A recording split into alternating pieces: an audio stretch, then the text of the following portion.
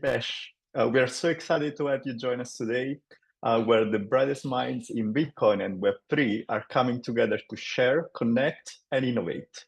I'm Adriano, and I'm the CTO of Bitcoiner2 Labs, where we are ramping up to accelerate Stacks core development and Bitcoiner2 adoption.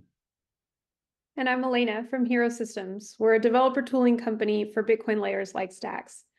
A big thank you to the team at the Stacks Foundation for spearheading this event.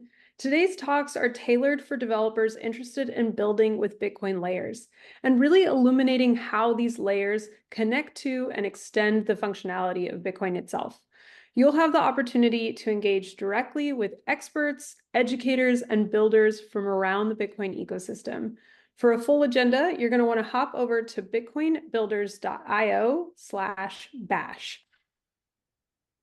That's right, Elena. And our agenda today is packed with technical deep dives, in-depth talks, live coding, and hands-on workshops.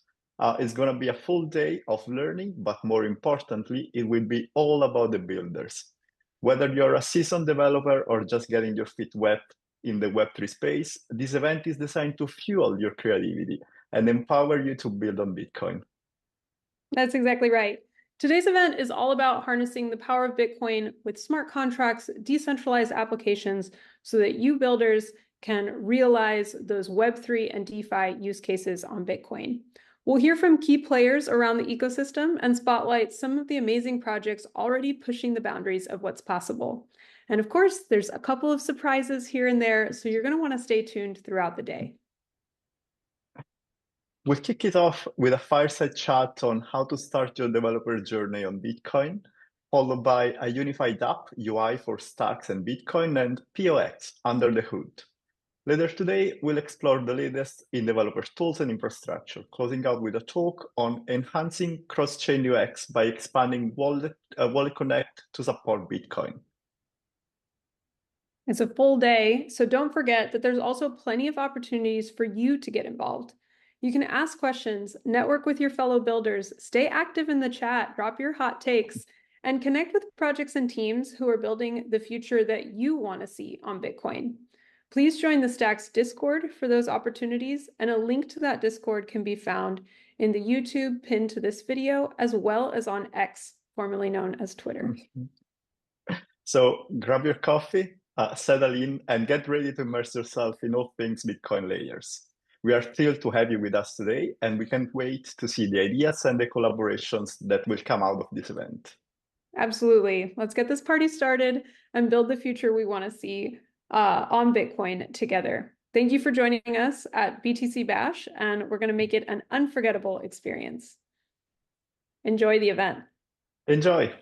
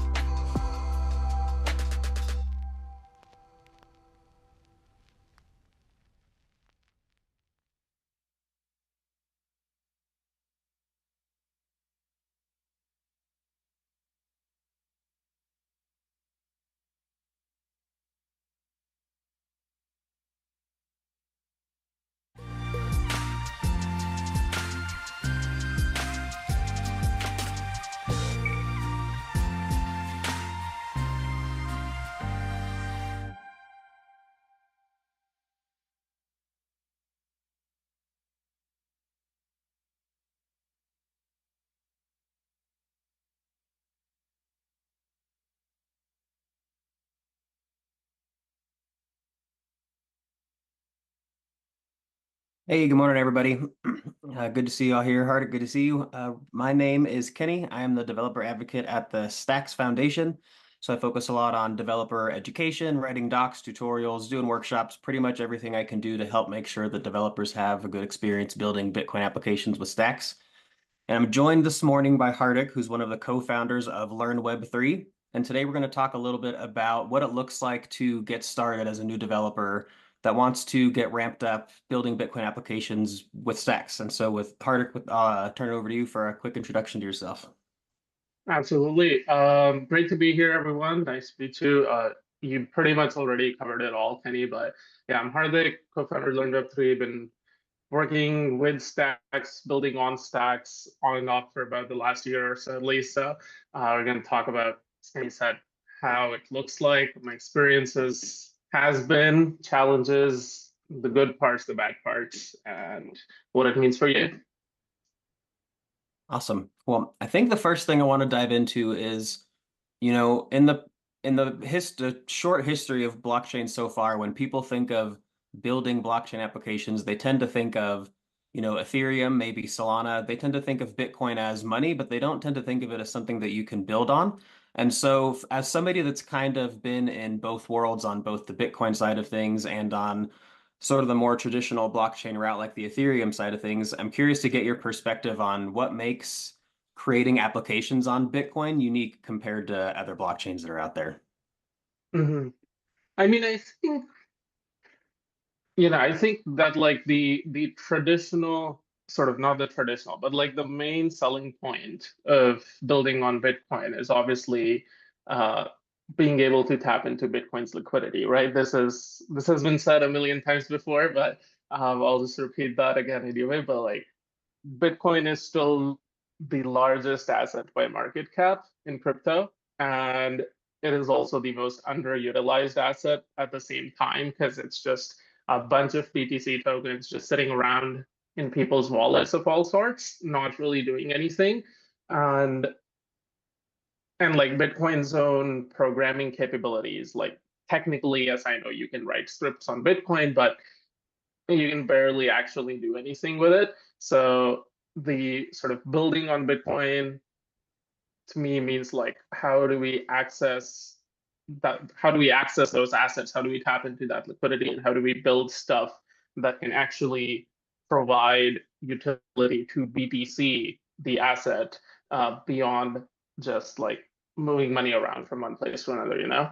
And I think like that's where kind of like Stacks comes in as that sort of programming layer and allows us to do all of that fun stuff. But I think that is like by far the biggest selling point of like trying to build on Bitcoin and just expanding Bitcoin's use case in the first place.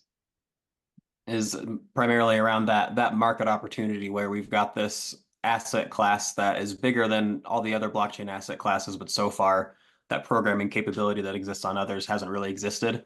So kind of Mhm. combining both of those two facts together is the Yeah, main, in your opinion. Yeah. yeah, So that's the main. And I think like interestingly enough, I think a few years ago, if you mentioned it, there would be some outlash in terms of like don't make Bitcoin what it's not supposed to be, and like it's just supposed to be this P2P payment system or store value or whatever. But I think that has been changing. You know, people want BTC to do more. We've seen that with like Lightning or Taproot, and now with the OPCat proposals and stuff. Like people want Bitcoin to be able to do more. So it's not like we're just trying to sell you a marketing dream. right. It's an actual thing that people are asking for. Yeah, it's always interesting to me the Ethereum's origin story. The fact that Vitalik originally was a Bitcoiner and went to the Bitcoin community and said, "Hey, there's a lot more that we can do with this. We should add on this programmability." And it was rejected because it would Mhm. add too much complexity, which is one of the big, I think, advantages of Bitcoin is that simplicity and how it helps to contribute to how secure and how stable it is. But then on the flip side, like we're talking about, it doesn't really leave much room for programmability. And we've seen in the last, I'd say, really year or so, a huge surge in the interest in building on Bitcoin via, different opcode additions, like you were talking about, different L2s. We've seen this massive explosion in L2s in the ecosystem. So that interest is definitely back. But one of the key differentiators, I think, between Bitcoin and Ethereum, and the reason that Bitcoin L2s kind of go a different direction, is Ethereum takes the approach of adding in that programmability and that complexity at the base layer, whereas the Bitcoin way is more to, we are going to keep the base layer super simple and only have that basic scripting language. Then we're going to add that programmability on to the second layer. And so I'm curious to get your opinion after having worked with Bitcoin and Stacks and Ethereum.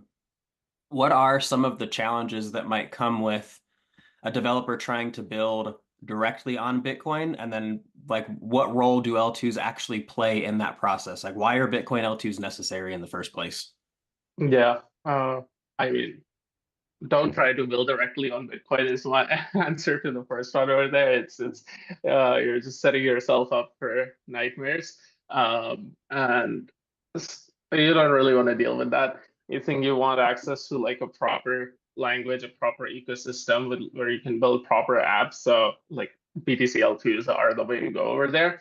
I think in terms of how it is building on stacks, as I mentioned, so coming from Ethereum previously, I think it has its ups and downs. So on one hand, there's aspects of the ecosystem that I really like in terms of the dev tooling has gotten really far in front of my eyes over the last year or so, and it's as of today, it's much easier to start building stuff than previously.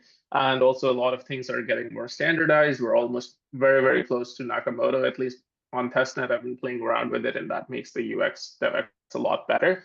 It does come with its own challenges, particularly challenges around Clarity, which is the programming language for stacks. Some people might not be so familiar with the functional programming paradigm. So initially it can have a little bit of a learning curve. And then while tooling has improved significantly, there are still like some rough edges. Sometimes you might run into that needs some ironing out here and there, but you live and learn is kind of the approach that I've been taking. It's like over the last few months, I've kind of like, but yeah, I've relayed a lot of my feedback to other teams in this space, and they've managed to fix a lot of those issues. But also at the same time, like it means like you're getting involved kind of at an early stage right now, and I'm sure down the line, like a year from now, something like even the issues I currently have going on in my head, they will all be resolved.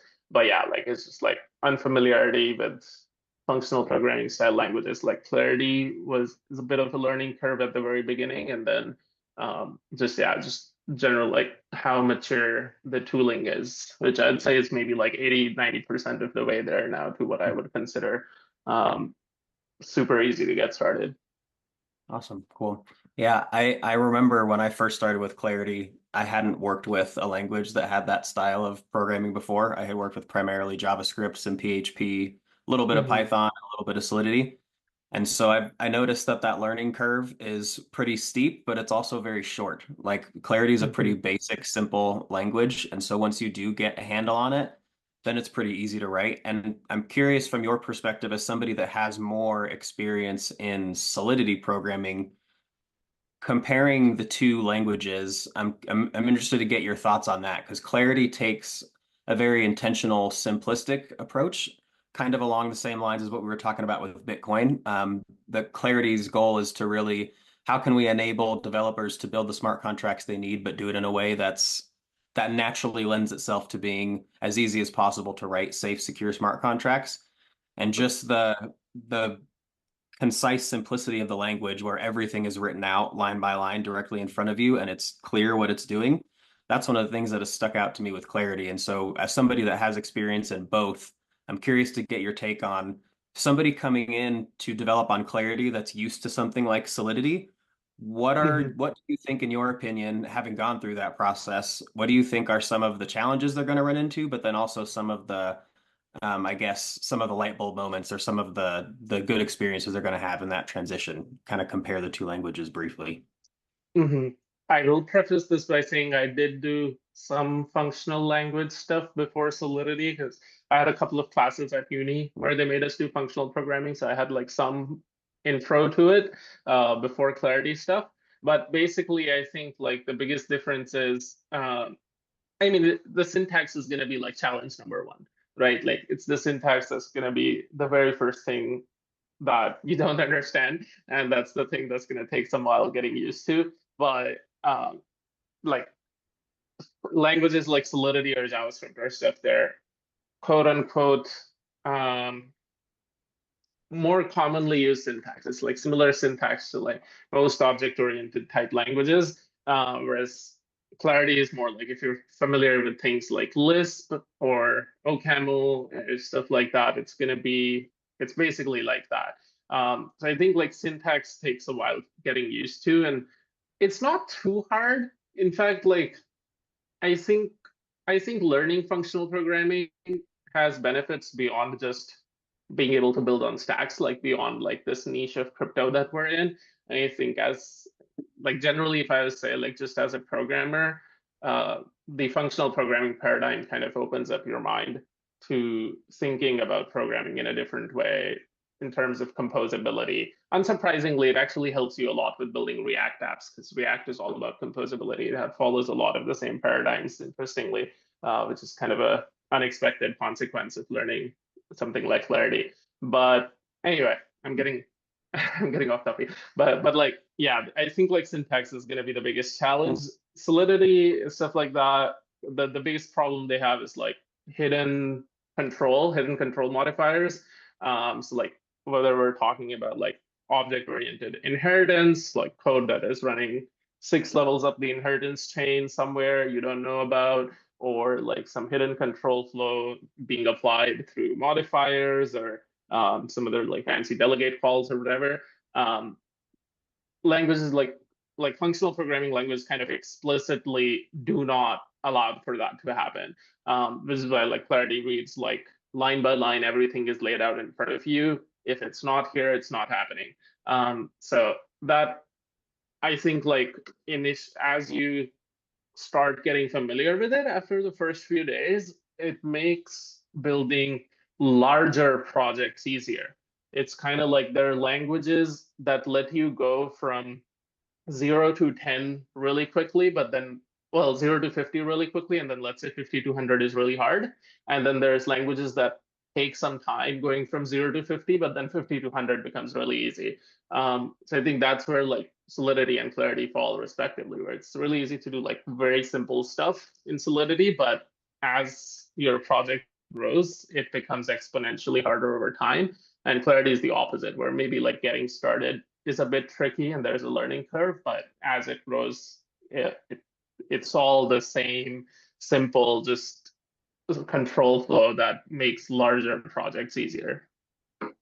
Yeah, okay, cool. That's interesting. That's an angle I hadn't heard talked about as much before, but that's an interesting benefit. Kind of, okay, building off of that a little bit.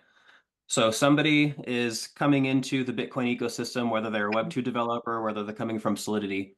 What are some good resources that you would recommend for somebody that's just getting started out? We've talked a lot about how, you know, Bitcoin can be a little bit difficult to wrap your head around with the way transactions work. The UTXO system, I think, is a little bit funky for people that are coming from an accounts-based system like Ethereum. Kind of getting your head around the whole L2, L1 paradigm on Bitcoin versus on something else like Ethereum is a little bit different. So what are the resources that you recommend for a beginner just starting out trying to build Bitcoin apps with Stacks? I mean, I'm obviously going to have to learn Web3 a little bit here, but I'll try to be more general purpose as well. So I mean, Learn Web3, we have a Stacks developer degree, which is partially released, partially work in progress still, but you can get started going through it today. So our approach with the degree is to kind of, we try to do like holistic coverage. So it's not just you're going to learn Clarity and that's that. Like we go from, you know, like what is Bitcoin, what are UTXOs, like he's talking about like Bitcoin's account model, what is definition of L2 on Bitcoin, Clarity, and then full end-to-end integration, like how do you actually build full apps with it. And we try to build apps, like we explicitly don't build apps that are extremely simple. So it's not just like launch an NFT on Stacks. Like we try to build actual usable DeFi apps or, you know, RWA apps or whatever it is we're building, try to build full end-to-end apps. So that gives you sort of a good overall perspective on how all the puzzle pieces come together. But and then like apart from Learn Web3, I think if you have like a conceptual understanding already of Bitcoin and stacks, and maybe even have some experience with functional programming already in other languages, you just want to learn, like, okay, how do I get started with Clarity? Like, what is the quickest way for me to deploy my first Clarity contract? In that case, I found like the Clarity book to be very helpful.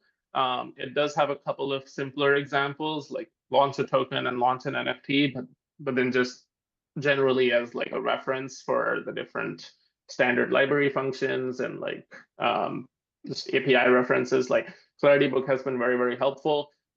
There's also there's the Stacks on the Stacks website as well. You guys also have like a Clarity bootcamp style thing. I think you can find it linked on Code for Stacks as well, which is also sort of a good intro for early like beginner sort of stuff that gets covered in it. Yeah. I don't know if I'm missing something else, Kenny. No, I think those all sound good. I think the only other thing I might add to that list would be the Bitcoin Primer, which is another free course. And the only reason I add that one is for BTC stuff. Yep. And that was kind of what I wanted to sort of lean into next was, as you've gotten into creating this content, you've gotten into developing on Stacks, how necessary have you found it to understand not just how Stacks works, but actually how Bitcoin works, like the Bitcoin transactions and the UTXO system and all that stuff? Have you found that to be something that's absolutely necessary for Stacks developers, a nice to have, or something that they can go without, or somewhere in between? I recently a lot, as you know, but it's not been, I wouldn't say it's absolutely necessary by any means. I feel like if you want to categorize, there's like largely, let's say, two types of apps you can build. There's apps on Stacks that live within the Stacks ecosystem, like they operate entirely within the Stacks ecosystem, and you interact with BTC, the asset, through something like SBTC. And then in that case, learning about the intricacies of Bitcoin, like UTXOs or like Bitcoin key formats and stuff like that isn't necessary at all. And you can continue to just build everything within the Stacks ecosystem and not have to worry about a thing.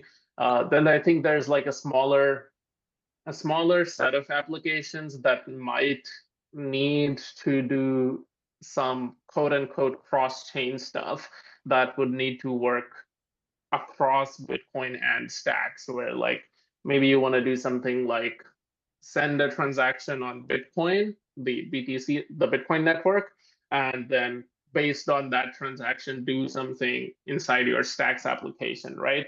Or vice versa.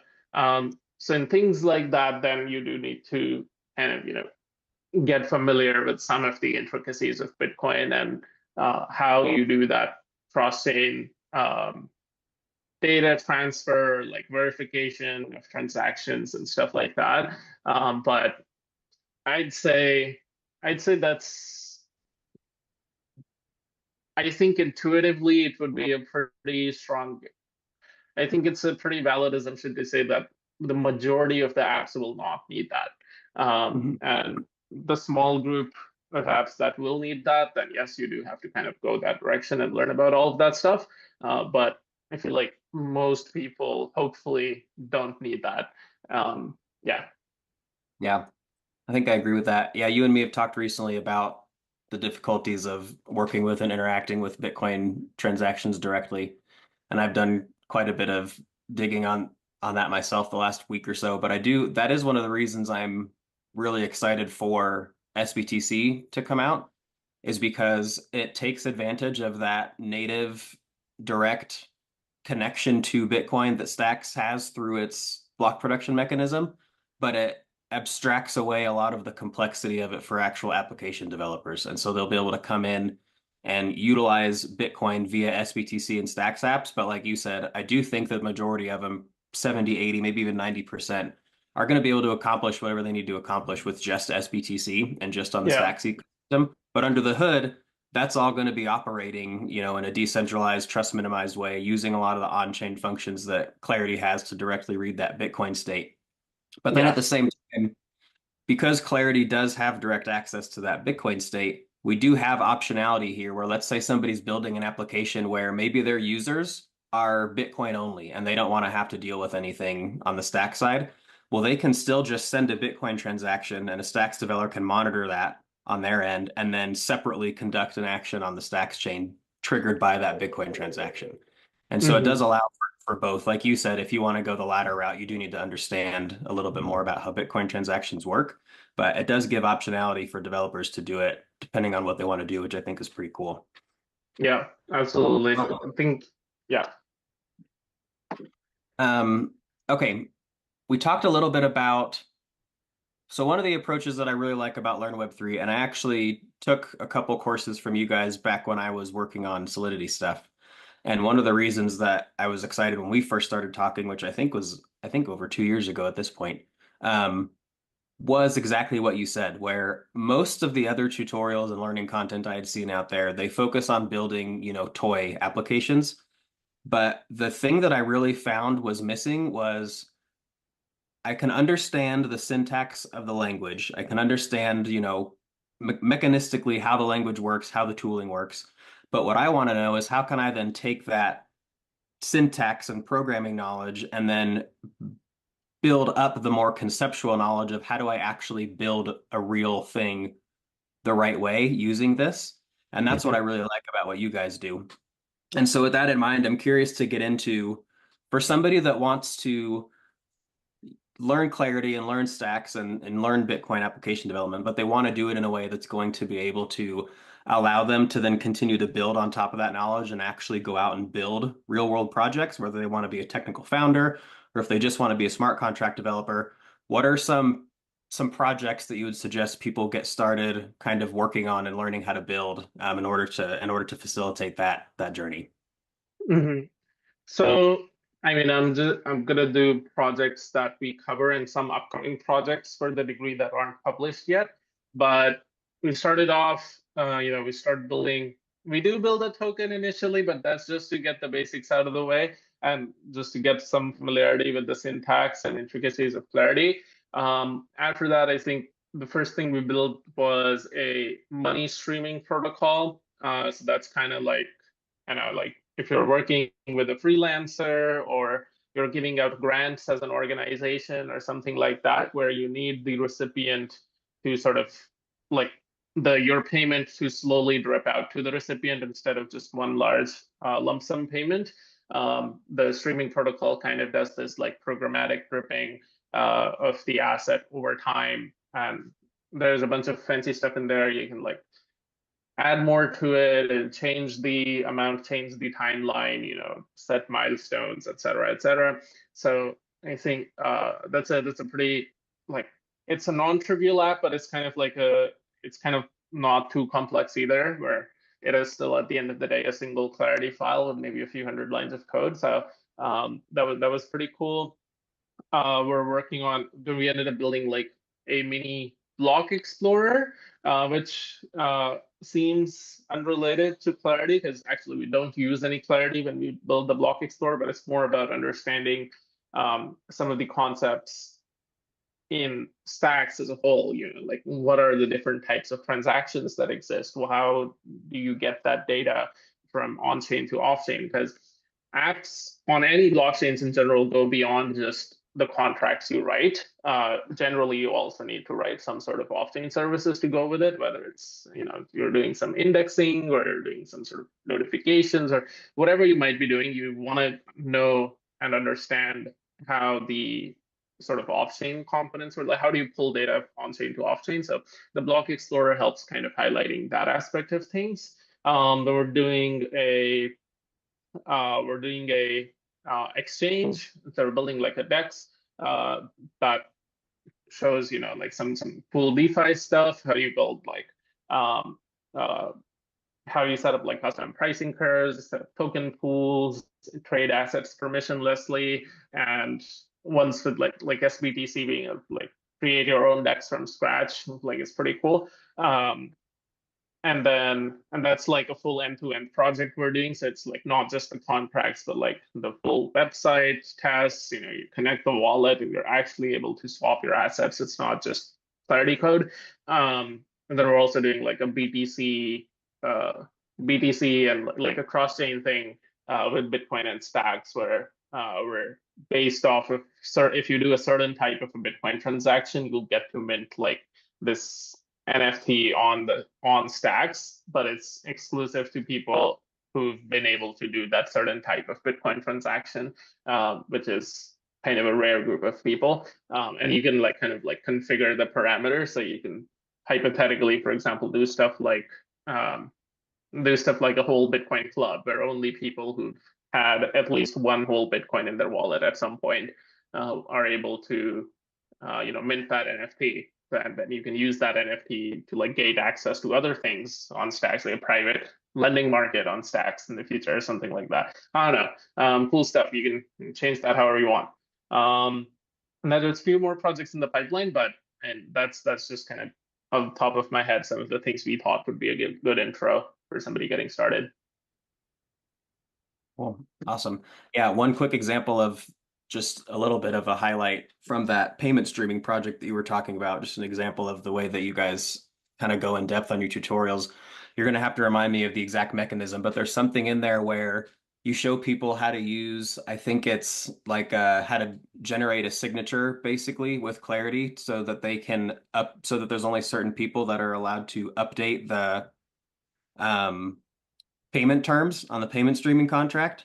But you did it in a way that I haven't seen done in a tutorial before, and it's a more realistic, robust way of doing it. Will you remind me exactly what that looks like? Because I just want to highlight to people like this is the kind of thing I'm talking about, where I want to see like more real world tutorials of how do you build things not just with the right syntax, but actually conceptually with the right mechanisms in place.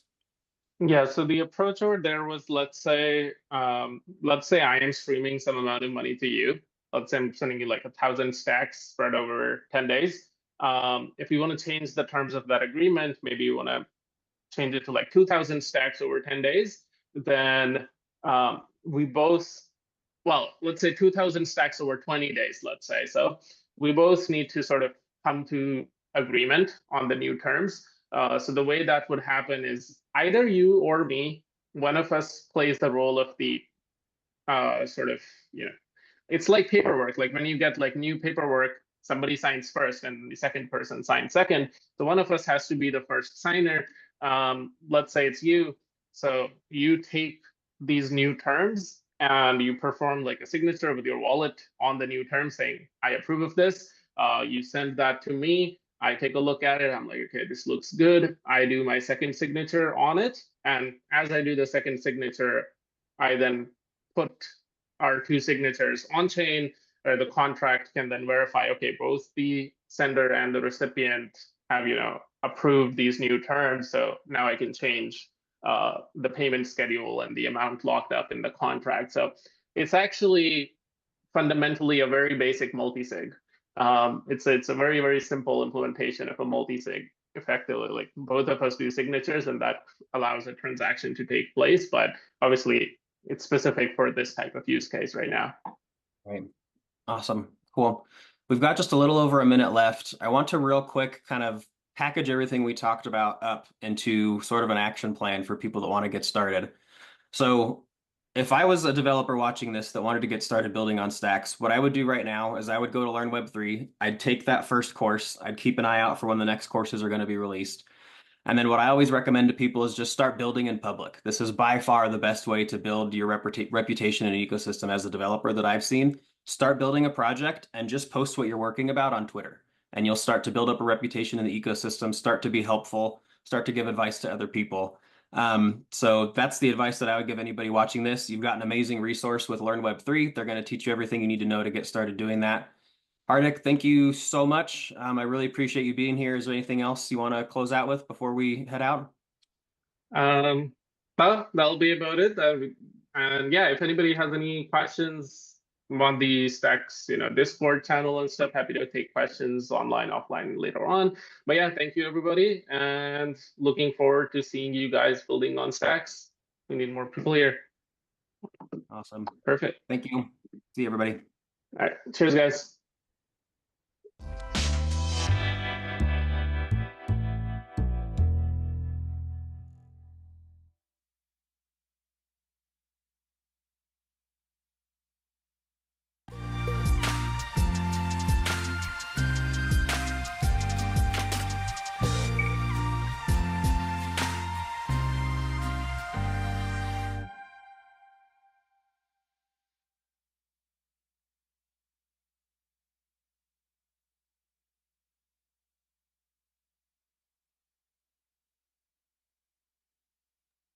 Hey everybody, sorry, just getting myself unmuted there. I'm Nick, co-founder of Gamma.io, and here to both, kind of talk about a couple things and also show you a couple things live.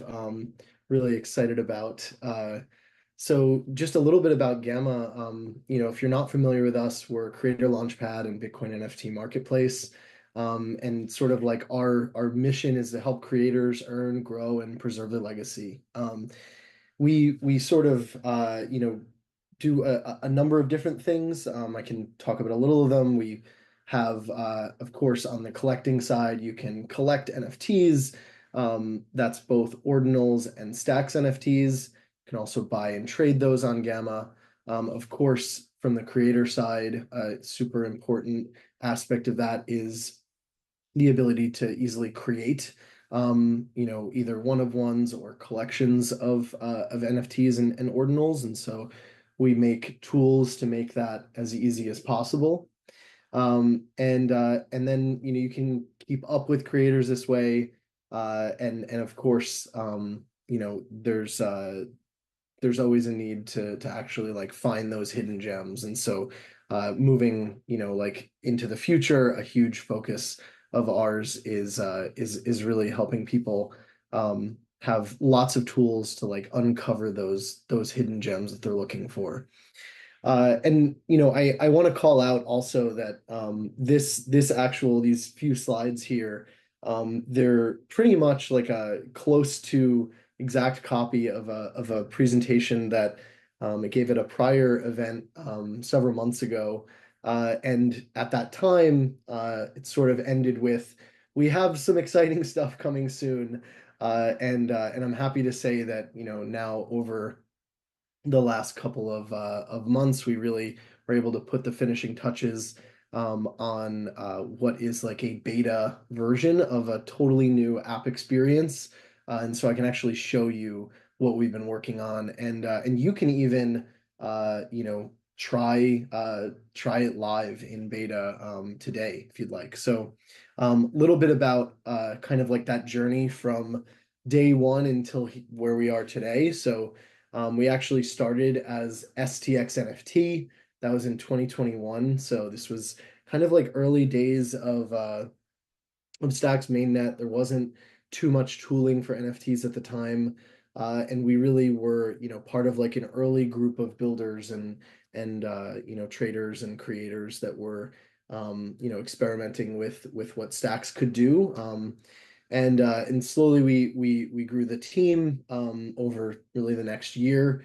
And we became the leading launchpad marketplace on Stacks. So hopefully you've heard of us. If not, you're hopefully in good company with others that you meet in the space. And then we really took it from there. So we expanded to L1 Bitcoin when Ordinals launched. So this was actually there was a group of Stacks builders towards the end of 2022 that were kind of part of a working group that was looking to figure out how to create NFTs on L1 Bitcoin. And for several months, we were really like banging our head against the wall, like trying to figure out how that could be done. And we even had a couple of prototypes that were not nearly as elegant as Ordinals.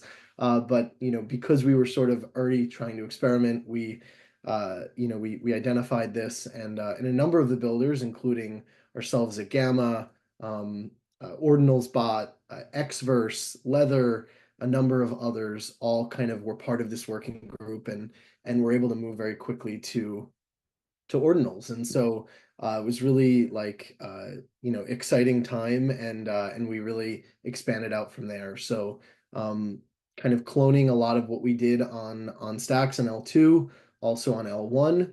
But this time on L1 with a focus on fine art. And so, we really feel that on L1 Bitcoin, this is a lot more expensive, a little bit clunkier, especially as Nakamoto is going to be released very soon. And so we really felt like what will end up on L1 long term is going to be higher value, art pieces that can support higher costs of inscription and things like that. And so that's really the focus on L1. But we of course have plenty of plans as well for L2. So I can show you some of that now. And really, one of the main focuses of the new app experience was trying to marry both the type of artwork and the type of creator and the type of collector that will kind of find themselves towards L1 Bitcoin with the type of collector and project and experimentation that's going to be happening on L2. And I hope we've achieved, meeting the requirements of both of those different groups. We're certainly really excited about what we've made. So this is a demo. I want to mention right now it's in private beta. If you happen to have a Gamma Summer Pass, this was a series we launched over the summer this year. If you have a Summer Pass by chance, you can actually access it today at beta.gamma.io. But if you don't have one, it will be released, to everyone in just the coming weeks. So you don't have to wait too long. But let's just dive right in. So if you go to beta.gamma.io, you can see kind of this landing page. I mentioned if you have a Gamma Summer Pass, you can access it today. So I'm gonna connect with a wallet that I have one. And so when I connect, I have the choice of any of these wallets. I happen to have Leather installed on this browser tab here. And I want to take note that there's two wallets, of course, Xverse and Leather, that support both Bitcoin and Stacks. And I'm choosing Leather Xverse in this example because we built like a very special experience that sort of bridges both Stacks and Bitcoin together, and try to make it like as seamless as possible. So whether I connect with Stacks or with Bitcoin, it doesn't matter. I can choose either one.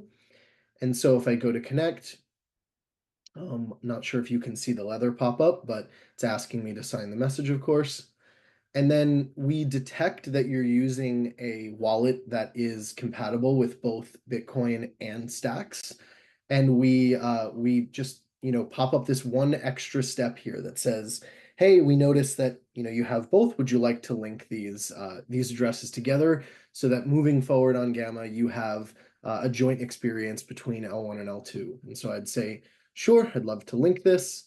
I just have to sign one more message on my Stacks account, and that's it. So now, forever into the future, when you use this, the new Gamma app, you can connect with either your Bitcoin wallet or your Stacks wallet on any provider, and will automatically merge your profile, all of your collected works into a single profile and experience.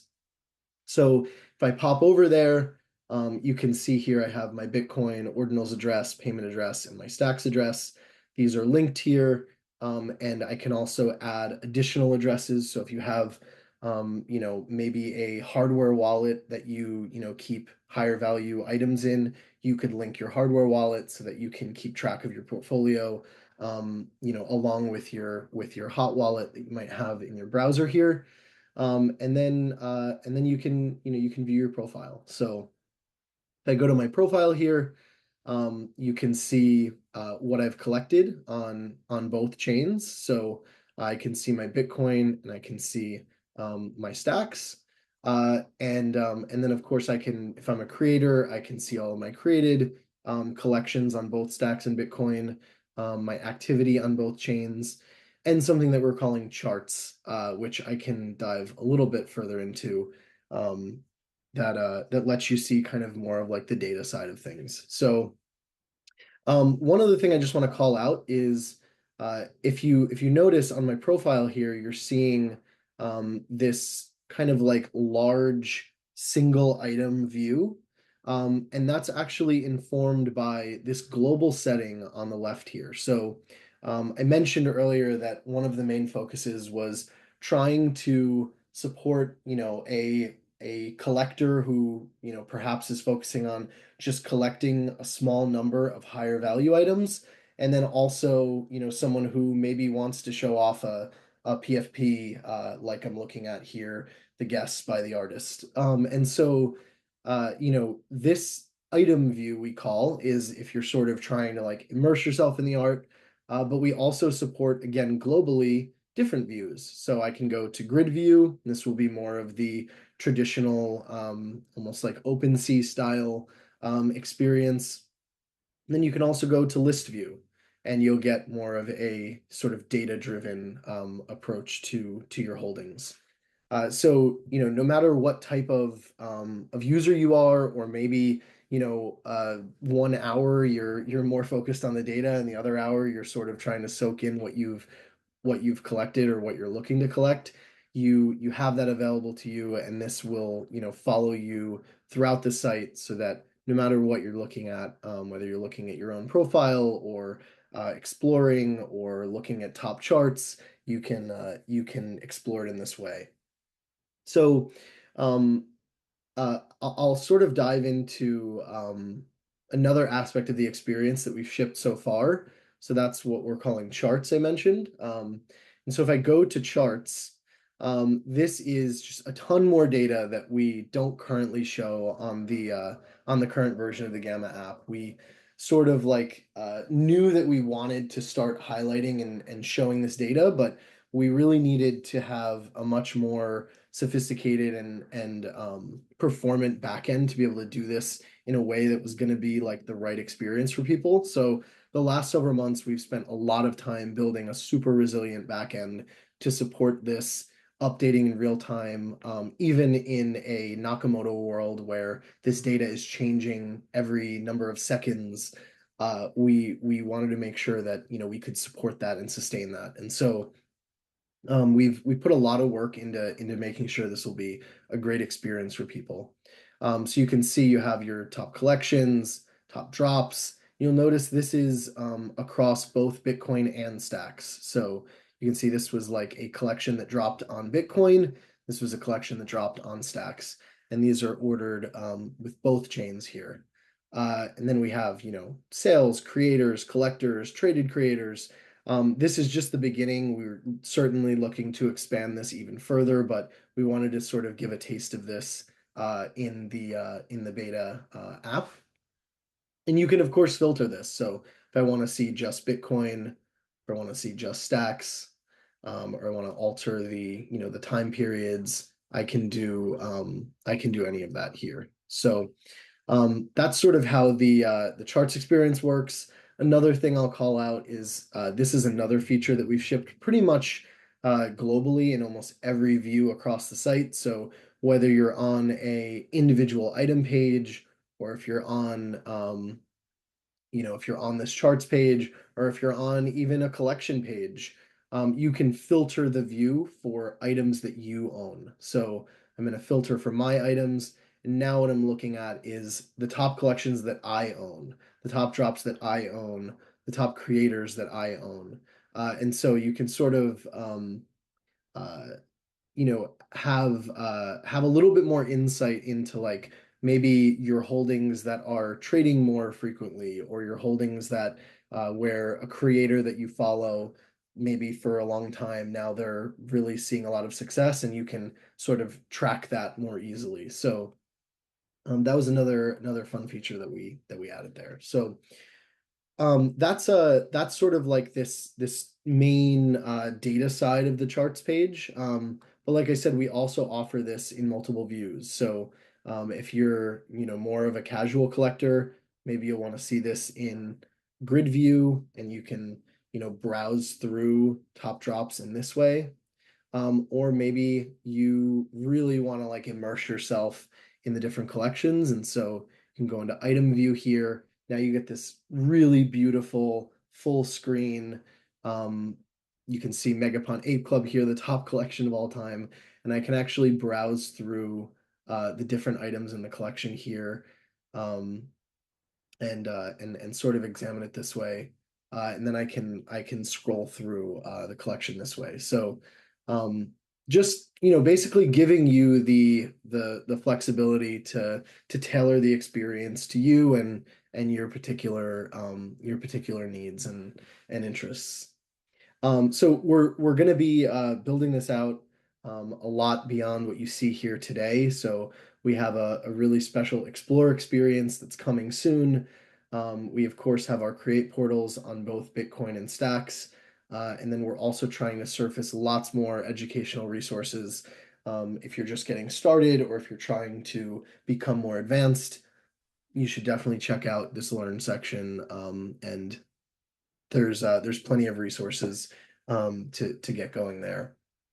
I also want to call out, this is in beta, so if you do happen to have a summer pass, or when it gets released to the public in the coming weeks, we'll have this little tag down here. You can report a bug to us or a feature request. We're like super interested in hearing from people and their ideas of how we can improve the experience further. But yeah, that's basically the new Gamma app, really trying to bring both Stacks and Bitcoin together. We of course have plenty more in store. This is just like an early taste of what's to come. But hopefully it shares like a little bit of insight into where Gamma is heading in the coming months. So yeah, like I said, really thrilled to have been able to show the culmination of the work that we've been doing over the last several months, and looking forward to sharing what's next. So that's basically it from my side. Thanks, everybody.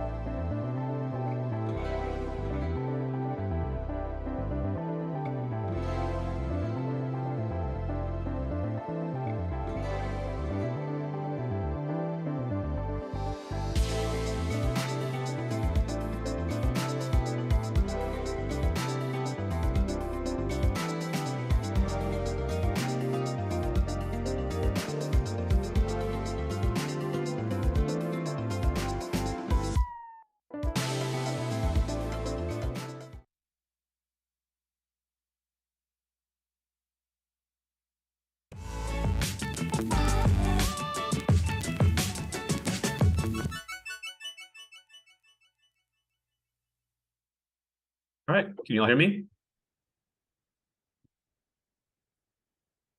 Great. Hi, folks. Starting this a little bit early here. Give us a little bit more time if we need it.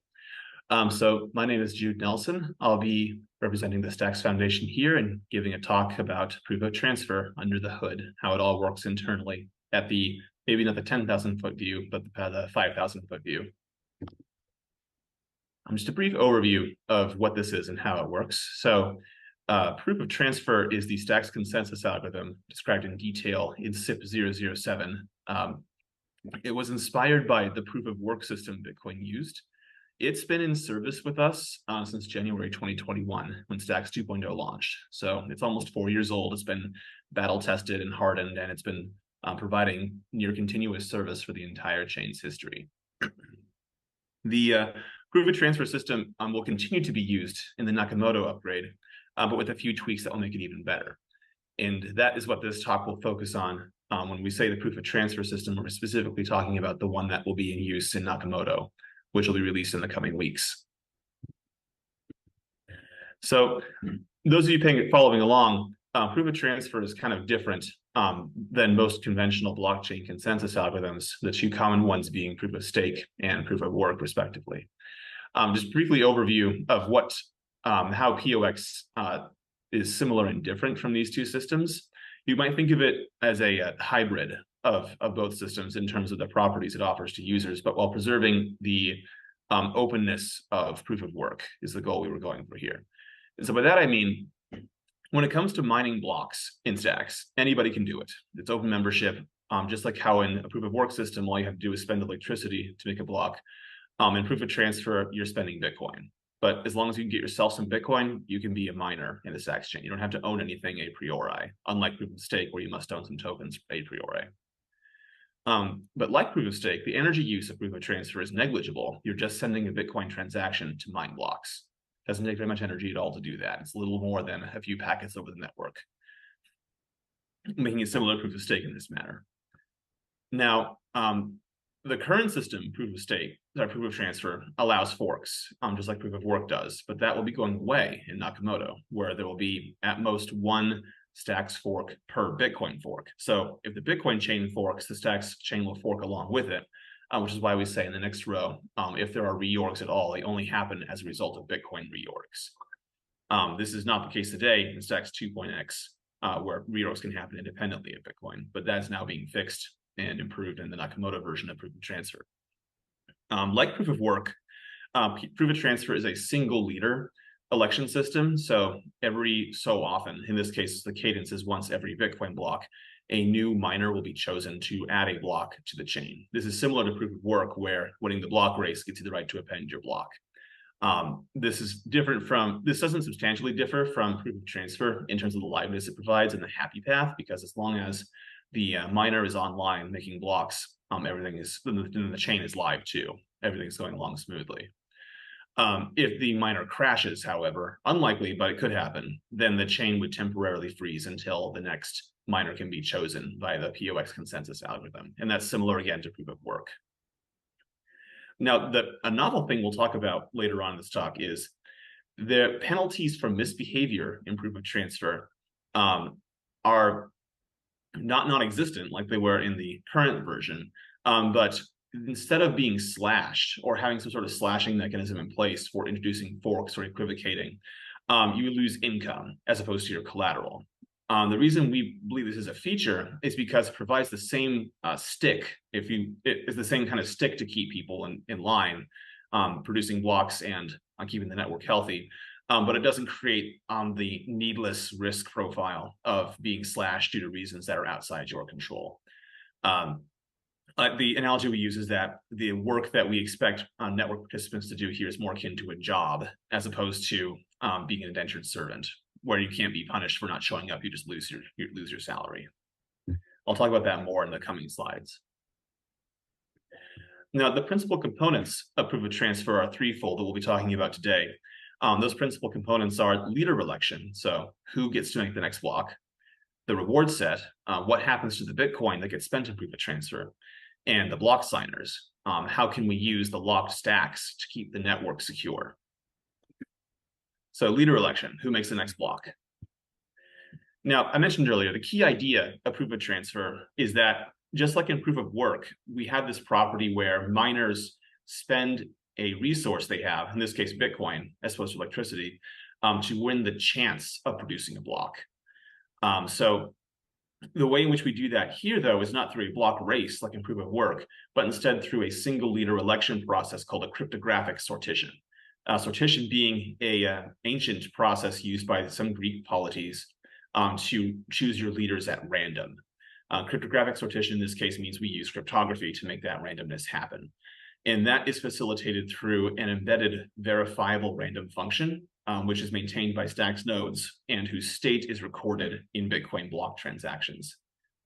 Now, what this gets us is a means of producing deterministic but unpredictable winners at each Bitcoin block, so as to recreate the dynamics of proof of work mining, but just by spending Bitcoin instead of electricity. So to begin mining, what every miner must do, as seen in this diagram below here, is they must register a VRF public key within a Bitcoin transaction. It's specially tagged in a way that Stacks nodes see it and pick it up and register it in their own respective databases. Once they do that, then they can issue what are called block commit transactions on Bitcoin. These block commit transactions not only contain a pointer to the block stream they intend to produce or confirm in the Nakamoto case, but they also contain all the relevant information to reseed the VRF for the next sortition. They can't lie about the seed or produce bespoke data in the seed that would somehow help them win the next sortitions. And this is enforced by the property that the VRF seed must always be the cryptographic hash of a verifiable random function proof, and that proof can only have been generated by the miner's corresponding VRF private key. So miners validate the VRF proof with the public key broadcast on Bitcoin, and the seed is determined by taking the hash of that proof, and it must have been present in the Stacks block and its corresponding block commit. And as always, the probability that any of these miners win is proportional to the amount of Bitcoin they spend relative to everybody else. So when we have a winner chosen through cryptographic sortition, it looks a bit like this. We have the Stacks chain going along here, and in this particular Bitcoin block, the orange miner number one, won sortition, and the system recognizes its right to produce a stream of blocks until the next sortition happens, which is what then happens in the Nakamoto system. Miner one comes online, it begins producing blocks, and it will keep producing blocks until the next Bitcoin block arrives with new block commits, triggering a new sortition, and in this example, sortitioning miner 3 to become the next miner in the system. Through a combination of tactics that we're not going to talk about in this talk because they are not really related to proof of transfer, we can guarantee that miner 3 must confirm miner 1's blocks, thereby ensuring that miner 3 can't reorg the chain, or they can't orphan blocks that miner 1 has produced. So thereby we get continuity of service, we get a high quality chain, we get one fork per Bitcoin block, and we have this nice property that miners must continuously be spending Bitcoin to continuously win the right to produce blocks, and anybody can become a miner because anybody can go buy Bitcoin. So in summary here, miners spend Bitcoin to attempt to win the sortition, and they get to keep going for about 10 minutes or so, or however long it takes for the next Bitcoin block to arrive. And nobody knows in advance who's going to win. We've recreated the mining dynamics of proof of work. But the people watching this might be wondering, well, can't Bitcoin miners get in on this themselves? Like, what stops a Bitcoin miner from being a Stacks miner? Because they would ostensibly have an advantage of doing so, in that they can simply censor other Stacks miners' block commits in the Bitcoin blocks that they mine.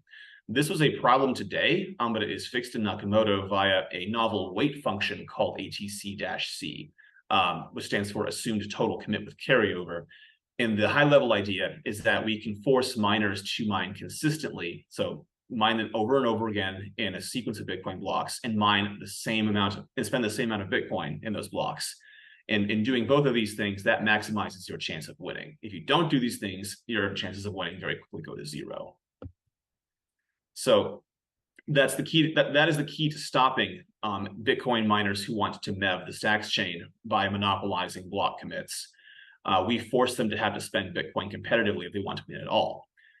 So delving into the math here, the probability that you as a miner get a tenure is the product that, these are in reverse order, so I'll say them in the right order. The probability that a sortition happens at all. A sortition could just simply choose nobody and say, hey, this Bitcoin block produced no winners. So that's P of sort. And that is multiplied against the probability that if there's a solution at all, that there is a winning miner. So the probability there's a winning miner, we'll talk about this first because it's what happens today, is it's simply the ratio between the minimum of your last amount of Bitcoin sent and the median of your past 6 commits sent, divided by the total commits in the given block.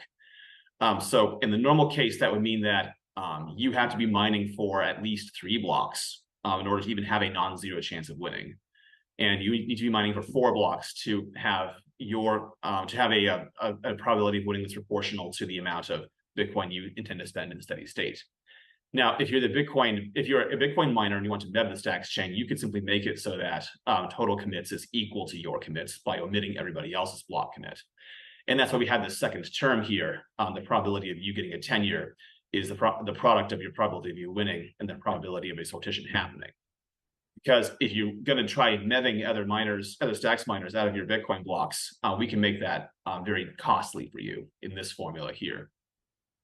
If it's the case that you've been mining consistently, so the median of your total commits of the past 6 Bitcoin blocks is positive, then if your current commit is less than your median, the probability of a sortition happening at all is the ratio of the minimum of that median and your current block commit divided by the median of all of the winning commits in the past 6 blocks.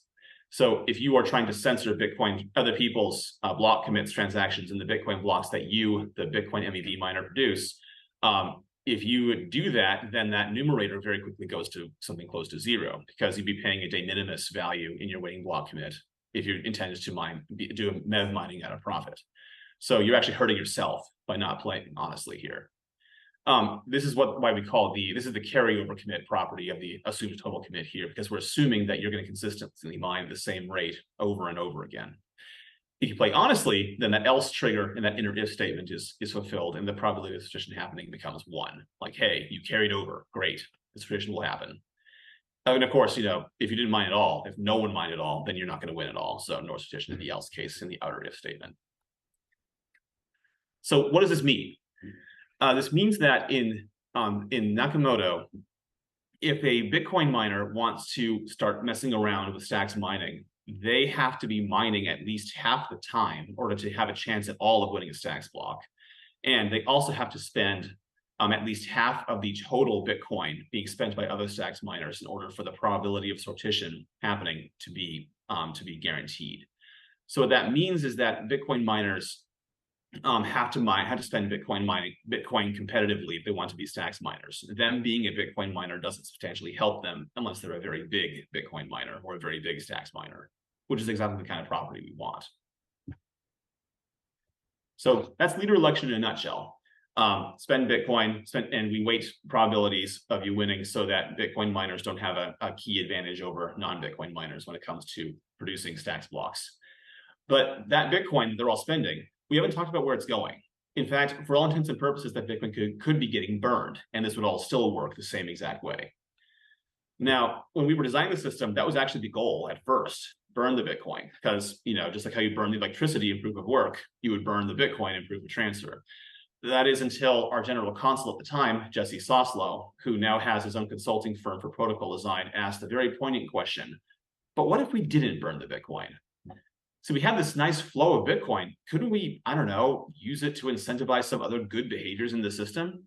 And that's exactly how proof of transfer got born in its current incarnation. The Bitcoin is not burned. It is sent to people who lock up their stacks for a window of time. That's great because it means that we take stacks that are not being productively used out of circulation, and you get a payout for doing so. In fact, the expected payout you get is proportional to the ratio, the fraction of locked stacks you contribute. And it goes up and down. Like if there's not very much lockup happening, the people who do lock get a high yield. If there's a lot of lockups happening, then there's a low expected yield. What that ought to mean in practice is that when there's in the space of other Stacks DeFi protocols existing that offer yields, the expected Bitcoin payout would reach equilibrium with them, so that you, as the Stacks holder, would simply put your stacks into whatever gives you the highest yield at the time, but other yields would go down if everyone does that, thereby ensuring that the POX yield reflects the yield of Stacks DeFi in aggregate, as well as any sorts of MEV games that Stacks miners can play on Stacks transactions, which is also a nice property. So I mentioned earlier, locking up tokens this way in POX helps the stacks economy because it takes unproductive stacks out of circulation. So thereby ensuring that the supply of liquid stacks more accurately reflects the demand for liquid stacks in the system. And also, you can double dip with this because DeFi protocols could accumulate stacks this way and then stack it themselves and take that Bitcoin yield they earn and distribute it to their users. So DeFi protocols can be supercharged this way with a Bitcoin yield simply by accumulating and stacking their user stacks. Now, the lockups also help the network. Right now, it helps it by acting as an eclipse hint to miners. If miners see there's a lot of activity in proof of transfer, lots of stacks being locked up, and if they also aren't seeing very many stacks blocks arriving, that is a strong hint that the miners' view of the network is being eclipsed by somebody, and they should try to go and fix their network setup first. This is a hint, of course. It doesn't indicate that this is truly happening, but it's a very strong signal because people wouldn't stack if there wasn't a chance of proof of transfer happening. In the Nakamoto, we're taking this to a much we're taking this idea much further and requiring that people who receive a POX yield, the stackers, they must participate in replicating and sequencing stacks blocks in order to achieve Bitcoin finality and no forks in the Nakamoto system. The POX payout is like a salary they receive for doing this job for the network. Now, delving into the reward set nomenclature a bit, you might have heard some of these terms if you go through like the stacks documentation and such. We mark time in the system via windows of time called reward cycles. And one reward cycle is about 15 days or 2,100 Bitcoin blocks. And this reward cycle is broken into two components, a reward phase of 2,000 Bitcoin blocks and a prepare phase of 100 Bitcoin blocks. Now, during the reward phase, this is when POX happens, when miners, when Bitcoin spent by miners finds its way to stackers. In the prepare phase, what's happening is the miners are choosing the next set of stackers. So every 2 weeks, a new set of Bitcoin recipients will be chosen. This data structure that encodes this information is called the reward set, and it's derived as a snapshot of the locked stacks in the chain at a particular point in time. And that point in time is called the anchor block. So during the prepare phase, miners choose an anchor block, and that in turn chooses the reward set for the next reward cycle. And that's why when you stack your stacks, it might take up to 2 weeks for you to start receiving Bitcoin, because that's when your locked tokens only manifest to the system as deserving of Bitcoin payout once the next prepare phase happens. So I mentioned this a few times, stacking formally, the act of locking up your stacks to receive Bitcoins. And when you stack, you provide a Bitcoin address to the system to which your rewards will accumulate. Now, the reward set itself is structured in a way so that we don't give Bitcoin out at a perfectly pro rata ratio, because you can't. Like Bitcoins and stacks have different exchange rates that are volatile. So what we do instead is we slice up the rewards phase into 4,000 UTXOs that will be created by miners over the reward phase's execution. And we calculate based on how much stacks are stacked and this number of UTXOs. We figure out from there how much stacks you had to have stacked per UTXO. And this is called the stacking minimum. And what that means is that if you stack enough stacks to clear this minimum, you get one or more slots. As in, sometime in the next reward phase, miners will pay your Bitcoin address in the act of mining. This reward stacking minimum is somewhat high. It's usually between 100,000 and 140,000 stacks. To see how this happens, though, let's drill into this block commit transaction here. This is what it looks like on Bitcoin. The thing I want to draw your attention to are the UTXOs in the right column that are highlighted in yellow. Every time a miner wants to mine, they not only have to encode the block hash in the VRF state, in this case in the op return output, but they also have to spend the Bitcoin to these two reward slots whose addresses are learned from the reward set for this current reward phase. So those UTXOs created there in the reward slot, the amount of Bitcoin spent is the amount of Bitcoin spent for the sortition algorithm, and it's used to rank the miners that way. But that Bitcoin is sent to a stacker chosen address. So stackers get paid when miners mine. The miner script sig on the left column, the input, and the change output on the right side are linked together in a UTXO change approved to ATC-C that miners are mining consistently. Like, you must continuously spend your own change output to prove to the system that you are constantly online. Now, what this looks like at the level of the Bitcoin block is, you have several miners at any point in time competing to mine the next stacks block, but they all choose the same two stackers to receive their Bitcoin. So if you're stacker Alice or stacker Bob, and you notice in a particular Bitcoin block, a bunch of small UTXOs in the Bitcoin chain manifest to you, that's the act of miners all committing to blocks at a point in time where your reward slot is up for payment. Now, the reward slots are sampled at random. You don't know when in the reward phase you'll get paid. They're sampled without replacement, and it's deterministically random to ensure that miners who are also stacking stacks can't just pay themselves more money. Like they don't know in advance. They can't bias the outcome of a sortition by suddenly choosing to pay themselves a lot of money. ATC-C prevents this A, and the randomness B prevents them from learning in advance when it will become opportune for them to do this type of selfish mining. And so this is like what it looks like to the user here. Your Bitcoin, the Bitcoin UTXOs from mining will manifest over time in your various wallets from this setup in the Bitcoin block here. Just a miscellanea here. When you lock up your stacks, it's important to realize your stacks is never ever leaving your account.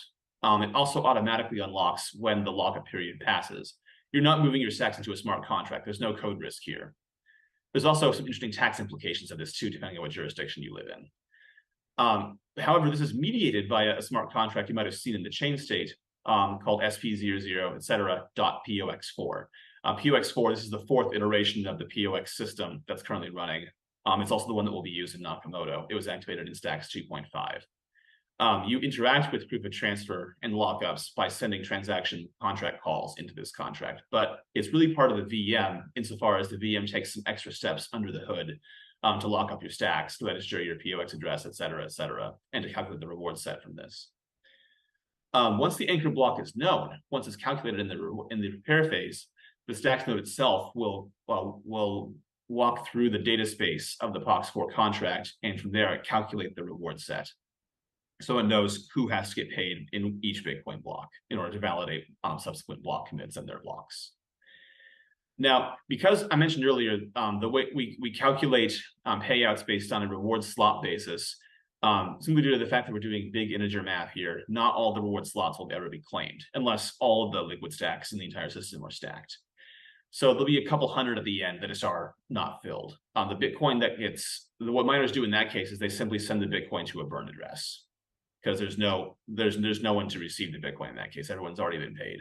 We have some ideas about how to reuse that Bitcoin for other purposes in subsequent iterations of the system, but they're still very much on the drawing board.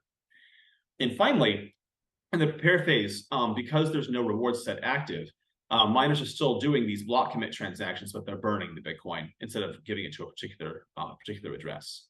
The reason for this today in Stacks 2.5 is that it ensures that Stacks miners who might have different, wildly different views of the chain history, including having different anchor blocks, will still be able to recognize each other's block commits, and in doing so, determine which equivalence class of Stacks forks identified by their sequence of anchor blocks gets to have the next reward cycle built upon it. Don't worry too much about what that means, because it's never really become a problem in practice. Every single repair phase we've ever had has produced an anchor block thus far, and it will in Nakamoto, we're requiring every repair phase to produce an anchor block, so that's kind of an immaterial problem now. But we still retain this property in Nakamoto that miners burn Bitcoin in the repair phase because it makes it possible to build light clients. In the future, a light client would simply read the repair phases of the Bitcoin chain and deduce that because these block commits exist and they burn, they cost the miner something to produce, and because they all form a chain that points to a specific block commit outside the prepare phase, that block commit must correspond to the anchor block for this upcoming reward cycle. So light client can simply read the prepare phases, learn the anchor block hashes, and then from there fetch block headers and link them together through these known anchor block hashes in order to figure out what the state root of the Stacks chain is without having to go reprocess all the blocks. So that's reward set in a nutshell. Maybe just a bit of a trivia here. It didn't have to be this way, the way the reward set was built, but there is a design trade-off to be made here. You can have a embodiment of POX with two of the three following properties. a fixed length reward cycle, which we have. It doesn't have to be fixed though. We could also have made it so that every reward slot that gets calculated is filled. It's guaranteed to be up for filling by miners. And we also might have made it possible that the stacking threshold, instead of being dynamic, could have been fixed. But if you think about it for a sec, these three properties cannot all exist at once. You have to give up one of them. And we chose to give up a fixed stacking threshold in favor of consistent reward cycle lengths and guarantees that reward cycles get fulfilled in order to minimize the variability and to enhance the predictability of stackers' POX payouts. So that's all great. What do we do with the locked stacks now? Can we do something with that? Is that something that we can use to help the network somehow? And in Stacks 2.5, we don't do very much with this, but in Nakamoto, we use this to ensure that we have Bitcoin finality.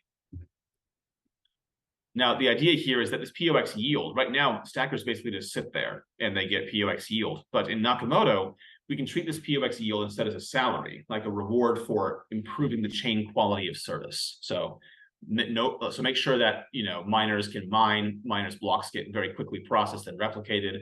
Make sure that miners know what the chain tip is when they start mining, so they don't orphan anyone. Just minimizing forks, minimizing reorgs. Now, the stackers are incentivized to participate in this QoS behavior because if miners see that the chain is healthy, and that means they can maximize their own revenues, like you can spend more time mining, you can get more transaction fees. There's a low chance that your block commit will have been in vain because for whatever reason you're unable to confirm the tail of the chain when you start mining. So good quality of service means that miners will pay the maximal amount of Bitcoin that in equilibrium would be equal to the total revenue they could extract from the Stacks chain by mining, which in turn means that stackers get the maximal BTC payout possible. So good quality of service, you get paid more. If you have bad quality of service, if you don't participate, then miners would bid less BTC because, hey, I like to take a risk by participating, which means you earn less. So you get paid for good performance, you get paid less for bad performance, you don't get paid at all if nobody shows up. So what this means in Nakamoto is that when miners produce a block, the block has to be signed off on by stackers. The signers' signatures are weighted by the number of reward slots they have managed to capture in this reward set. But once the signatures on this block amount to at least 70% of the reward sets represented, then the block becomes valid and can be appended to the chain tip. So what that means, though, is that stackers have to be always online and receiving blocks from the miner and signing up and validating them and signing off on them. But in doing so, every stacker is now guaranteed to have all of the chain state at all times, so that new miners, when they come online, will know exactly where to start building off of, and blocks are highly unlikely to get lost. Which means that there's no need to ever do a reorg or a fork. Now, the block signer set, just like the reward set, gets changed once per reward cycle. So the signer set is not fixed, and it comes online based on who decides to stack and who doesn't. Furthermore, it's impossible really to censor. It's impossible for stack signers to censor other signers coming online because you can stack via an on Bitcoin transaction that the miners and the signers must recognize on pain of the chain halting. So the signer set is open membership. As long as you can send a Bitcoin transaction and as long as you have stacks to lock up, you can participate in block signing. Now, we are making an additional assumption in Nakamoto that's not present in Stacks 2.5, and that is we assume that 70% or more of the signers by signing weight are going to be online all the time and are going to be honest. That said, though, because we have this POX yield coming to stackers, we don't need to worry about slashing signers that fail to meet this criterion, because it's not only stressful for them, like it's super risky to work in a slashing system, but it's also misaligning incentives. Like we want people to show up and do the job. Like if you don't show up to do the job, you're going to suffer. You lose everything. You lose your POX, you lose your stacks. So you showing up is already priced in. We want you to do a good job in replicating and sequencing, because if you do that, you get paid more. You get paid your POX payout.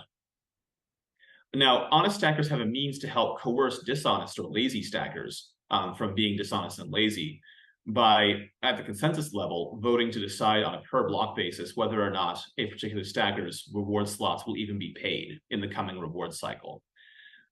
Bigger stackers have more Bitcoin to lose, so bigger stackers had better be online doing block signing and block replication. So that's the way stackers incentivize good behavior. They can withhold salary from bad stackers. But They have other options, levers of power beyond this, because signers sign the stacks blocks. They can decide furthermore that additional punishment might need to be inflicted upon lazy or malicious signers, simply by doing things like refusing to sign blocks where the person gets their stacks unlocked at the end of POX, or they could throttle the rate at which the signer can spend their stacks. Their imagination is the limit there. This is a policy choice, not a consensus choice on signers' parts, and we want it to be that way because we need it to be the case that signers can adapt in real time to misbehaving signers. So they have all the tools at their disposal they need to make sure that if there's ever signers that could be online but aren't, or could be honest but aren't, they have the means of making their lives painful until they start behaving correctly.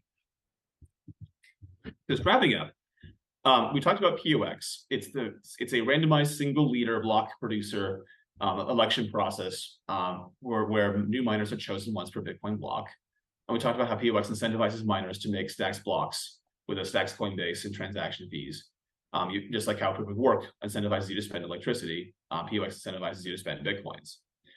It incentivizes stacks holders to lock up their stacks when it's not being used productively because they get a Bitcoin yield from miners for doing this. And the weight function we use in POX disincentivizes Bitcoin miners from interfering with the steady state behavior of the system.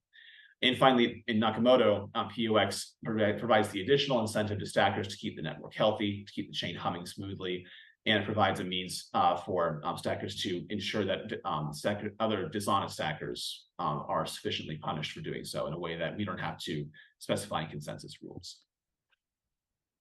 If you want to know more about the system, I recommend the following SIPs. There's SIP 001 that describes the bulk of the leader election process through proof of burn, which is not used. That's refined in SIP 007, where instead of burning the Bitcoin, we send it to stackers. SIP 21 describes Nakamoto and how the stackers will be participating in block signing for block replication. And SIP 25 is a rider on top of 21 that describes the specific signing algorithm that is used in Nakamoto coming up in the next few weeks. So with that, I want to say thank you for listening to me ramble here about how proof of transfer works, and I hope it was informative.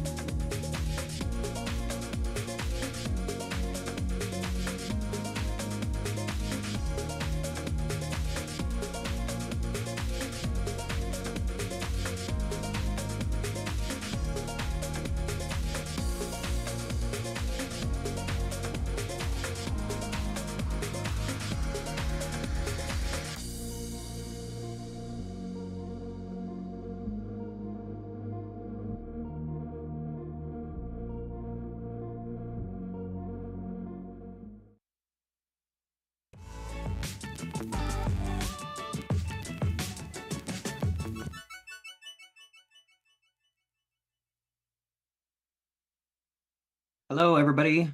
Today, we're going to be talking a little bit about parsing Bitcoin transactions with Clarity. One of the big selling points and one of the big features of Clarity is that it allows you to have read access to Bitcoin on-chain in your smart contracts. And so today, we're going to go over a little bit about what that actually looks like. I'm going to start off here in the Stacks documentation because what this really all comes down to, this functionality, is contained within this get burn block info function. So the way that Clarity actually has access to Bitcoin state is, as part of the block production process for Stacks, what's going to happen is that core Stacks node is going to take in the information from the Bitcoin block that it is currently a part of, and it's going to write that to a distributed database that the Clarity implementation, the Clarity functions then can read directly from. And so this get burn block info function, what this is going to do is you can pass this a block height. And what this is going to do is pull out the header hash of that block. And we can actually do a ton with just this header hash. Because of the way that Bitcoin works, because of the way that cryptography works, there's a lot of deterministic math that happens behind the scenes and generating all of these hash values. And so what we can do is we can take this header hash value and we can construct a bunch of different data, and we can actually then use that data to verify that a particular transaction did or did not occur on the Bitcoin chain. And then because of the way that Bitcoin transactions are constructed, we can actually take a raw Bitcoin transaction and deconstruct it directly within Clarity to pull out all of the different data contained within that Bitcoin transaction. So we can pull out the inputs, the outputs, we can figure out what type of transaction it is, all that good stuff. And so today we're going to go through the process of how to use Clarity to parse the data within a Bitcoin transaction. We're not going to have time to go into all the details about verifying the Bitcoin transaction within the code, but at the end, we're going to talk about at a high level how you would go about verifying that Bitcoin transaction, because there's a couple different pieces that come into play there. But ultimately, it all comes down to this get burn block info function within Clarity. That's how we can do all this directly on chain. And then there's a bunch of other operations that we can conduct within our Clarity smart contracts that will help us to take this header hash that we're getting from this get burn block info function and use that to actually calculate whether or not a transaction actually occurred. So the first thing I want to take a look at is this Clarity Bitcoin.clar file. And big shout out to Jude and Friedger who worked on this library, but this Clarity Bitcoin library that you can find on GitHub, this contains a bunch of functions to make it a lot easier to actually work with Bitcoin transactions in your Clarity contracts. So the first one we're going to look at here is this parse WTX function, and this stands for witness transaction. And so what this is going to do is this is going to allow us to parse out the contents of a SegWit transaction. And you can see here we've got two parameters. This first one here, this is just going to be a raw transaction hex, and we're going to look at what that looks like in just a second. The second one here, this is just a Boolean to say, do we want to calculate the transaction ID from this transaction hex or not? And this looks like a lot, and it is doing a lot, but what it's actually doing conceptually is relatively simple. And all it's doing is it's calling a bunch of different internal functions. So you can see all of these variables being assigned here. It's calling a bunch of internal functions to just pull out each individual piece of data from that raw transaction, and then we're just returning it right here. And so this function is how we can actually parse out a SegWit transaction and get all the individual pieces of data that are contained within that transaction. Where this gets really interesting is when you pair this helper function with another one called was SegWit transaction mined compact. And there's a lot of data being passed here. And all of this data is what we need in order to basically construct the mathematical proof that proves that this transaction that we're passing in was actually mined in this Bitcoin block height that we're passing here. So what we're passing here into this function is the block height, the raw transaction itself, the block header, and then there's a bunch of stuff here related to how we can construct that proof. So one of the key pieces of functionality here that this library uses is what's called Merkle proofs. And what this does is at a high level, it basically allows us to mathematically trace the contents of an entire block, and we can trace that all the way back up to that block hash that we got from that original Clarity function.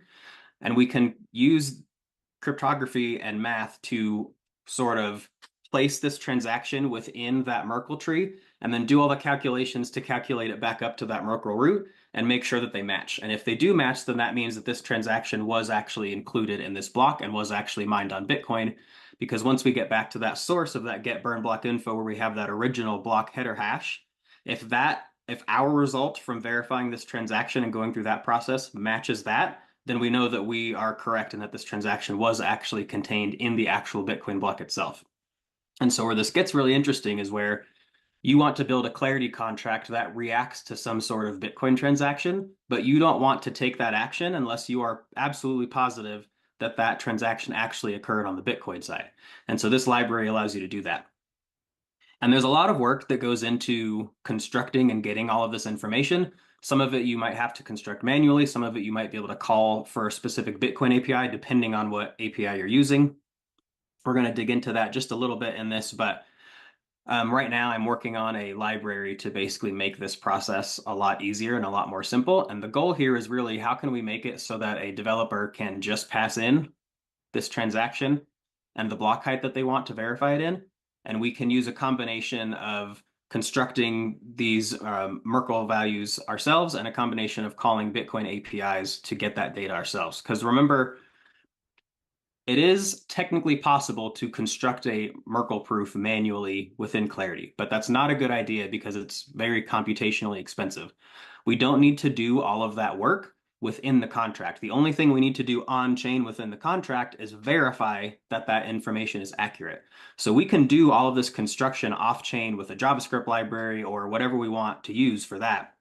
And then once we have that data, we can pass it to this function, and this function is in charge of verifying that it occurred on chain. The verification is the only part that we need to occur on chain. And so there are different ways that we can get all this data that can be off chain and can use external and third-party APIs and can use our own code if we want to, because the verification is what is actually happening on chain.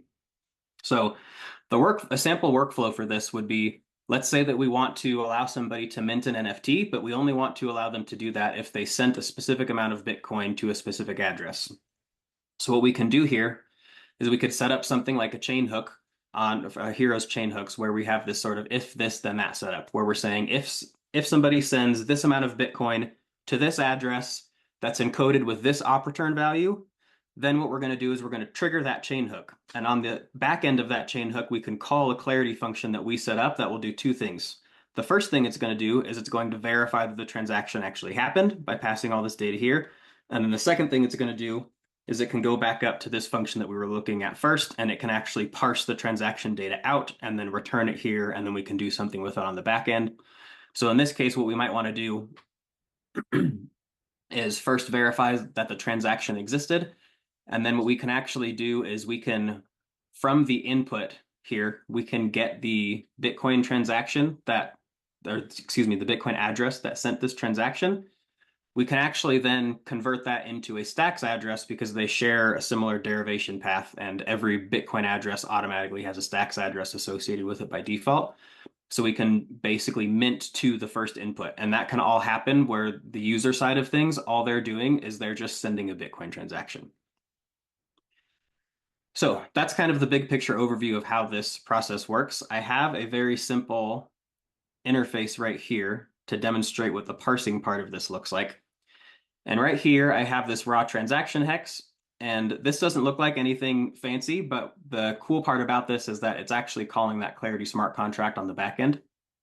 And so we can pass in this raw transaction hex here and hit parse transaction, and it's calling that read-only function, that parse witness transaction function that we looked at, and it's giving us a lot of data back here. And what the Clarity function is going to do is it's going to give us this information in its encoded format, and so it's going to be pretty difficult for that to be human readable. And so a lot of what I'm doing here is I have this front end function that's going through and it's formatting all of this to put it in more of a human readable format right here. So what we can see here, we can look at a couple different things. I'm actually going to open up BitScript and teaser for the next session. Jesus from BitScript is going to be going over Bitcoin script, but BitScript is an excellent tool to be able to just work with and understand Bitcoin transactions. And so what I'm actually going to do is I'm going to take this raw transaction that I have, and I'm going to bring it over to BitScript because it has a really good interface for deserializing that and helping us understand what's actually going on. So we can look at this first part right here. And this first part of the raw transaction is a version. So in case you're not familiar with how Bitcoin raw transactions work, all of this stuff that looks like just a bunch of random letters and numbers is actually encoded information that's telling us exactly what content is included in that Bitcoin transaction. And so we can look at that piece by piece here, and we can see the version. This tells us what type of transaction it is. If we go back to our code here, Clarity Bitcoin library, you can see that what it's doing here is it's going through this raw transaction and parsing out this data in a very similar way. It's just getting each chunk and returning each chunk to us. And there's a ton of complex stuff that's happening in all of these internal helper functions to get all this, but at its core, that's what it's doing. So we get the version right there, and we've got a couple other pieces of data. Flags, this is for SegWit functionality. We've got the input count. This loads here. We've got that transaction ID of the previous transaction, so the input that created this UTXO. We've got the index of the UTXO that's unlocked, some Coinbase data. This is because this is a Coinbase transaction. We'll check that out in just a second. And then we've got a bunch of information about the outputs. And from all of this, we can parse out several things. We can parse out the amount of Bitcoin that's being sent. We can get any op return data. So if we go back to this interface right here, we've got the version, we've got the inputs listed here. You can see right here, the previous transaction ID is a bunch of zeros. That's how part of the way that we know that this is a Coinbase transaction is because there is no previous transaction ID to serve as the input for this one. And then we've got two UTXOs here. The first one is a 50 Bitcoin output, and this is the actual like Coinbase amount that's going to be sent to the miner for this transaction. And then the second one is op return here. And miners can encode data within op return transactions. But the reason this is cool is because if we want to signify something with a Bitcoin transaction, like that chain hook scenario I was talking about just a minute ago, I can, on my front end in my application, I can use a JavaScript library to construct a Bitcoin transaction in a specific way so that all the user has to do is just sign in and authenticate with their wallet and then initiate that Bitcoin transaction. And some of this op return data can be automatically encoded within that. So then I can pick it up on the back end and do whatever I need to do with it in my Clarity code. And so that's a little walkthrough of what this is actually parsing out. And we've got the lock time here. And there's no lock time on this particular transaction, but we can encode that there. And so that's all being done through a combination of calling this function. So we have our interface right here, and all this interface is doing is it's just calling this handle parse function, which then is in turn getting that Clarity Bitcoin contract and calling the parse WTX function, passing in the raw transaction, and then passing in the Boolean for if we want to return the transaction ID with it or not. And then what's going to happen is we're going to call this format transaction data function. And this is where a lot of the work is happening in this particular application in order to make it a little more human readable. And all we're doing here is we're going through and again, getting all of the raw data that's returned from the Clarity contract, and we're just parsing it out in a way that makes it a little bit easier to read, converting some of the values from their encoded versions into their human readable versions, and just displaying that data in a more user-friendly way. And so, like I mentioned earlier in this workshop, currently working on a library to make all of this easier. This code right now is not live on GitHub yet, but it will be published as a repo, just as kind of like a Bitcoin Stacks playground, so that developers can kind of experiment and see, what are the best ways to actually play around with Bitcoin transactions from a Stacks application. And so I want to take a real quick detour to show you how I actually got this all working and got this all set up. Because one thing that I've noticed that is a bit confusing is, we know that Stacks runs on top of Bitcoin, and we know that the underlying Bitcoin chain is there, but actually interacting with it, especially in a development environment, can be a little bit tricky and a little bit confusing. And so I want to walk through how I actually did that so that you can then go and use that as a base to then run your own experiments and build your own projects using this concept. And so what I have right over here is I have an instance of Clarinet's DevNet running. So if you're not familiar with Clarinet, you definitely should be, because it is one of the most valuable tools for actually building on Bitcoin. But Clarinet, if you're familiar with Solidity and Ethereum development, Clarinet can be thought of as similar to like a hard hat or a Foundry, but it's going to allow you to develop locally. And one of the cool things that it does is it's got a feature called DevNet. And what this does is this is going to set up a localized mocknet stacks that's attached to a regtest Bitcoin node. And what regtest means is there's Bitcoin mainnet, there's Bitcoin testnet, which is the public testnet, and then there's Bitcoin regtest, which anybody can spin up. It's basically a private testnet that you can set up however you want.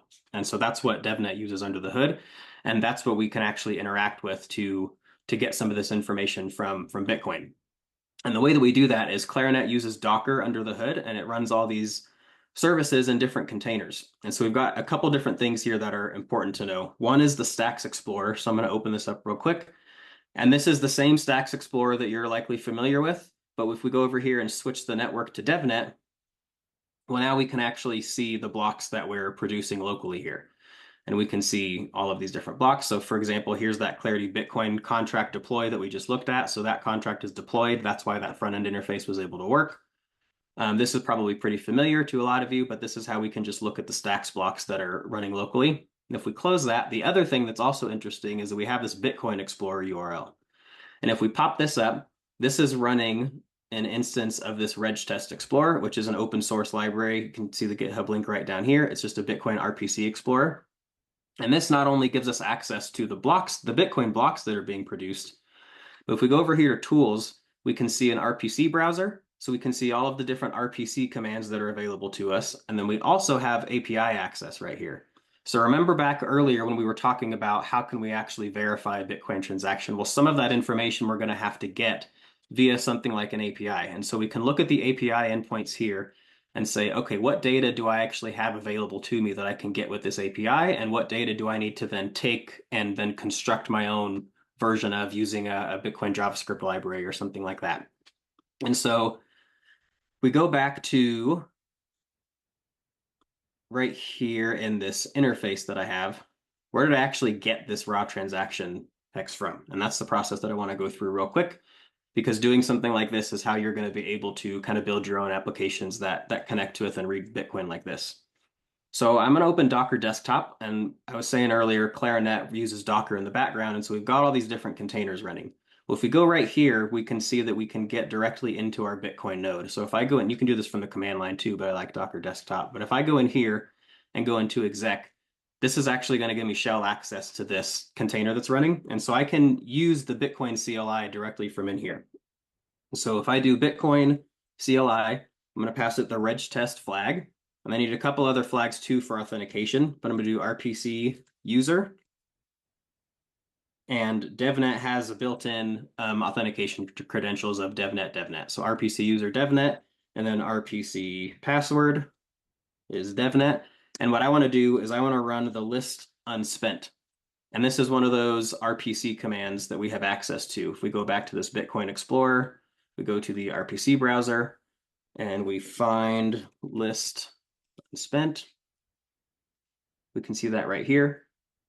And you can actually kind of use this execution environment. I prefer to just use the command line because I find this a little bit clunky, but this will tell you what this command is actually going to do. And what this is going to do is returns an array of unspent transaction outputs. And so what I can do from here, close this again, is I can go back to my container. And if I run this, then I'm going to get a list of all of the UTXOs that have happened on my local DevNet Bitcoin chain.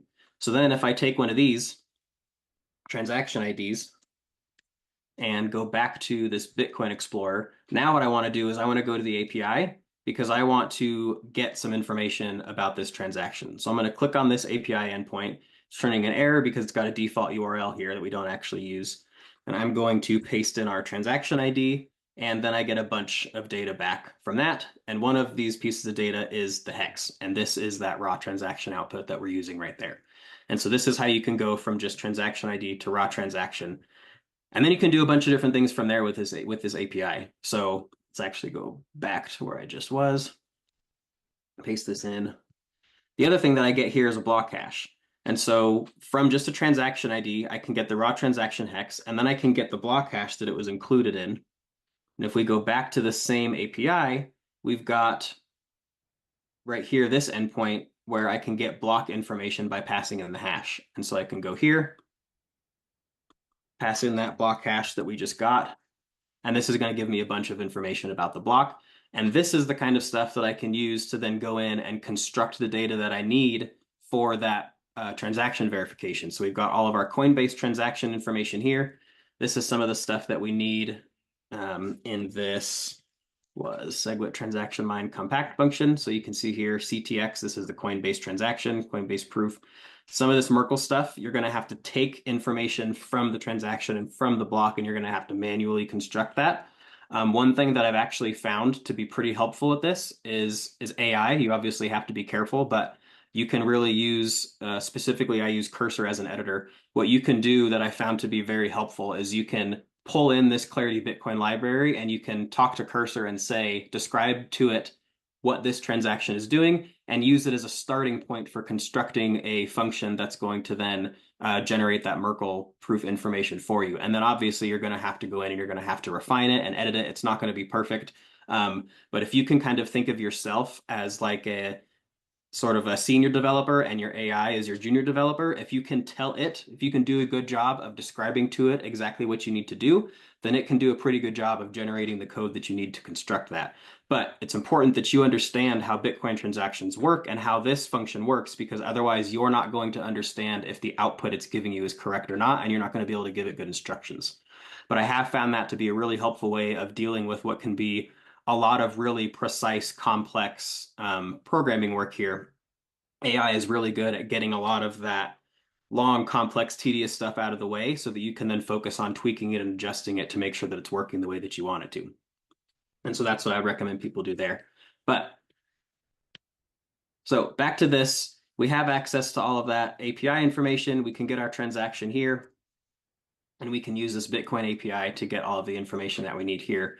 And then that's what we can use to actually go back in and get all the information we need, do those transaction verifications, do that transaction parsing, and get all that done there. I do have, really quickly, this is a work in progress still, but if we go back to this, our main UI, I do have a handle verify transaction function in progress here. This is part of this repo that I'm working on. So when I publish this, this will be there for other people to come in and look at. But what this is doing is this is actually going in, like I was talking about, and it's getting the data from the API, like we were saying. And then what we're doing here is we're going down and we're getting all the transaction info, and we have a calculate Merkle proof function here that I think might be implemented in another file. So here's this calculate Merkle proof function. This is not quite working just yet, but this is something that we can do to actually construct that Merkle proof ourselves. And this is where AI can come in and help us out just by getting a lot of the tedious stuff out of the way, and then we can go in and tweak it and test it and see if we can get it to match and verify that the transaction has occurred. You do this with the transaction that you know for a fact has been included, and then you can test and see what's working and what's not. But this is a work in progress, but that's what that's going to do when it's done, is it's going through and it's hitting that API info, getting the information that we can get from the API, and then constructing that Merkle proof. Some APIs, I believe the mempool.space API, they actually provide a way to get the Merkle proof natively in the API, and so that makes it a lot easier.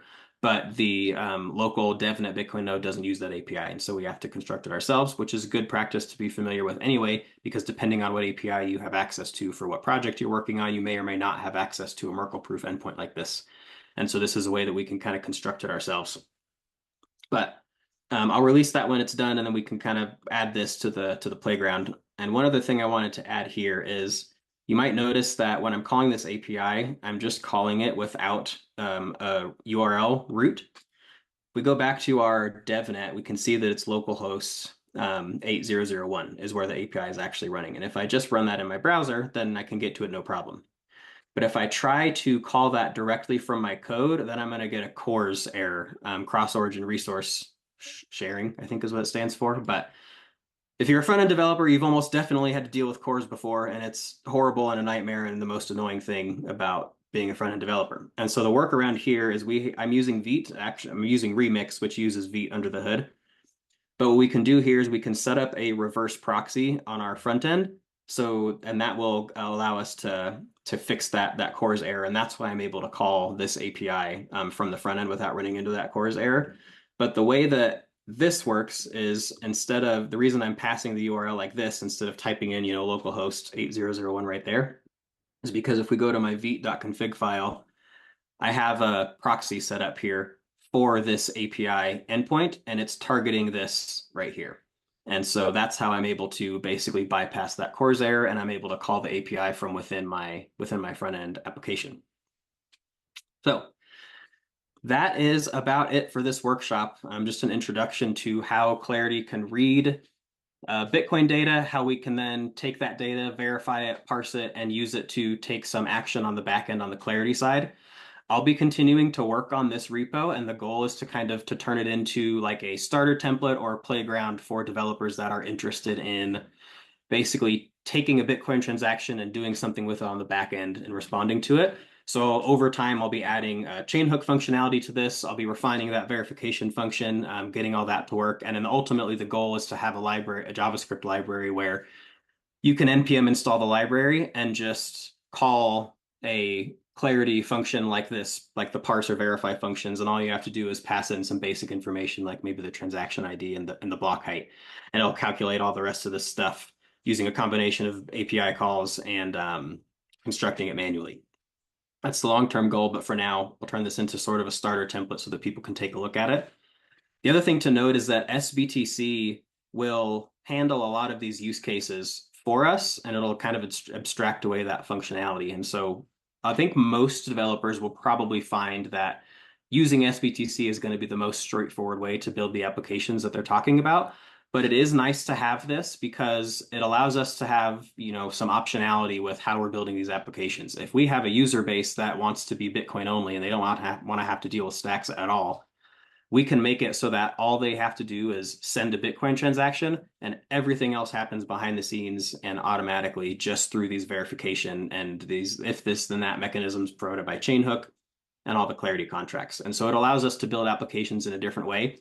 And this functionality of Clarity, this is part of the way that SBTC is going to operate under the hood, is that we'll be able to take as part of the the SBTC deposit process, signers will be able to check and see on chain, hey, was this deposit actually submitted on the Bitcoin chain before they deposit it on the Clarity side, on the stack side using the SBTC token. So quick look into how Clarity interacts with Bitcoin, how we can read those values, parse them.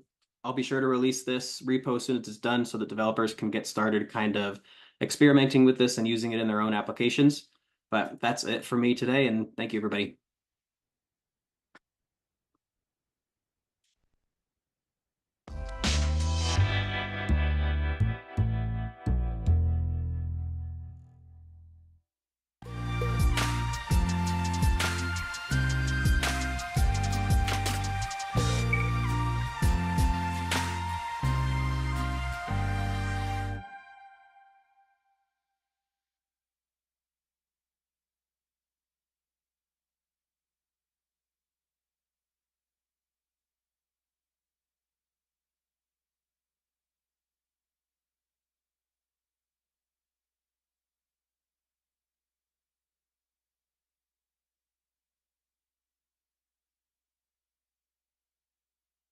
Hello, hello.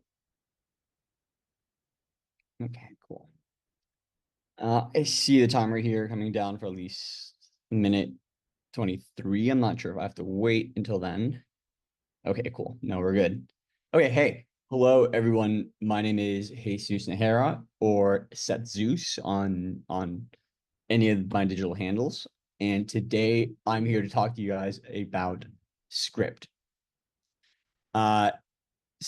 Honestly, super happy to see that this is a follow-up to Kenny's presentation on parsing Bitcoin transactions, because that's a really great intro into what we're going to be covering here. And so script is the programming language that's actually within Bitcoin and that's within Bitcoin transactions. And so today we're going to be talking about them from beginning and then showing you guys how you can use a script sandbox and how everything operates from beginning to end. So first off, what is script? Why learn script? Real simple. Script is the actual instructions packaged within transactions that moves Bitcoin around. So more accurately, what script does is it passes the permission from UTXO from one public key to another. And it does this by using two different scripts that are concatenated together. And then the node comes through and verifies that if you execute them one after the other, they leave you with a certain value within a stack. And so most people's introduction to script is going to be when they look at an input or an output of a transaction, and they realize that an input and output both have script within. We have script sig usually in the inputs, and we have script pub key in the outputs. And script sigs are what, script sig is what unlocks an output. Sorry, I apologize. I hear some construction noise in the background, and I'm realizing this order might be incorrect. Jesus. Okay. Apologize if you guys do hear that. Did not know this was going to be going on. Okay, moving on. So script within Bitcoin, everything is going right down to the basics. Script is written as an array of bytes. And in this array of bytes, everything is either data or an opcode. And so opcodes are functions, commands, and operations as you expect. And data is obviously something like pub keys or signatures or anything that you need to push to the stack, such as, again, anything that an inscription, or if you want to add anything additional to a script. And so opcodes have a bunch of different, 5 different categories. And purposefully, the script language within Bitcoin is very, very, very limited. So there aren't a lot of different functions. However, script has a lot of syntax that is unconventional and so confuses people up, and rightly so. So starting with the opcodes, these are the 5 categories of functions that you can expect to see within script. And here we're going to see a few of the most common ones, or a few that you might be familiar with or might make sense off the bat. When it comes to the cryptography ones, obviously checksig is usually the last and the most important op when you want to confirm a transaction. We have the usual conditionals within flow, so your ifs, your ands, your ors, your else, etc. You have really simple math operations. And when I mean really simple, I mean to the fact that, kind of controversially, op multiply is not here, but op add and add subtract are. We have the push operations, which, as you'll see before, whenever you want to push data to the stack, you first need to tell the stack the size of the data you're going to push. And then last but not least, we have actual stack opcodes, right? And so these operations aren't limited to Bitcoin, but they're limited to the stack data structure, which you're going to understand a lot more about in the next couple of slides. Cool. The basics of a stack. And again, super apologize for this. I have no idea if this is going to happen.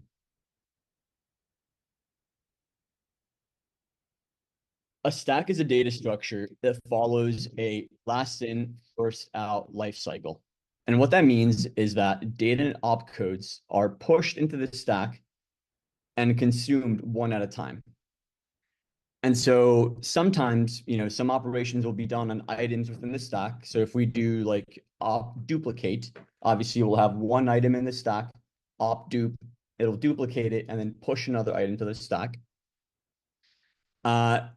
And again, usually the data that is pushed is public keys, signatures, items that you would see in a transaction. So here's a really simple, AKA script that has only 2 items, but technically only 1 item of relevance. And that is, if you look above, you see 020 and then 0031 DEE, et cetera, et cetera.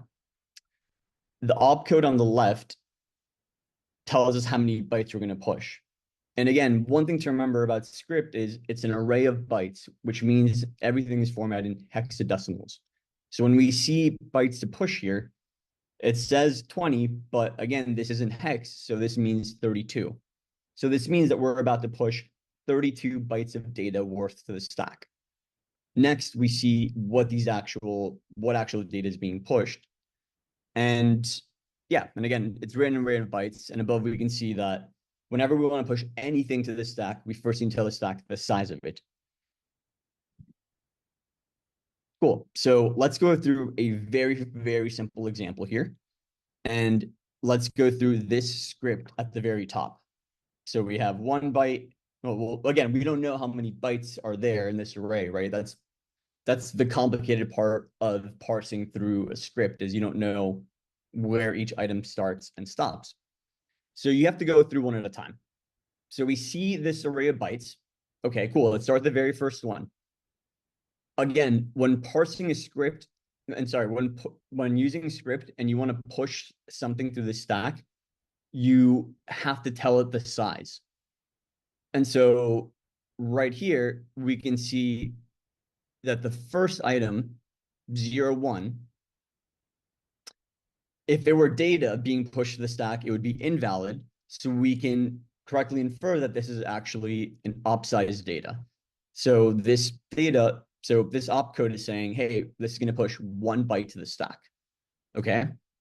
And then also gives us a direction in how many items we need to continue moving towards.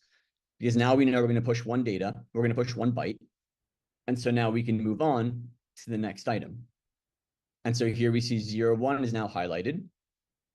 And so now we're parsing through this, and you can see at the stack at the bottom here, I'm not sure if you can see very well, but in this first slide, we had op push 1, because again, we're going to push 1 byte. And then the second slide, the data that we're pushing, which is again, the number 1. After we push the number 1, again, we can infer that the next byte is either going to be, we can infer that the next byte is either going to be an opcode that operates on within what's in the stack, or it's going to be an opcode that defines the length of the next item we're going to push to the stack.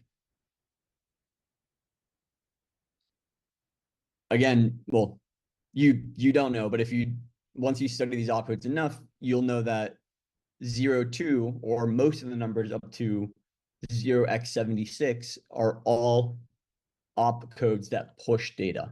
So I know, okay, 0, 2, cool. We're now looking at another opcode that prepends a data push, and we know it's going to be 2 bytes.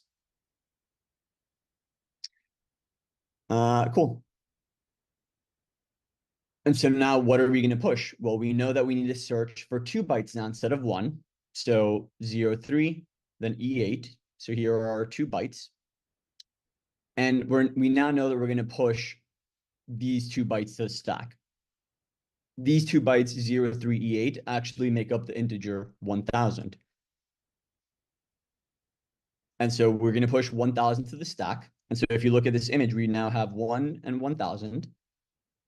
And now this very last opcode that we haven't consumed, because again, we now went through 0, 3, E8.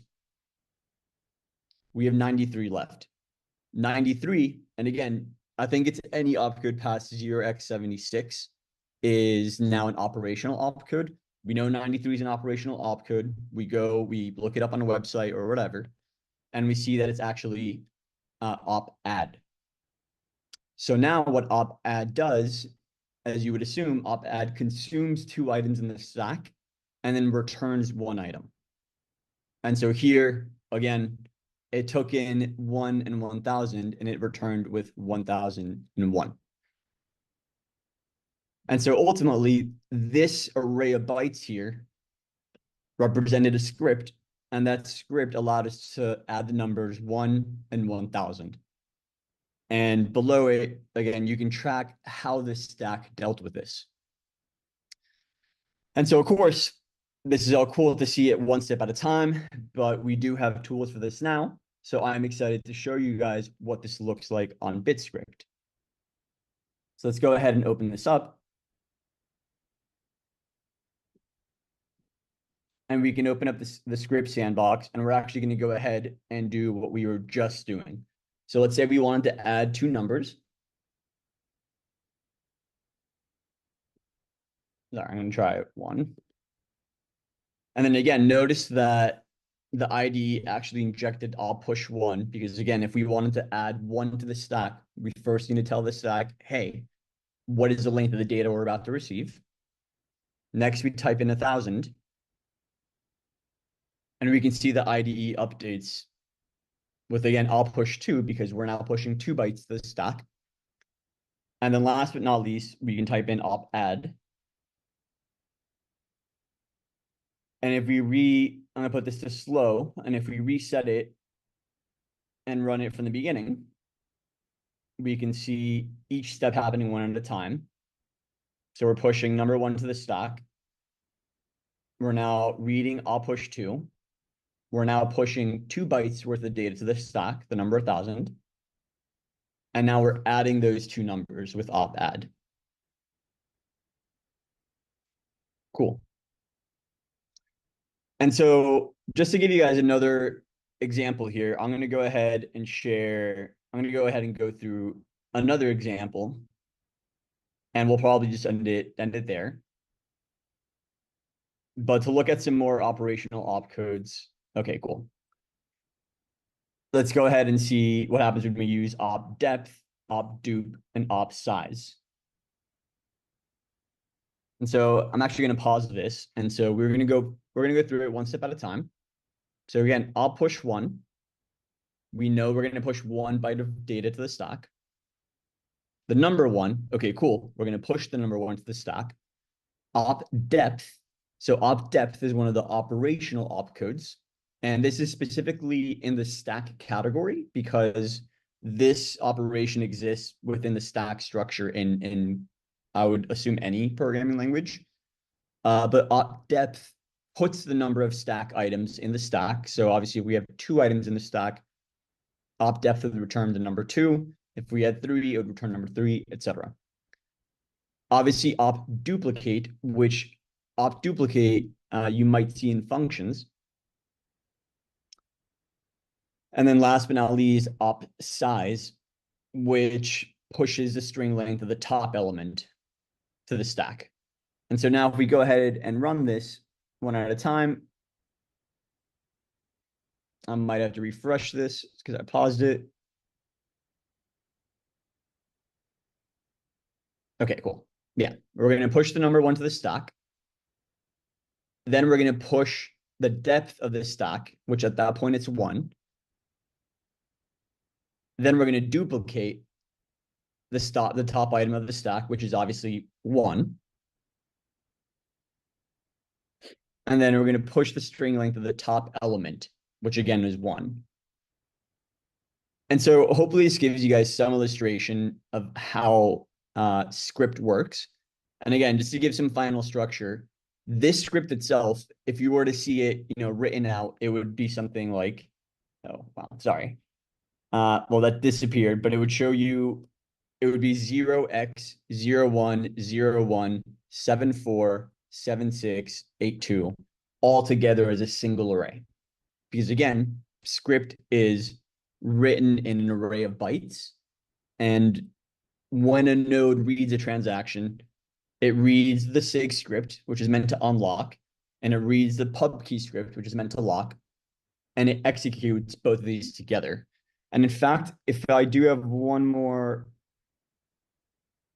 okay, I don't have an example to it, but I guess I'll just end on a hashing function. Yeah, I wanted to show an example of what it would look like with a transaction going through there, but yeah, we don't have that example at the moment. So I'm going to show one more equal and equal verify. And so this was, again, both equal and equal verify are common opcodes that you'll see used when confirming transactions. And both of them actually mean different things. And if you see the instructions, it means you see it at the top. But just to go through it, again, this is sort of how a stack would actually confirm or reject that a transaction is doing what it's supposed to do. Obviously, instead of checking whether it's 1, etc., it checks pub key and it checks a signature. and it checks and it returns the Boolean of that. And if the value is 1 at the very end and there's a single item worth on the stack, it's a valid Bitcoin transaction. If it doesn't, it's not a valid Bitcoin transaction and it's rejected early on. And so hopefully this gives you guys somewhat of a clear image into what's going on in the script side of things. And of course, if you have any questions about script or you're just generally curious to learn more about it, feel free to reach out to me. Again, my name is Setzeus on any of the digital platforms. And again, I apologize for the construction noises that were interrupting for a little bit there. But yeah, again, thank you for having me. And I'm happy to share this. I'm happy to share the presentation as well if anyone wants to reach out to me afterwards.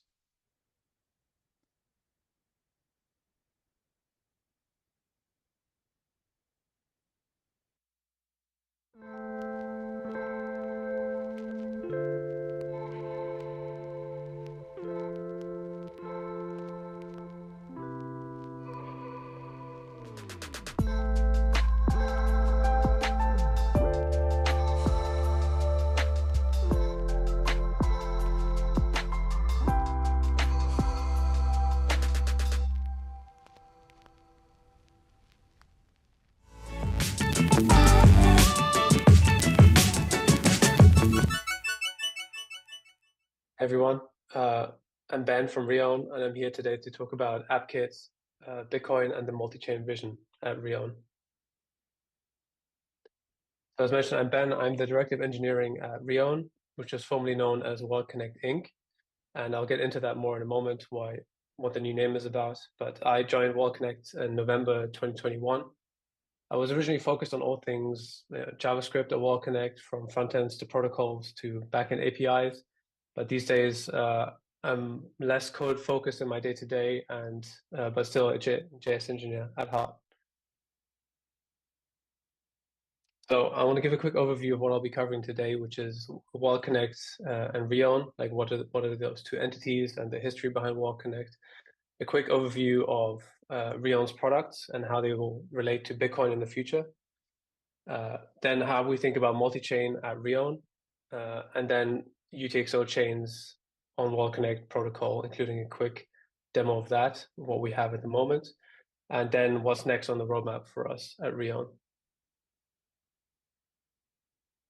So quick history slide, which is WorldConnect was founded in 2018 by our founder, Pedro Gomez, who some of you may know if you're involved in the Ethereum space or the EVM space.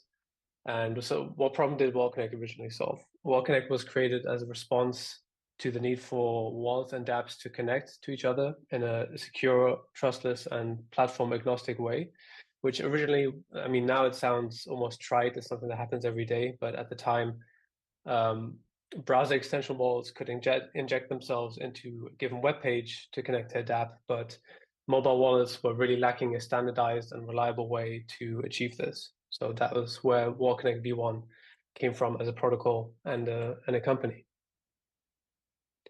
So what is Rion in that case? So I thought you guys are WorldConnect, right? So last month, our company split, or WorldConnect Inc. split into two distinct entities, which is Rion that you see on the top, which is now focused on the existing product suites of the company, like AppKit and WalletKit. And then we have the WorldConnect Foundation, which you can find at worldconnect.network, which in the future or going forward will be focused on the stewardship of the upcoming WorldConnect network and token. So what's Rion about, right? In short, Rion is about building toolkits for better on-chain UX, and Bitcoin and UTXO chains in general will come into play within Rion's two core SDKs, which are called AppKit and WalletKit, which cater to apps or dApps, depending on your preference, and wallets, as you might guess from the names. So I want to give a quick overview to help visualize where these products sit in relation to the WorldConnect protocol itself. As you can see here, we have wallets on the right side, communicating via the WorldConnect network protocol with AppKit integrated dApps other connection kits like Rainbow Kit, Privy, you can see here, Third Web, or even bespoke direct integrations. I also want to give a quick overview of what WalletKit and AppKit do, which will then set the wider context for understanding where Bitcoin and UTXO chains come to play. A WalletKit unlocks thousands of dApps by a single integration, regardless of which platform your wallet runs on. If you're integrating WalletKit or the dApp that your user is trying to connect to runs on. It's also completely chain agnostic, since the WalletConnect protocol itself has been designed with multi-chain in mind from the ground up.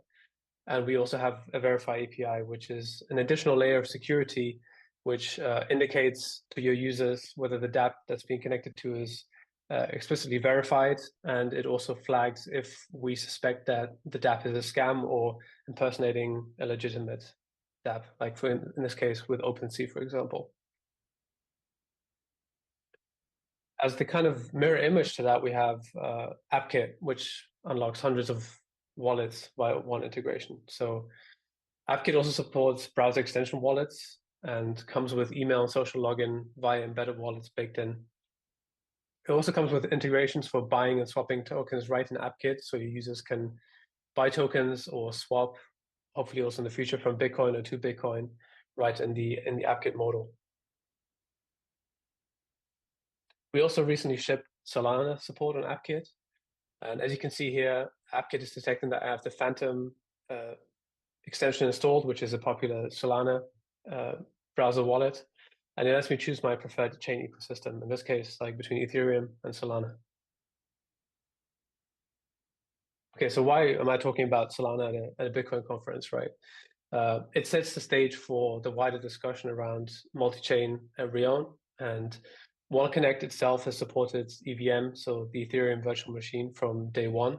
That was the first iteration of the protocol, which actually only supported EVM chains. Now it's completely chain agnostic. And as I just showed you, we also recently shipped first-class Solana support. There are also some wallets that support other chain ecosystems over WalletConnect, for example, Polkadot or Cosmos, but suitable dApp integrations there are like custom and bespoke and not standardized in any way. So what are the bottlenecks for these non-EVM ecosystems, including Bitcoin and UTXO chains? So WalletConnect as a protocol is chain agnostic, as I covered, but the issue is around kind of lack of foundational specs and standards that someone has to sit down and write, and we have to come to agreement between some critical mass of wallets and preferably also dApps who agree on, like, this is how we're going to implement Bitcoin on WalletConnect. And there's also, after that comes the need for sufficient developer tooling and the libraries to make it a breeze for wallet developers and for dApp developers to integrate Bitcoin over the WalletConnect protocol or via AppKit.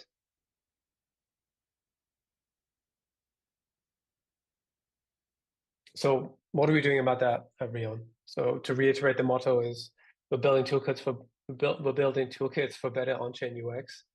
And having separate integrations for EVM versus non-EVM assets is painful and time-consuming for the developer, and it provides an inconsistent experience for the users, right? So WalletKit or AppKit developers should feel they have a one-stop shop solution for all the chains that matter to their users. And that goes beyond like transaction or message signing in the long term to provide users with first-class experiences to buy or swap tokens and unlock advanced use cases via embedded wallets too.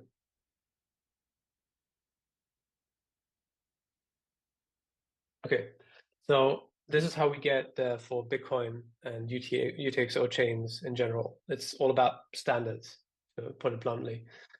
One big piece of standardization effort across chain ecosystems for us at Rion, formerly WalletConnect, has been CASA, which is an abbreviation for Chain Agnostic Standards Alliance. And in short, like Ethereum has EIPs, Ethereum Improvement Proposal, Bitcoin has BIPs, and CASA has CAIPs or CAIPs, if you want to spell it out, which is Chain Agnostic Improvement Proposals. And the point of these is that for for example, for the BIP 122, so the Bitcoin effectively namespace, we've had these standards defined for a while already. So that allows EVM chains and Solana and Bitcoin, for example, to exist side by side in a single Wallet Connect session. And Wallet Connect, relies on these namespaces, these definitions to handle these chains side by side without awkward collisions or bespoke changes that you have to make depending on which chain you're interacting with. But the missing piece for Bitcoin has been like, how do wallets and dApps communicate in a predictable manner via the Wallet Connect protocol? So we had a recent RPC spec that was put together with Tobo Labs, who built this Bifrost wallet as the lead author, together with us, Hero and Leather Wallets. I've added a link at the end of the presentation to this RPC spec if you want to take a look. But the overview here is like, it defines send transfer, getting account addresses, signing partially signed Bitcoin transactions, signing messages, and indicating that an address changed from wallet to dApp. So as part of this spec, that unblocked the communication aspect between wallets and dApps for UTXO chains and for Bitcoin over the Wallet Connect protocol. But the devil here is really in the details, as it so often is with these kinds of things and around standards, which is that Bitcoin or UTXO chains have this static versus dynamic wallet kind of differentiation, where a static wallet reuses the first external address for every transaction, whereas a dynamic wallet will generate a new change or receive address for every transaction, which is different to the EVM space, which really functions more like the static wallet, where the account equals the address always. And for the question we're asking us at the moment then is like, how do we, for the dynamic wallets, how do we avoid this additional round trip here? Which, especially the round trip between the wallet and the dApp, which is especially painful on mobile. So I'd like to demonstrate that briefly with a demo I prepared to show you where the perceived pain point is at the moment there.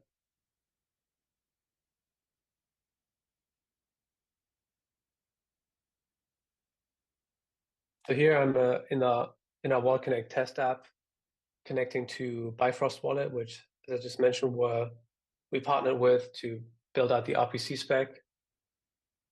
You can see I'm connecting to Bitcoin testnet here with via the wallet, by Bifrost Wallet. Okay, great. I'm connected. I'm going back to the dApp. It's restoring the connection, because I'm going on iOS from tab to tab. Okay, now you can see that I see a send transfer method. I see get account addresses. Like, okay, so I have the single external first address, but I need to go back to the wallet and explicitly share addresses via the wallet.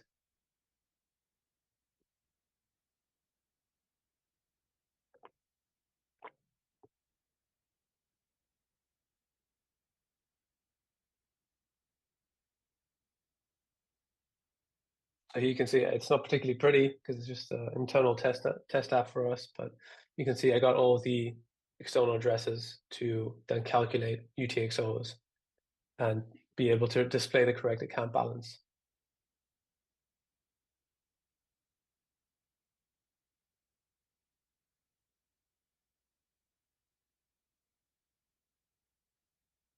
Okay, so one way we could solve this problem is through a standard that Wallet Connect already uses for wallets and dApps to handshake or to agree on a session, which is called CAPE 25. And this is how wallets and dApps handshake on the chains, the methods, the events, and the accounts that they will be agreeing to use within a session. And a way we could avoid this round trip that you just saw me demonstrate is to additionally return the account addresses that we would get from get account addresses from the method, but directly in the handshake between the wallet and the dApp. So as the wallet is responding to the dApp, like, hey, here's my agreement to this session with you, it can also just say, hey, here's the first 10, 15 additional account addresses that you can use to calculate balances. An alternative here would also be for the wallet just to send an address changed event immediately after the connection is established, but there's issues with flakiness there. Like if for some reason the wallet can't send that event or the dApp can't receive it, we're back to square one, and the dApp has to say, or the user has to say, hey, I want to request these additional account addresses so I can have a correct balance displayed. Also briefly want to touch on XPub, which is an extended public key, which is used in hierarchical deterministic wallets, which are effectively what Bitcoin wallets are. Using this would be more elegant because it wouldn't require this RPC chatter between the wallet and the dApp. But there are quite obvious privacy implications for us there, because the user may be unwilling to hand over the extended public key to any dApp unless they really, really trust it. And there's also technical complexity where the dApp would have to be able to do the path derivation, which most dApps are not used to doing, and there's not a common pattern that you see in dApps these days. So the counterpoint here might be, okay, maybe this is actually a feature, not a bug, right?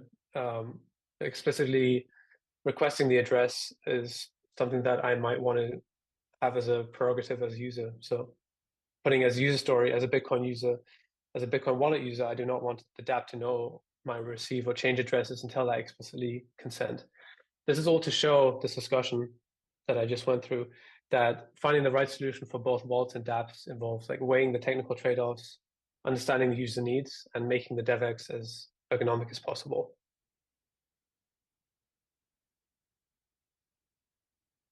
So what's next for us? We're looking to dog food the Bitcoin and wallet dApp interactions by this new RPC standard and refine the UX, or the user experience or developer experience as needed together with design partners, and then identify appropriate partners for first-class Bitcoin features in AppKit, which means, for example, blockchain RPC providers that we can then automatically resolve balances, etc. So you as an app developer do not have to handle that stuff yourself. So there's this common thing we talk about internally at Rion, which is the bootstrapping problem, which is like we have dApps asking us which wallets already support this chain, and wallets ask us which dApps already have this integration, right? And having strong design or launch partners really is kicking off that flywheel and gets everything moving. So on that note, let's ship, and Rion is looking for design and launch partners for Bitcoin at the moment for both AppKit and WalletKit. The benefits being you have a first mover advantage, obviously, because you'll be the first ones to have the integration. You can ensure your use cases are covered for your users, and there's a visibility bonus, right? Like there will be co-marketing opportunities with Rion. So if you're interested, reach out to partnerships@rion.com, or if you have questions about this talk or about how to go ahead with this, also feel free to reach out to me at ben@rion.com. Thank you for your time. Thanks for listening.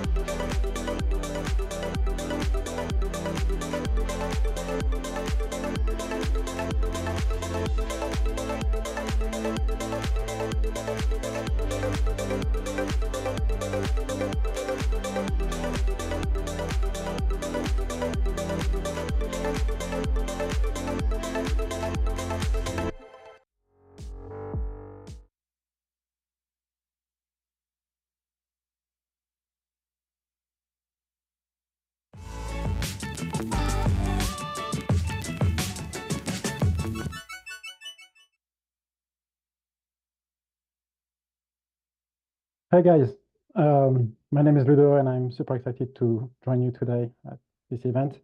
And yeah, we will be talking about deployments and operations. So for the context, yeah, name is Ludo. I joined the Stacks ecosystem 5 years ago. During my first 3 years, I was focused on the blockchain, the Stacks blockchain, mostly focusing on the Clarity VM. And then after the launch of the blockchain in January 2021, I started focusing on developer tooling, so making sure that developers have all the tools they need when it comes to write smart contracts using Clarity. So yeah, I authored Clarity, Clarinet, Chainhook, and a few other tools. And I've also been quite involved on some other on-chain projects like porting the Stacks, the PIF network to Stacks along with Wormhole and while working on those projects, I've been facing a few issues that yeah I like to see fixed, and so yeah, that's TXTX. So yeah, to give some more context, let's start with like the typical Web3 developer journey. So when you start working on a protocol on Stacks or any blockchain really, you have 4 big steps. Develop, debug, deploy, operate. So develop, you write your smart contract. So if you build on Stacks, it's going to be a mix of Clarity contracts. Maybe you have some Bitcoin scripts here and there, but mostly Clarity code. Then you have the debug phase. And by debugging, I mean writing tests, unit tests, integration tests, doing some first testing, involving auditors as well, whatever works for catching those bugs before deployment. And then we have deploy and operate. So by deploy, I mean the action of moving those source files living on your laptop to a unstoppable decentralized blockchain. And operation, I mean, like from time to time, you have to operate on your contract. So for instance, if you run a DeFi protocol, you may have to tweak certain parameters. You may have to run some DAO decisions. Sometimes you also have to upgrade your contract. So it's most of the case a pretty scary moment for developers because yeah, you end up manipulating private keys and things are it's like one-off operations often, and it's the goal with TXTX is to help builders being prepared for the unprepared. And so when like you compare Web 2 and Web 3 on the maturity of those operations and deployment. There is a huge gap. So on Web 2, and if you consider the cloud infrastructure space, we were able to reach a level of maturity thanks to tools like Terraform or Kubernetes, making things reproducible and great. On crypto, we are far from here. The standard is to write JavaScript files and bash scripts. It's quite scary when we consider the fact that blockchains and Web3 are supposed to be the digital money infrastructure. So with TXTX, the goal is to fill this void. And so to do that, we are introducing a new primitive. It's the concept of smart contract runbooks. So a runbook is a workflow or a recipe of actions that developers want to take on chain. We're not asking developers to do more work. In fact, when you compare left with right, we are performing the same thing, except that on the left, we are writing a JavaScript file. We are describing how to do things. And we can do the same thing using some declarative code and a good runtime. With runbooks, you really focus on what needs to be done instead of how things should be done. Thanks to that, you can really prepare your protocol and your operations for critical moments. If we zoom in on the anatomy of a runbook, so as you can see, the language is declarative, meaning it's really easy to generate. And we also have some important properties that I'd like to mention. So first, composability. So a runbook should be able to call another runbook. With Web3, we have this notion of modularity, composability, where we want to have protocols being able to interact with other protocols. And as of today, it's really hard to. We can do composition on chain, but being able to reproduce this composition off chain in a sort of clean white room is very complex, almost impossible, because you need to redeploy some protocols that you're not necessarily familiar with. You have to initialize them. So composability is broken today without good tooling. Then we have the idea of explainability. So we want documentation to be a first-class citizen. So we are really pushing for documentation. And finally, we have extensibility. So this issue that we are observing is not unique to Stacks or Bitcoin. It's widespread on Web3. So it's also EVM, and Solana and others. So we created something very modular where you can mix multi-chain actions in your runbooks. Okay, so we have the runbooks. What's next? So the next step is execution. You can execute those runbooks in your terminal like you would do with a JavaScript file or a bash script. Nothing new here. I think the big evolution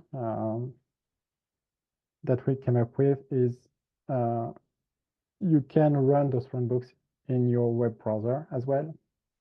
And when you do so, you have access to a runtime that allows you to interact with your web wallet. So the runtime is prompting the developer for signatures that can come from a web wallet. And so with that, we are fixing another key issue that we want to get rid of. It's related to security. So as of today, when you operate on your contracts or when you deploy your contracts, you end up manipulating your private keys by copy pasting those private keys in your scripts, which means that your private key is not living in a secure enclave. It's probably living on a notebook or notes or whatever. And so it's a big issue. Like every year, between 500 million and $1 billion are being lost because of compromised private keys. And so, yeah, with this system, the private keys are staying where they belong, meaning in a web wallet or in a ledger, which is also fixing a key issue. Finally, one important thing. So we are Web3 developers ourselves, and so we understand the core values, and all the tooling is designed to run on a laptop. The laptop can be offline. There's no cloud lock-in here. So yeah, the system is also fully decentralized. And yeah, with that we can do a quick demo. So the demo will be focused on some very simple stacks contract. Okay, so we have this project with let's say 4 contracts. So contract A. So in this contract A, I have 3 functions: function A, B, C, all returning true. Then I have contract B. So I have function A, B, C. A calls contract A function A. Function B calls contract A function B. Function C calls contract A function C. I also have contract C with function A calling contract B, function B calling contract B, and so forth. So here the idea is to highlight a typical case where in your project you have a few contracts depending on each other. And finally, we have contract D, contract calling contract A, B, and C. So to sum up, we have A is called by B, B is called by C, and D calls A, B, C. Okay, so let's look at a first runbook. So as you can see, this is the declarative code that I was mentioning earlier. So if you're familiar with Terraform, we essentially reused the same language. We've been tweaking the constructs to make them feel more like Web3 native. So we have the concept of add-on, of signers, we have actions. But yeah, if you can write JSON, then you can write runbooks. There is like a domain-specific learning curve, but there's no like learning curve related to the language itself. And yeah, so we can dive into the details. So here I'm instantiating a stacks driver because my runbook is manipulating some stacks construct. I have a signer named operator v1. I am at this point hard coding a mnemonic. And then I have a few actions here. So by declaring the add-on stacks, I have access to a bunch of constructs. So the one we will be using today is deploy contract. So this first action named deploy contract A will be executing the deploy contract action from the stacks add-on. We have some description. So here we are specifying the fact that we will be loading the contract A coming from the Clarinet project. So essentially referring to this contract. Then this contract deployment will be handled by the operator v1 signer. And finally, we want to assign a name at deployment time. And so we will be calling this contract AV1. We are doing the same thing with contract B, loading contract B. Same goes for contract C, contract CV1, same signer. Then contract D again, contract DV1. And so here we are simply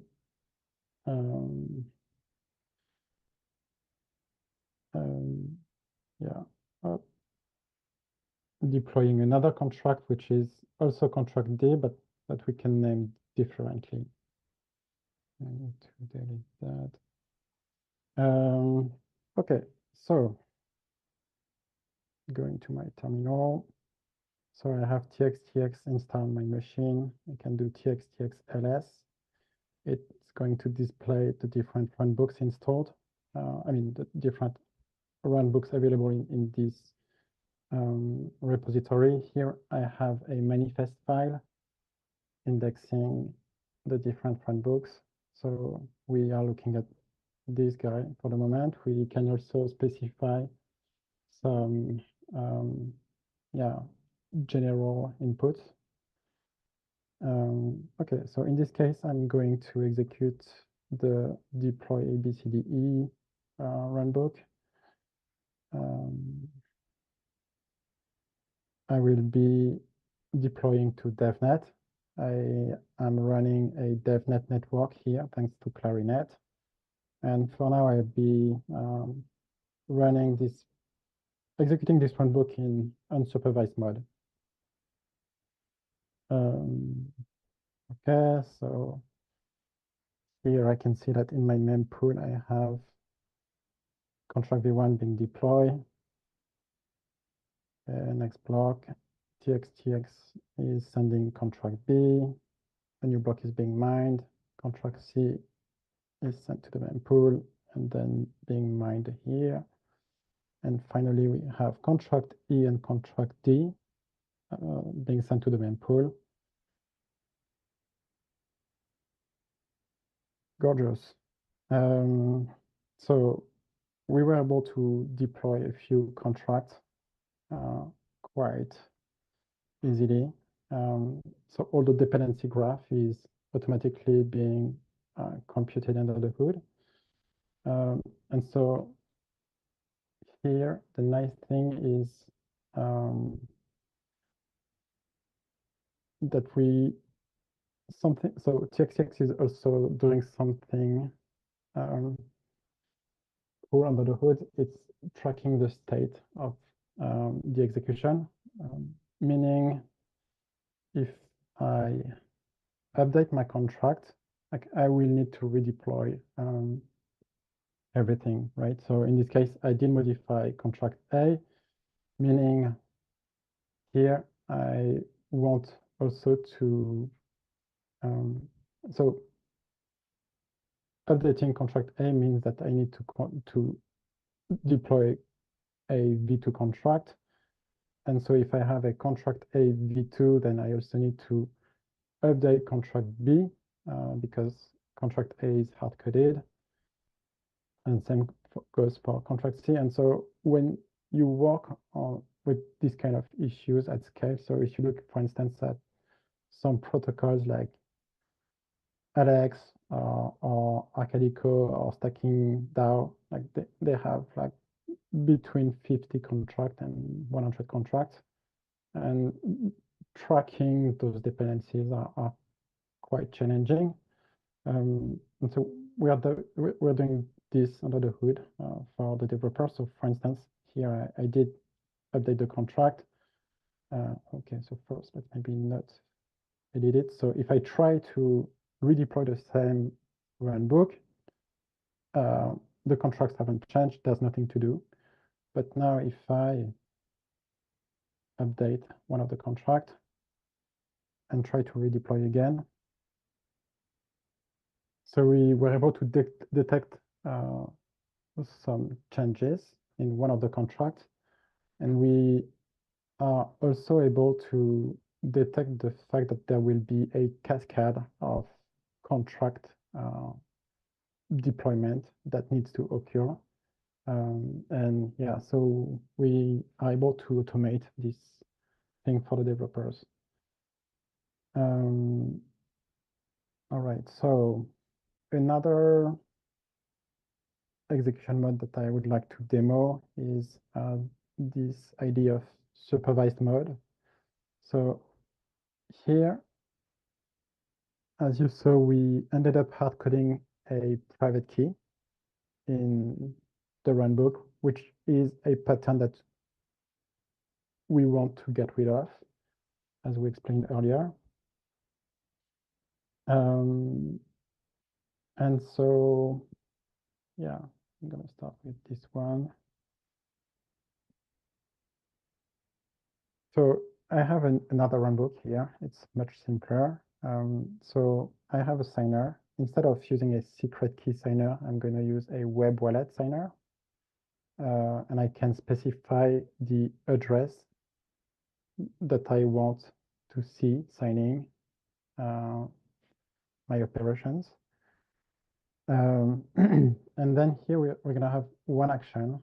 So call contract. Earlier we had a deploy contract. This time we're going to be calling contract.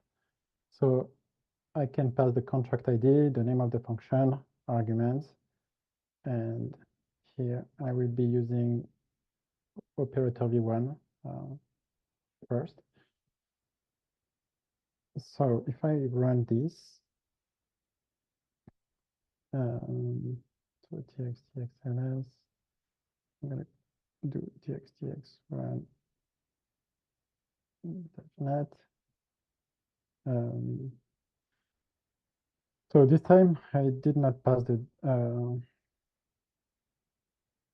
unsupervised flag. So by default, we will be using this mode. And so if I open this URL, I have access to what we call the supervised mode, or the supervisor UI. And so it's a UI that we designed for assisting developers when running their operations. So in this case, it's just a simple contract code that we could be deploying contracts or, yeah, pretty much anything. So, and it's really like a sequence of checks. And the goal here is to make sure that developers are doing the right things. So step one, connect the wallet. So that's something that I did earlier. Then check the signer balance to make sure that we won't be running out of funds during the runbook execution. So I can start the runbook, check the norms, check that the fees are not too high, and this is the transaction payload. And so here, instead of copy pasting a private key for running my ops, txtx is prompting for a signature. And so, yeah, with that, I can leave my private key in the web wallet. Transaction is sent to the blockchain. So I can see that my contract code is here in the main pool. So if I mine a block, confetti, the transaction went through.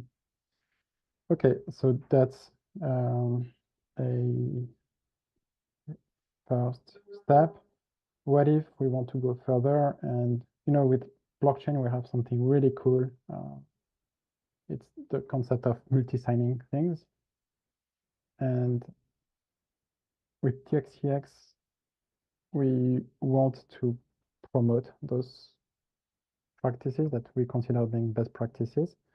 And so here I want to upgrade this single signer process. So I'm going to declare one signer for Alice using the web wallet, same construct that we had earlier. Another signer called Bob, same web wallet. And then we have this third signer that we are calling operator v2.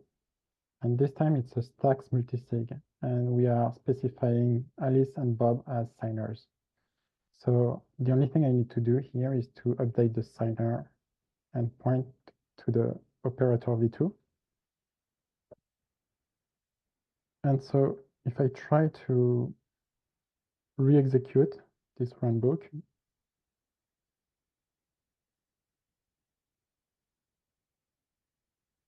so things are slightly different this time.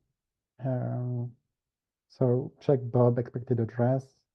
Okay, so I'm gonna press this toggle, and so with that,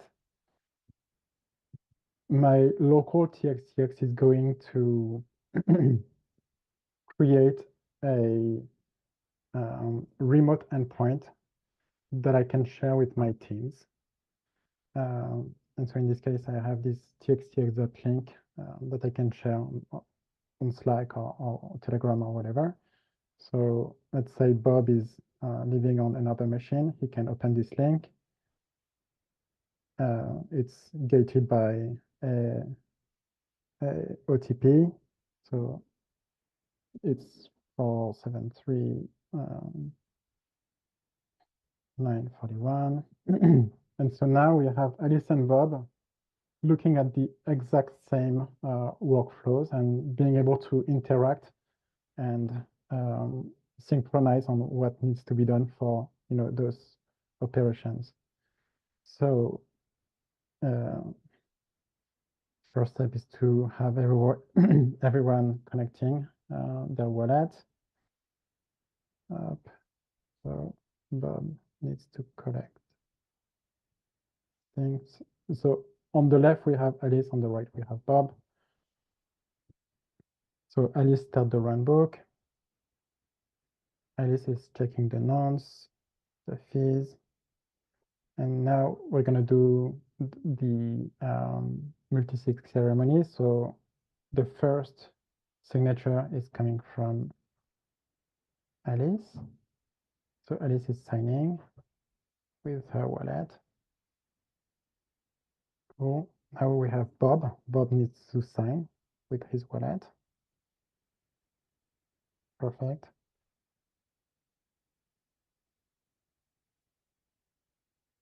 And then Alice validate the transaction. And so, yeah, in this case, we had Alice and Bob going through a multi-sig ceremony, producing a transaction that is being broadcasted to my local network, which is quite interesting. So if we mind the block, confetti, yeah, we had this cool multi-sig being mined. Function C. Okay, so function C was called by this SN address. SN indicates that it's a multi-sig address, testnet. So yeah, really easily we saw that we were able to help Alice and Bob migrating to a multi-scheme ceremony. So, and yeah, maybe something that wasn't clear as well. So those runbooks, with all those constructs in the runbook, we are producing a direct acyclic graph of actions. And so by introducing this notion of statefulness, then we are able to paint some nodes in this execution graph. And so let's say that my protocol is composed of 3 contracts, and so the last contract also needs to be initialized somehow by some subsequent contract calls. tainting the contract upgrade will also automatically taint the dependencies. And so with that, you have the insurance that your deployments will always be correctly performed.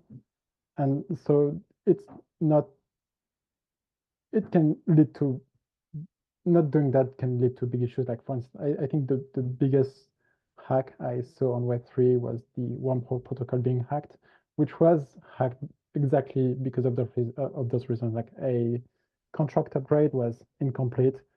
The subsequent initializing functions were not correctly called, and so yeah, ended up in a pretty messy situation.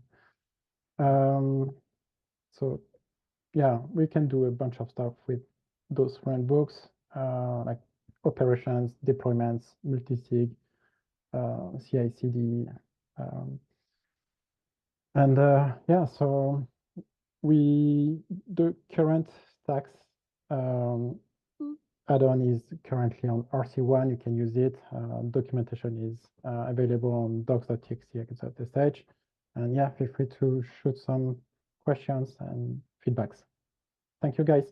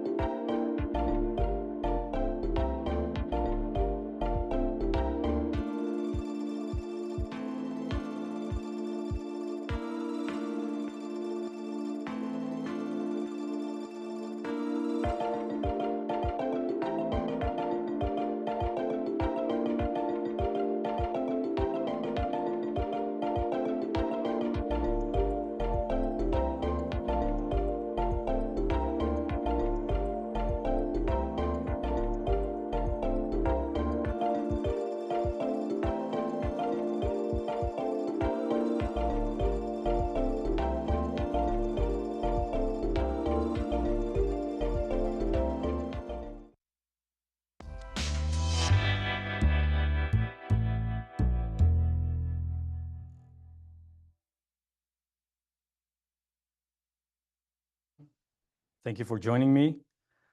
Today I'm going to talk about chain hooks for runes. And first, to introduce myself, my name is Rafael Cárdenas. I'm a staff software engineer at Hero. And if you don't know us, at Hero, we build open source developer tools for the Bitcoin L1 and the Stacks L2. We have tools that you can use to build your application on Bitcoin using Ordinals data, runes, smart contracts on stacks. We have a lot of tools around Clarity, the Hero platform, etc. Just a lot of good developer tools that you can use right away. They're free and open source. And I'm part of the developer tools team, which is the team that builds mostly the Bitcoin and Stacks APIs. So I'm responsible for maintaining those. And I'm also the lead maintainer for Chainhook, Ordhook, and some other tools. And today I'm going to focus on how we build the Runes API and Runehook using Chainhooks as the engine that powers it. You can also find me on X. I'm Rafael CR. If you want to ask me any questions later or just discuss anything about Bitcoin and Stacks. So let's begin. So today, we're going to focus on three main things. First, we're going to talk about Chainhook, a brief overview on what it is, what it does, and why it is very useful if you want to build applications on Bitcoin or Stacks. Then I'm going to talk about how we use Chainhook to build Runehook, which is the tool that we use to power the Runes API that you can use today. It's, again, free and open source. And then finally, I'm going to give you a few resources that you can use to either learn more about these tools that I'm going to be talking about today or any other developer tools that we build at Hero. So first, focusing on Chainhook. Perhaps some of you have already heard about this tool, and if you haven't, I'm going to make sure to give you a brief overview on the main features and the purpose of this tool. So quickly, Chainhook is a reorg-aware transaction indexing engine, and that may sound like a mouthful, but it's actually a pretty useful tool. The main purpose of it is to index events that happen on-chain. And when I say on-chain, it's both the Bitcoin L1 chain and the Stacks L2 chain. And what this is a tool built on Rust that generates an index of data of everything that has happened in the chain history. And it allows you to then consult any part of this data set that you need. So you can focus on just the things that are relevant to you and your applications. Or if you need the entire data history or history of the chain, you can do that absolutely as well. And you can deploy this tool either locally, so you can run it to do local testing. You can run it on a cloud server. You can actually use the Chainhook instances that we have and we run for people to use for free. You can also use it via an SDK that you can integrate into your application that will power your front end or whatever you need to build. And as I mentioned, it supports Bitcoin L1 and the Stacks L2. And the main reason why we built this tool is because indexing blockchains is very hard. It's a very tough thing to do because you have to deal with blockchain nodes, which are have their learning curve that you have to go through. And when you're a developer, you want to focus on your application logic. You don't want to spend your time or a lot of your time maintaining blockchain nodes and making sure that you're reading data from them reliably. So this abstracts away that problem and gives you a very simple interface to the node then you can then use to just focus on your application logic. So Chainhook has three key features. First of all, it gives you fast and efficient data indexing from blockchain data. So you can then use this to build, iterate, refine your application in minutes. You can access this data at any time you need. You can actually get data that has happened in the past or a portion of the chain, whatever range of time that you need. You can definitely do that once Chainhook has been indexed. So it's pretty easy for you to use and access this data. And it also obviously gives you the advantage that you don't have to spend money and time on storage, because as you know, blockchains use a lot of disk space. So you have to have your backend infrastructure to account for that storage. So using Chainhook, you don't have to do that anymore. And next, it is reorg and fork aware. And what this means is that when you're dealing with a blockchain, and I mean, we all know how blockchains work. They produce blocks, right?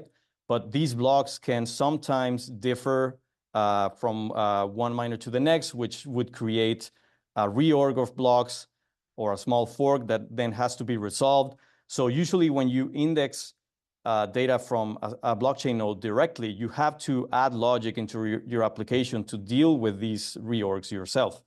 But Chainhook does that for you automatically. And it all only will give you events when you need to adjust any data based on a reorg. Chainhook will tell you what to adjust. And this is obviously very useful if you're building, for example, an application that is like a marketplace of NFTs, for example, that is very sensitive to the data that has happened pretty immediately on chain. But you need to be aware of reorgs, because if a sale happens and then it is reorged away, you have to basically undo that sale and reflect that on your front end. That's just an example. So Chainhook takes care of all of that. Then it has an if this, then that kind of logic that you can use to access the data that you need.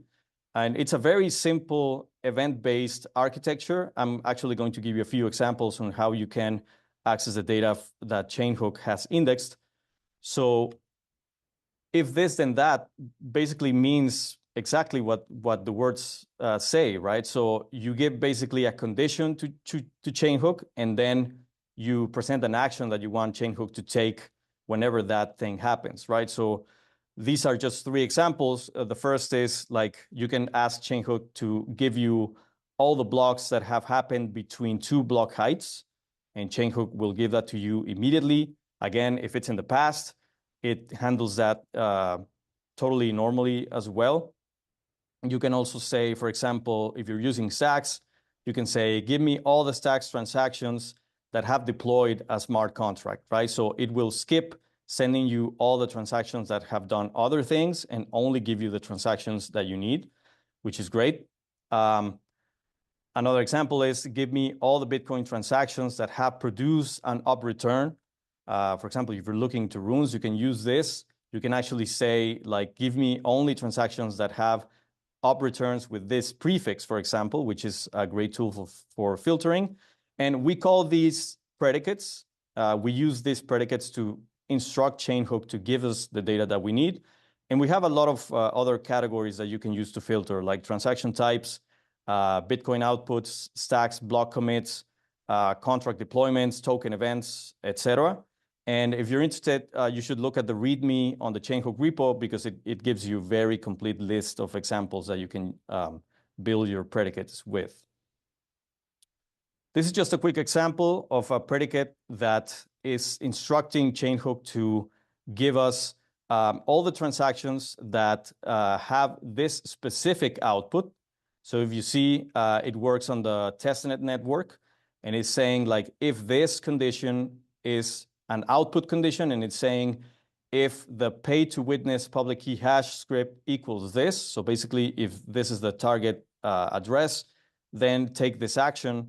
And in this case, it is an HTTP post to a URL that I'm providing with a certain authorization header. You can obviously set any URL that you need. You can also filter the blocks at which this starts being evaluated. So in this case, it is starting at block 10,200. And it's also saying, like, give me only the first 5 occurrences of this predicate and then stop. So you can also do that as well. So it's pretty flexible. We also ship a Chainhook SDK inside Chainhook. So for example, if you're interested in building your backend for your application in Rust, you can totally use the Chainhook SDK, which is published as a crate. And it's as simple as adding that as a dependency on Cargo or directly into your TOML file. And once you do this, you'll have all the same tools that you have with predicates, but directly via Rust codes. So it's a very simple event-based interface that you can customize to then filter for the data you need. And it obviously also gives you the same reorg logic, handling code, and the same kind of functionality that you would have with a predicate. You have it now on Rust directly. So now I'm switching to Runehook. I'm going to explain how we used this Chainhook as a backend to build our Rune solution. And I'm sure you're already sort of figuring out what I'm going to say, because it's fairly obvious that we need to index Bitcoin blockchain data in order to figure out what activity has happened on chain as it relates to runes. So Runehook is, again, a tool that we publish open source that provides runes indexing and also a runes API, which I'll dive a little bit into in a few minutes. And Runehook, under the hood, uses the Chainhook SDK. If you recall, the Chainhook SDK is a Rust crate that we basically imported into a completely new repository. And then we only used this with Rust code to instruct Chainhook to give us all the block information that we need. And then we only added the part where it actually starts indexing the transactions that contain runes activity, right? So we also parse all the outputs of all the transactions looking for runes data, and then we keep obviously a local index to make sure that we are handling the transfers correctly, for example, the mints, making sure that we validate them and that they are within limits, and basically following all the rules of the runes protocol. And Runehook actually writes the final index data of runes into a Postgres database that is then used by the runes API to give you that same runes data, but through a list of REST endpoints that you can read, like any JSON API that you use every day to build your applications, right? So talking about the key features of Runehook, as I just mentioned, it has runes indexing. Obviously, we need to make sure that we track all the activity that happens on Bitcoin as it relates to runes. So obviously, all the etchings of new runes, all the mints of rune balances, all the transfers that happen between addresses, burns, obviously also account balances, and a whole bunch of other things that I'm going to give you some examples in a few minutes. And second is that we provide a REST API. I mean, I've already mentioned this, but it's a JSON API, pretty standard, like all the other APIs we provide, that gives you all this runes data, again, for free. You can use it today. It's very easy to use. And in soon, we are also building the capability of also providing predicates to Runehook so that it can serve you data similar to what Chainhook does, but talking specifically about runes. So for example, if you're interested in only getting activity for a specific rune, you would be able to do this via a predicate, right? So you would say, like, give me all the activity that has happened, for example, for the uncommon goods rune, or you would also be able to filter only for specific addresses or a combination of those two. So we are working on building this and shipping that as soon as possible. So this is the link to the GitHub repo that you can use to take a look at the code. If you're interested in running the API, or using the API, you can use that today. You can also, if your application is a very large application that requires a lot of calls to the API, we also have the means for you to request an API key, because obviously, even though it's a free API, we have certain rate limits in place just to make sure that our infrastructure can handle all the load. But if you ever need more, you can definitely request an expanded key for you to have more rate limits. So now diving into the Runes API. So we already talked about RuneHook, how it indexes the data of the Runes activity that happens on Bitcoin. I also mentioned that that activity is then written to a Postgres database. The Runes API is the component that reads from this Postgres database and exposes the data via the REST endpoints that I was just mentioning. So obviously, just to hammer the point home, the Runes API, again, provides REST JSON endpoints for all the Runes activity that has ever happened on Bitcoin. And obviously, you can get everything. So all the Rune etchings, account balances, Rune activity, activity for a specific address on a specific Rune, a lot of things. I'm going to give you a few examples shortly. And if you want to use the API right now, you can basically just call api.hero.so/runes and then dive into the different endpoints that we provide. Again, it's free, you can use it. So I'm going to give you a few examples of the endpoints that we provide and the responses that you can expect. So first of all, if you're interested in looking at the details of a specific Rune etching, you can totally do that. So for example, in this case, I'm showing the response when you request the details for the uncommon goods etching on the Bitcoin chain. And as you can see on the response, we have quite a bit of data to provide about this Rune. So for example, we obviously give you the ID of the Rune, the name with the spacers for Runes as well, the number of the Rune. In this case, obviously it's the 0 because it's the Rune that came bundled with the protocol, as you all know. Other details like the divisibility, the symbol.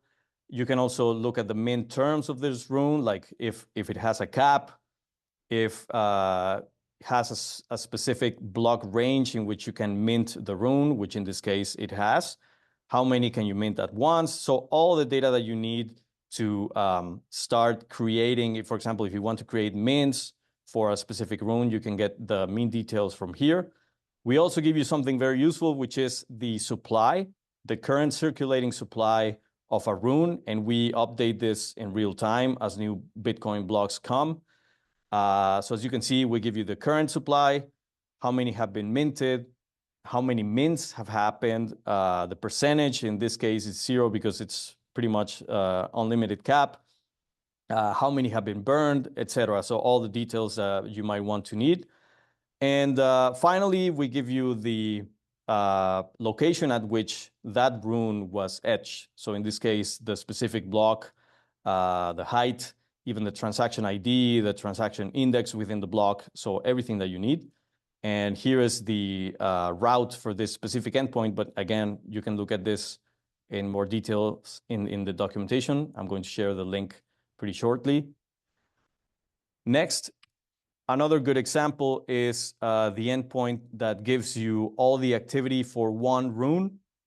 So as you can see here on the response, I'm able to paginate through this activity because obviously it doesn't give the entire activity at once, as it would be a massive amount of data. But you can tell here that the latest operations on this specific Rune are send and a receive. So somebody sent balance to another address. And you can actually get the location at which this activity happened. So obviously the block and the transaction when it happened. Also the index of the output when this runestone was written to the chain, the specific output, which addresses participated, either sending or receiving the balance, how many balance was sent, So it's pretty useful. I mean, this is the data that you would need to build whatever you need to do with your application as it relates to runes. And the activity that we provide is obviously send and receive, as I explained here, but also all the mints would appear here. The deployment of the rune, when it happened, would appear here as well. And this is the route of this specific endpoint that you can, again, you can use this right now if you want to. Next, this is another also a good example. We have an endpoint that gives you all the rune balances for one specific address. For example, the most obvious use case for this endpoint would be if you are building like a wallet and you want to show the user all the balances of the runes that user has bought or has acquired. So it would give you all the results of the different runes that you own with details about which rune we're talking about in each specific object, the balance of that rune on this address, and obviously the address that this applies to. I mean, as you can see here, you can also paginate this response. This user has quite a bit of runes in this address, but you know, this is just a good example of what you can do. This is also the route. Again, you can use this today if you need to. But basically, if you're interested in learning about all the other different endpoints that we provide, you can visit this link. So it's pretty easy, docs.hero.so/Bitcoin runes API. And for example, some other useful endpoints that we have are like, you can say, give me the activity for this address on this specific rune only. You can get information about the holders for one specific rune sorted by the balance of each of those holders, all the activity for runes in a block, in a single transaction. I mean, it has quite a bit of endpoints that are very useful if you want to build your applications. So finally, I'm going to just mention a few resources that you can use to learn more about these specific tools, but also all the other developer tools that we have at Hero. And it's actually pretty simple. You can start by visiting the Hero docs at docs.hero.so. In there, you'll find quite a bit of quick start guides, workshops, obviously reference documentation, everything you need to get started, both on the tools that we build for Bitcoin and also for the Stacks Layer 2. You can obviously see there specific information about Chainhook, Runehook, and the Runes API if you are interested. I also recommend that you visit our YouTube channel, in which we regularly post videos talking to developers that are building on Bitcoin or Stacks. Also some other technical videos about how to use one or another tool that we build. So it's a pretty useful resource to have. So make sure that you check it out. You can also follow Hero on X at Hero Systems. We usually publish also blog posts and other useful information there if you want to follow along. And finally, you can follow me on X at Rafael CR. I usually discuss Bitcoin events, Stacks events. I like to engage the community that's building everything from meme coins to DeFi, anything. So if you have any questions, please send me a DM and I'll be more than happy to help you out. And that's it. Thank you very much. If there are any questions, I would be happy to answer. If not, then thank you for your time. I hope you enjoyed this talk, and please make sure to take a look at the resources that I gave you, and I hope that you end up using our tools. So thank you.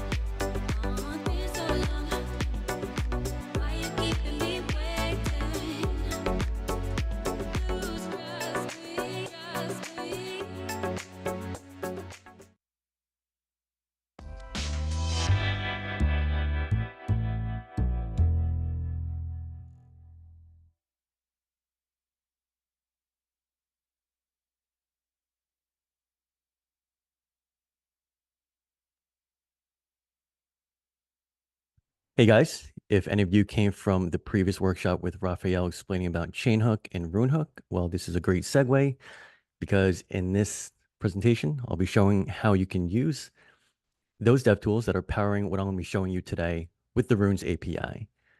My name is Eric. I am a developer advocate at Hero, and my role is to help support and empower developers and also provide a lot of good educational content for new developers as well.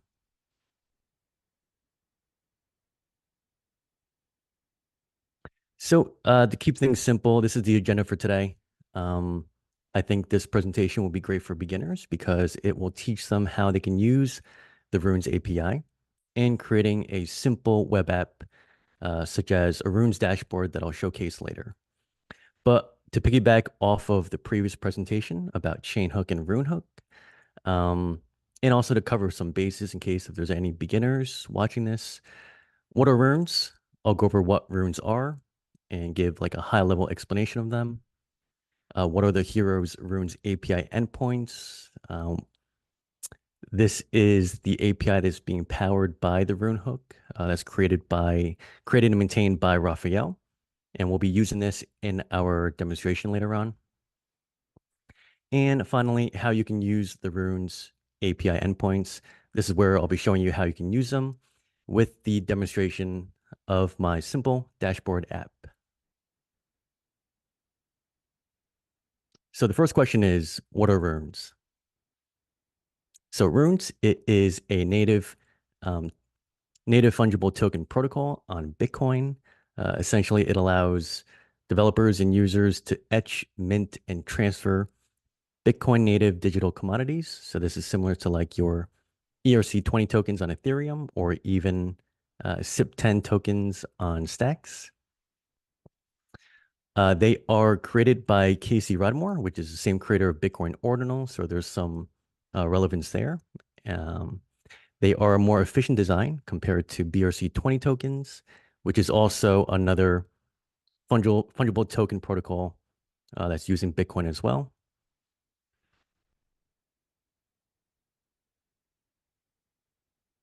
And it's important to note that the way runes works is through runestones, which are messages that are embedded in Bitcoin transactions that communicate what a rune is doing. So runestones, they are specifically embedded in a Bitcoin transaction within the op return field. And in that op return field is where they will communicate if they want to etch a new rune, mint a rune, or transfer a rune. And it's important to note that these runestone messages that are in Bitcoin transactions are not read at all by the Bitcoin core node. Bitcoin nodes don't care about these messages. They don't interpret or process these messages. And this is where dev tools such as the Runehook comes into play. So Runehook is an indexer that is the backbone of the Runes API. Runehook is the software that is reading and looking out for these messages in the op return field of a Bitcoin transaction. It's then processing these messages and then storing them on a database that is readily available with our Runes API endpoints. So the Runes API endpoints, it offers an on-chain data for Bitcoin runes in a familiar REST interface. So you can fetch information such as the metadata for an etching or the holders of a particular runes or runes activity for your address or for somebody else's address. So it's very flexible. You can receive and fetch a lot of different data points on the runes activity on chain. And with that, you can use that within your own web application too. So in a minute, I'll show you the web application that I built that I'll be showcasing. And then afterwards, I'll give some sample suggestions of different types of apps that you can build as well. So let's take a look at a Runes dashboard app. This is the application that I built that I mentioned to you a second ago. It is a simple app that's using these tools used over here. Using Next.js because Next.js is a very popular React framework, and there's some things that I like about it, such as being able to customize your own route segments easily. It also enables you to intertwine client components and server components, so it's very dev friendly for a lot of beginner devs. The Runes API, of course, this is what's going to power and give information to our application. The Leather Wallet. The Leather Wallet is a popular Bitcoin Web3 wallet out there. We'll be using this to receive our Bitcoin address so that we can use that Bitcoin address and see what type of runes activity is going on with my address. We'll also be using Stacks Connect, which is a JavaScript library, part of the Stacks.js monorepo. Stacks Connect is the piece that enables our front-end application to communicate with your Bitcoin Web3 wallet extension. So we'll be using that to connect with our Leather wallet to our application. And the last tool that I'm using is ShadCN UI. This is kind of arbitrary. You can use any UI component library out there. ShadCN is a really popular one, and a lot of their UI components are really easy to use, and they look really good.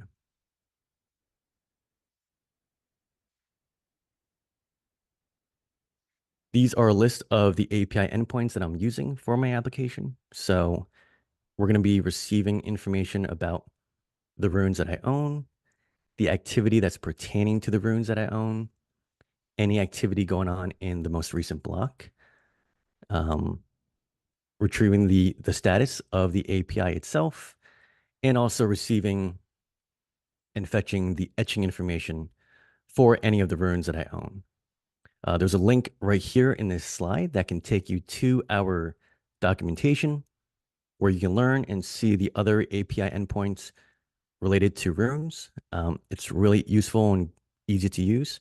I'll pull it up here in a second just so I can kind of walk you through on how you can use our docs when using the Runes API.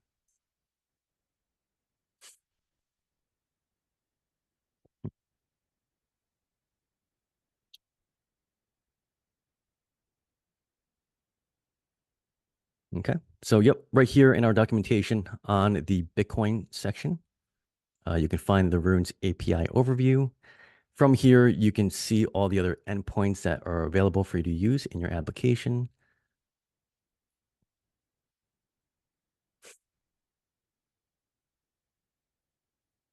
So for example, get activity for a block.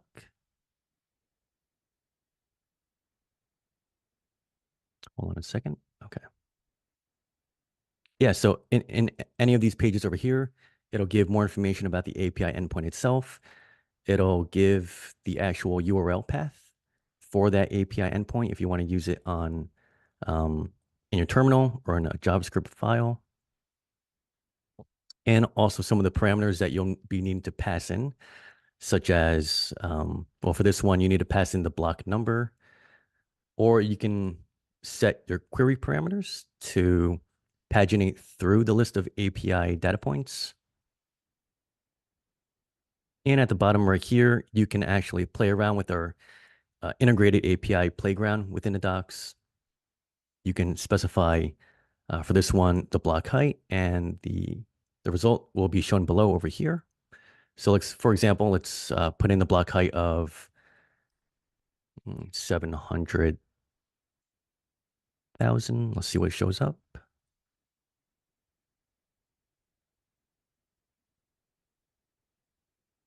Yep. So, well, this might be the, yeah. So Bruins actually started after block 700,000. So let's try with maybe 840,001.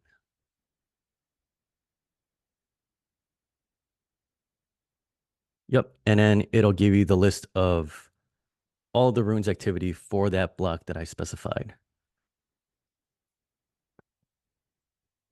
So yeah, you can come to these docs whenever you want to check out how to use the Runes API. And up next, we will go to the actual project files for my demonstration of the Runes dashboard app. Okay, so for now, just ignore the files that I have open on the right side. In the Explorer section, this is just your basic Next.js project setup over here.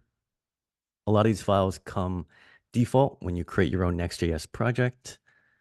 All of the code and the components and the front end code is all living in the source file.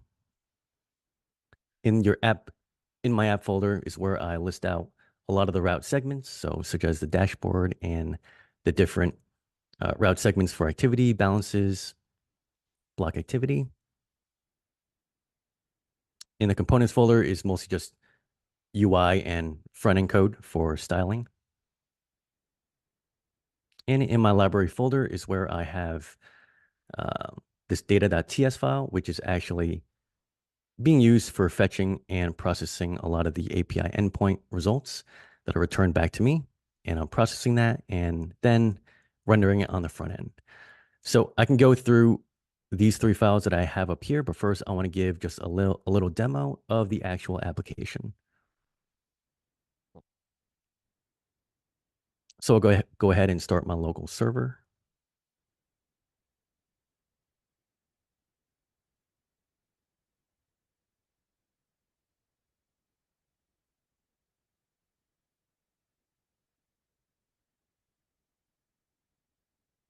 Okay. So yeah, this is the application. This is the landing page. Stacks Connect is being used for this Connect Wallet button. At the moment, my wallet is already connected, but if not, you would need to connect to your Lather wallet over here. As you can see, my wallet is already opened and I already have some runes in my wallet, which is denoted by these runes icons. So we're going to be using Stacks Connect to retrieve that information on my runes wallet into my application. So when we go and navigate towards the dashboard is where you'll see all of the information and data points being displayed. So the way I have this dashboard kind of set up is it's actually up to you as to how you want to set it up. You can use it to personalize the way you want to display your runes or fetch more information about other runes. But for now, I have it set up in, you could say, 4 different quadrants using 4 different UI components. So on the top right, I am displaying my top 3 runes that I own. On the top left over here, under your runes activity, is where I'm displaying the most recent runes activity pertaining to the runes that I own, and showing the top 3 based on the block height, the most recent block height. The bottom component over here is showing the most recent activity from the most recent confirmed Bitcoin block. And on the bottom left over here is just showing what I called the featured runes, which is the most active runes in the most recent Bitcoin block. So this can kind of tell me information about, what's trending in the most recent block, and maybe what is a runes that I should be looking out for.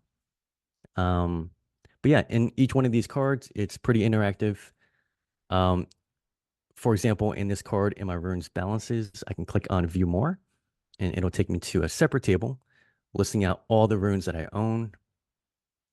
There's certain actions in each list item that I can take, such as copying the runes ID and then using that and searching it on another website.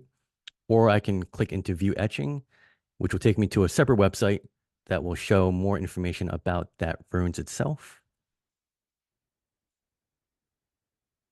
For example, for the featured runes card over here on the bottom left, right, I'm positioning this as what is a trending hot runes in the most recent Bitcoin block.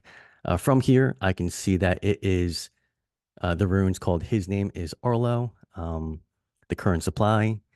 And also I can click into this view market, which will take me to an external link showing me the market activity for that runes itself on Magic Eden. So yeah, it's very customizable to the way how you maybe would want to display your runes or other people's runes. It's very simple. The way I've used the runes API and displaying it on the front end. So if we go back to the code, 3 files that I want to kind of summarize for you just to kind of see how I put it all together. This file over here, connect wallet. This is where I'm actually using Stacks Connect to connect my application to my Leather wallet. So I'm just importing Stacks Connect at the top over here. And I am using the authenticate method from the Stacks Connect library. The authenticate method will be the method that will authenticate with your Leather wallet and then store user session information in your local storage. And then on finish, after authenticating, it's going to then receive the Bitcoin address, specifically the Bitcoin mainnet address, and specifically the Taproot address, because Leather, along with other Bitcoin wallets, use the Taproot address for runes activity. But from what I understand as well is that you can use essentially any Bitcoin address for interacting with runes, but it's pretty common to see Taproot addresses when interacting with runes. And then we'll be using this user address string, and we'll be using it in the path parameter or the query parameter of our route segments, which will enable different pages and routes to receive that address.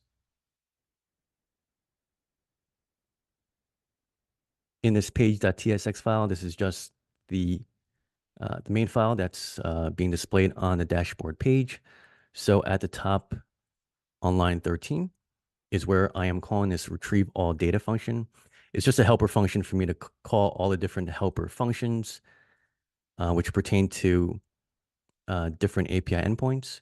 It's then returning that to me in a object, and then I'm taking that object and destructuring it on line 31. And each of these return values from this object, I'm passing it into its designated card or UI component. So each of the 4 different components has its own React component that I've set up. So I'm passing these values as props into these components, along with the user address as well.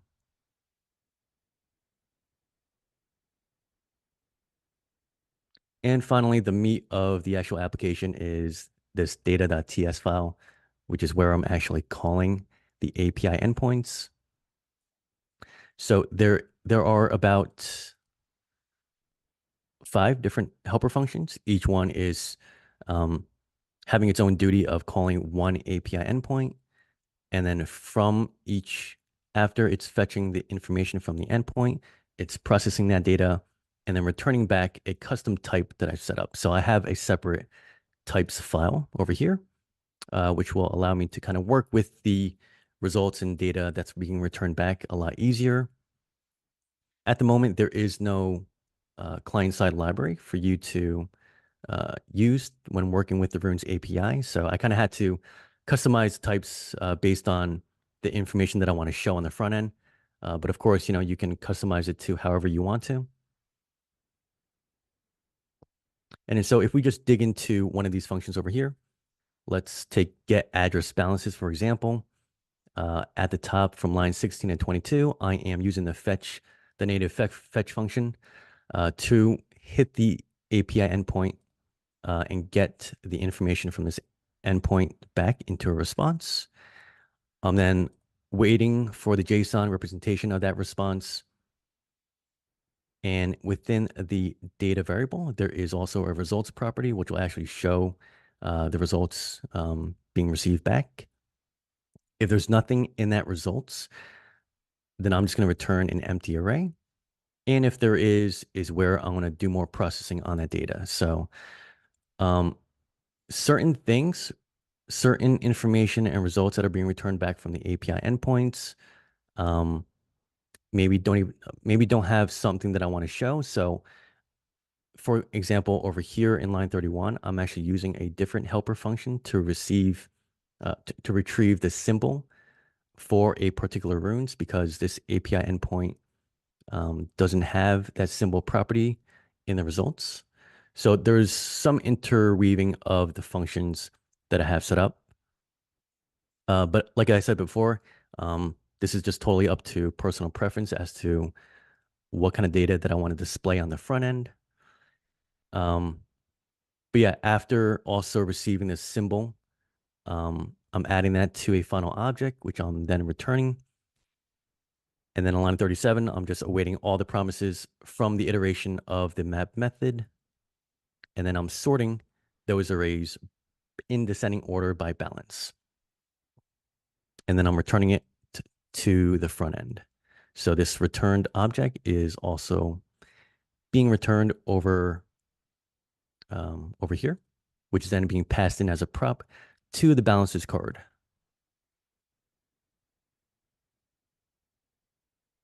And the other helper functions, each one pertaining to its own API endpoint that it's handling, it's more or less doing the same thing. It's fetching the required API endpoint that it wants to. It's then receiving that data back and then iterating through a map if it needs to sort it in a certain manner or receive more information from a different API endpoint. I mean, there's many ways where you can set up your API endpoints here. I know Next.js does have a special folder and file setup where you can set up your API endpoints that way. But in this manner right here, I'm doing all the fetching and processing within these functions.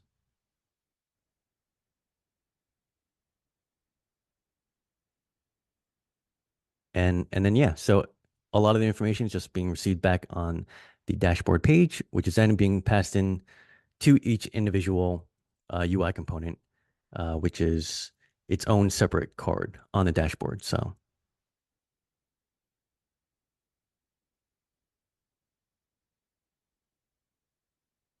yeah, that is the gist of the dashboard application that I want to demonstrate today. If you want more information about this app as well, you can head to the repo for this, which is shared over here. I can drop this as a link in the Discord chat as well. It's really simple to use. It's great for beginners to learn how to use API endpoints for a simple React application. Even at the bottom of this repo, if you're interested, you can go through some of the app enhancements and suggestions that I listed out here, such as being able to have compatibility with other Bitcoin wallets besides Lether wallet. You can implement also the pagination of the API endpoints, or even display market price of the different runes that are in your wallet. And as well, if you come to our YouTube channel, the Hero Systems YouTube channel, you can find the actual full tutorial video of this application where I walk you step by step from scratch on how to build this application from end to end.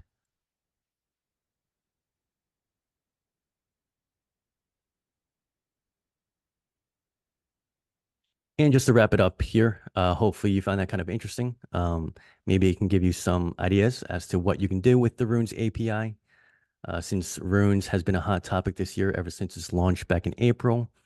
Other ideas that you can take is you can also build like a similar ecosystem visualizer for top holders of a particular rune, or what has been transferred the most in the most recent block, for example.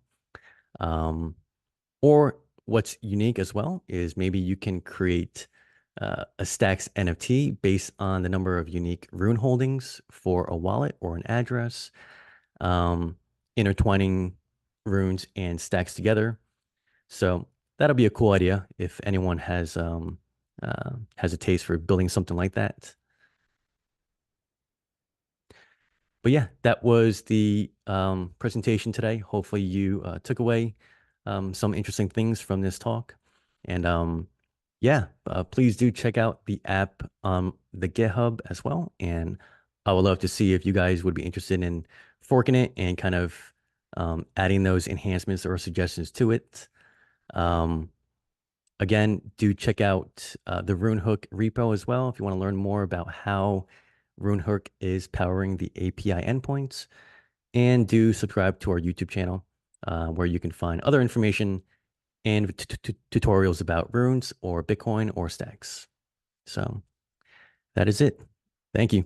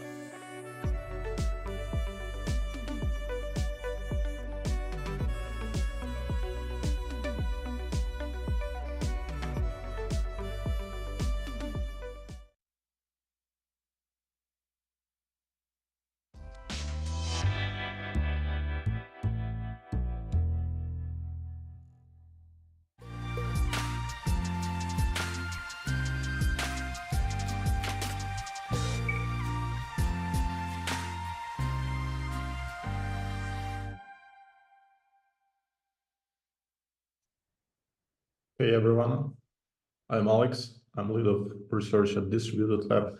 Yeah, and recently we started research on BitVM2 solution, and I'm gonna share some experience with that, some pitfalls we met, some achievements also like we reached. Yeah, why BitVM2? Because a lot of people are talking about BitVM. A lot of people talking like pessimistically that it's just a toy. It cannot change the future. It cannot support Bitcoin for like any computation you can imagine.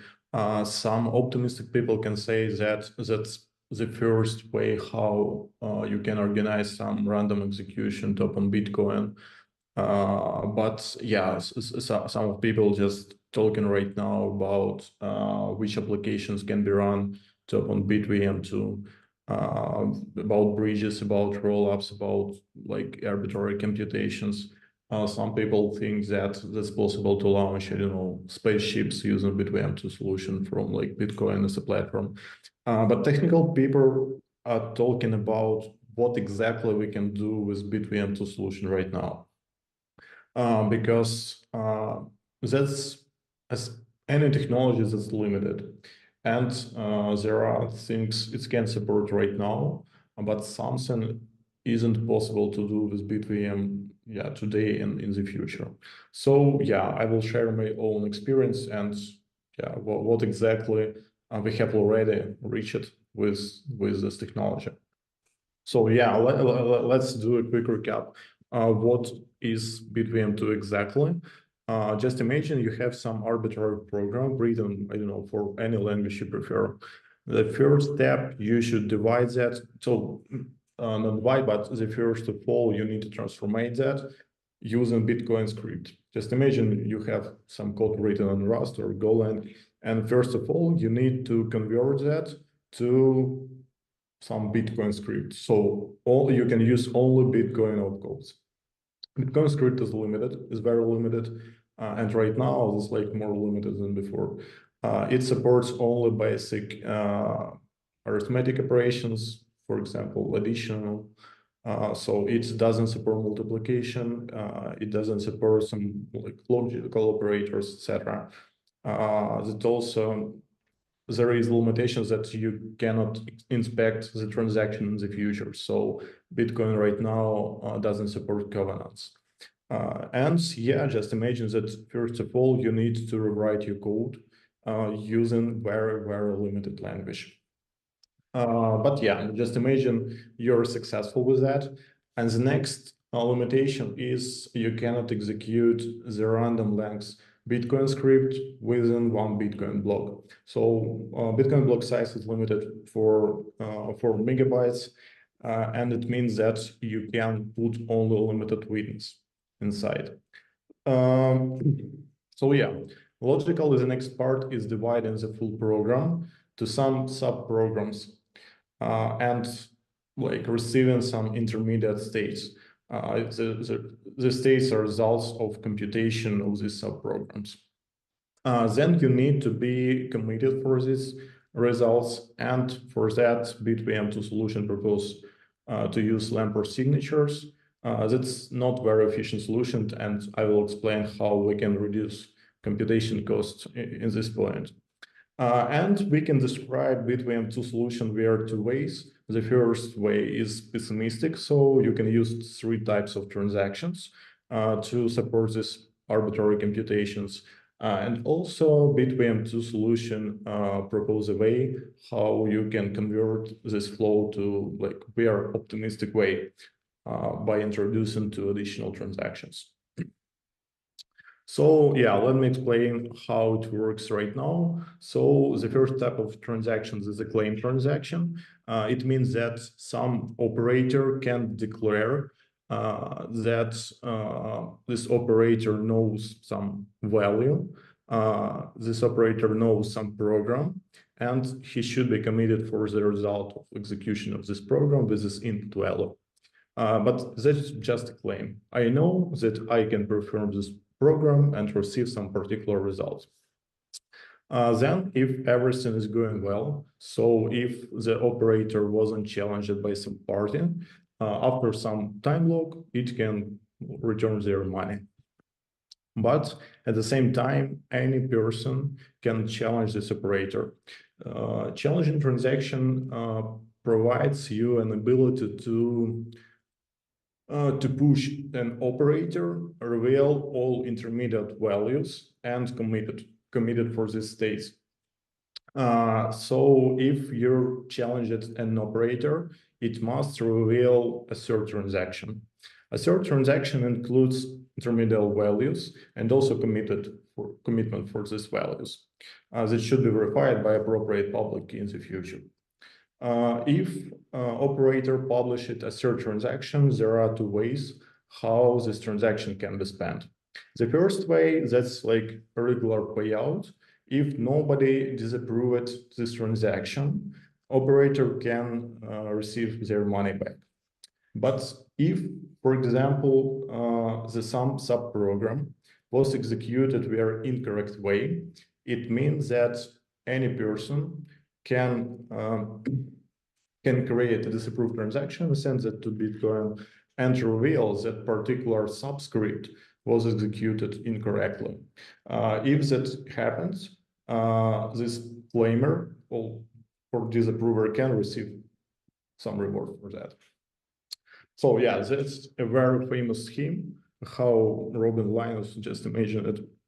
Yeah, and drawn how between two solution works. So yeah, here is the claim transaction. If everything is going well, you can initialize payout optimistic. In this case, yeah, everybody is agreed that the script was executed correctly. If not, there is some challenger that should publish challenge transaction. Then operator should publish a third transaction and also receive their money if nobody disapproves that. If somebody disapproves that, he should reveal the particular subprogram that should be disapproved and also execute this program. If this subprogram returns false, it means that script, it means that he didn't prove the violation within this computation. Otherwise, this challenger can receive reward. So yeah, we prepared initial plan of what exactly we could do with between two solutions. The first of all, we wanted to realize the general split function. It means if you have some arbitrary Bitcoin script for any length, there should be a function that allows you to divide that very proper way to particular chunks, and yeah, with some assumptions about this chunk size, and additionally some assumptions about stack. I will explain what does it mean. Then we decided to realize some functions, some general functions using BitVM. So yeah, you know, everybody talks about realizing some verifier, some snark verifier or Stark verifier using BitVM 2 solution. But we decided to start with some easy solutions. So for example, we wanted to implement some multiplication function for big numbers, some hash function, etc., etc. Then, if we are successful, we're gonna realize a general snark verifier function. But honestly, yeah, probably right now that's not possible. Probably with some optimizations in some future, it will be realized. And then, if everything is going well, we gonna realize a bridge demo. A bridge demo is like extension for snark verifier function, but the main goal is to put some particular state of accounting system within this like BitVM 2 state machine, and then verify that particular transaction within this accounting system was executed and applied correctly. And this transaction can include some information about that some wrapped Bitcoin, for example, was burned. So yeah, let's talk about general function split. So yeah, we implemented this successfully, but we stuck with some limitations. So yeah, the idea sounds very easy. If you have arbitrary program, just divide that. But in the practice, there are several nuances. The first of all, stack size. we will talk about that. The next one, conditional operators. Yeah, that's also a bit tricky to to track these actions, to track this bytecode, not bytecode, but these operators. And also we had a huge problem with state commitments. Stack size. So Bitcoin supports only 32-bit values for arithmetic operations. It means if you're gonna have a deal with bigger values, if particular states, you need to dedicate several stack elements for that. For example, if you're gonna make some calculations with 244, for example, bit values, you need to dedicate, I don't know, 8 elements, 9 elements for stacks. And also there should be additional operators that push this value into the stack and yeah, make some computation with them. Additional requirement that the max number of elements in the stack could be less or equal to 1000. So it means that you cannot publish just arbitrary state within Bitcoin script, and you should do everything within this limitation. So for example, it means you cannot build arbitrary lookup tables. You cannot do a big amount of pre-computations and put them within the stack. And yes, it's very tricky. It's very tricky, and sometimes that's not possible to run arbitrary program that consumes a lot of data using Bitcoin script. That's the reason why BitVM2 solution cannot suit any case. Then conditional operations. So yeah, there are several operators, OP if, OP not if, etc., that it's like flow control operators. And obviously you cannot divide your subprogram inside like this if blocks. So you cannot like break these constructions. And it means that within some particular subprogram, there should be like a full if condition. It means that you also should, when you're writing the program, you also should think about how to write it properly with if blocks that don't exceed 4 megabytes. If you're successful, if you can write this program, it should work using BitVM2 solution. If your if block exceeds this value, you will not be able to run that.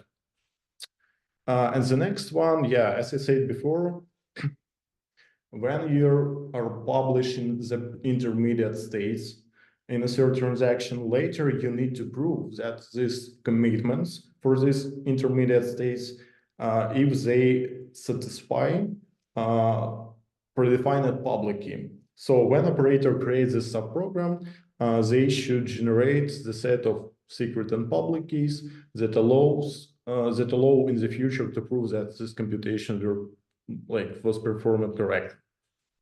And in original BitVM2 paper, they proposed to use Lamport signatures, and the signature means that you should generate 2 key pairs for 1 bit value. So if you're gonna use this approach directly, it means that for each 32-bit state value, appropriate public key will take 1000 and more than 1200 bytes. That's a huge amount of data if we are talking about Bitcoin.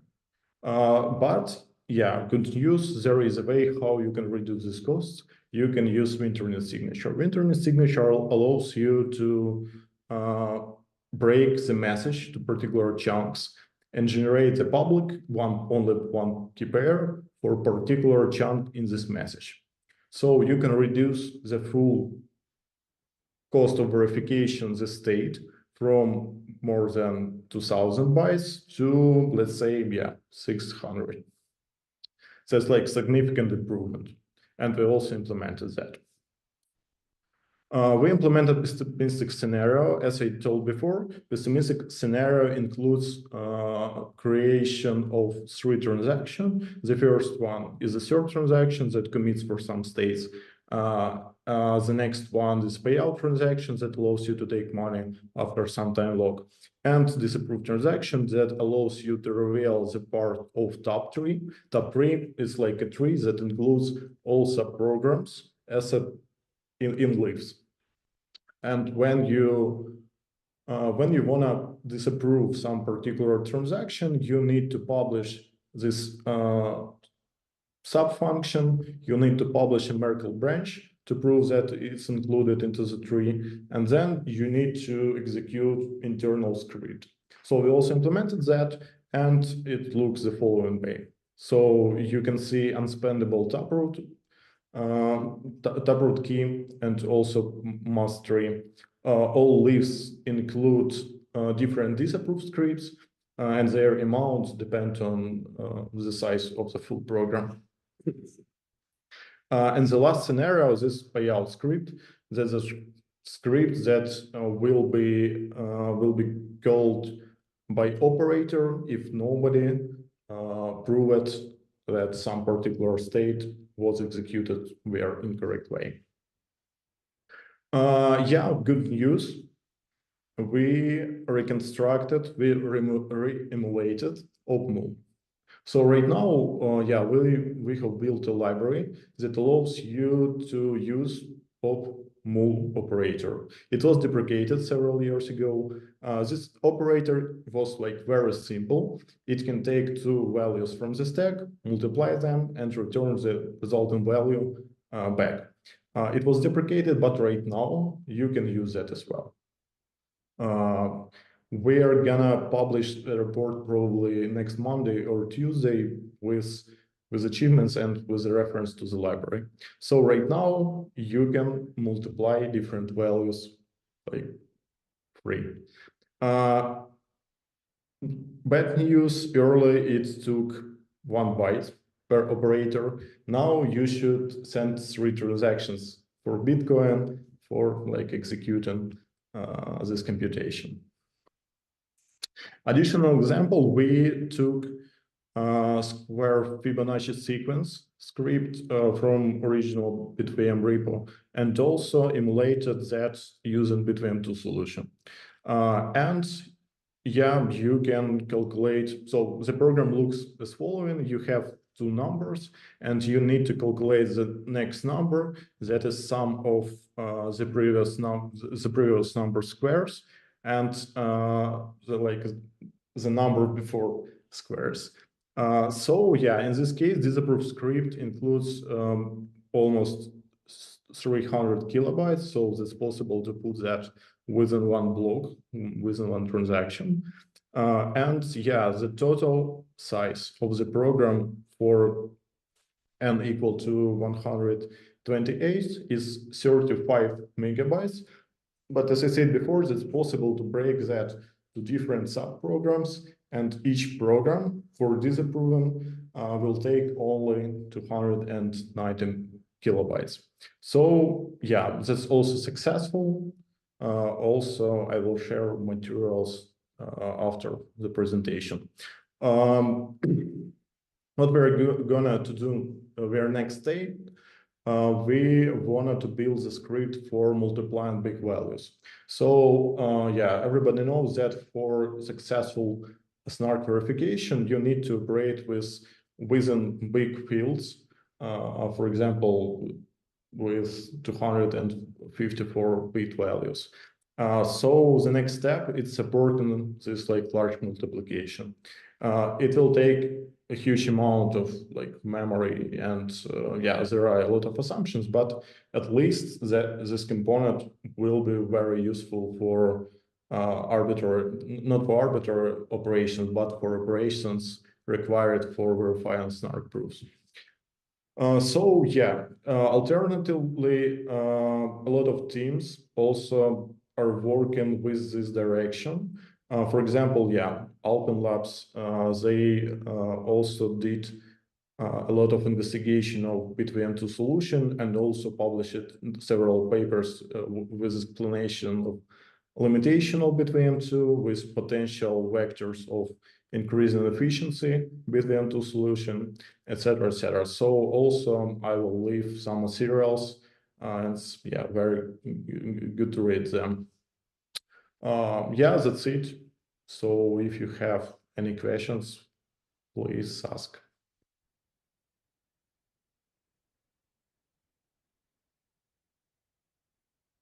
Okay, thank you for the time. Yeah, bye-bye.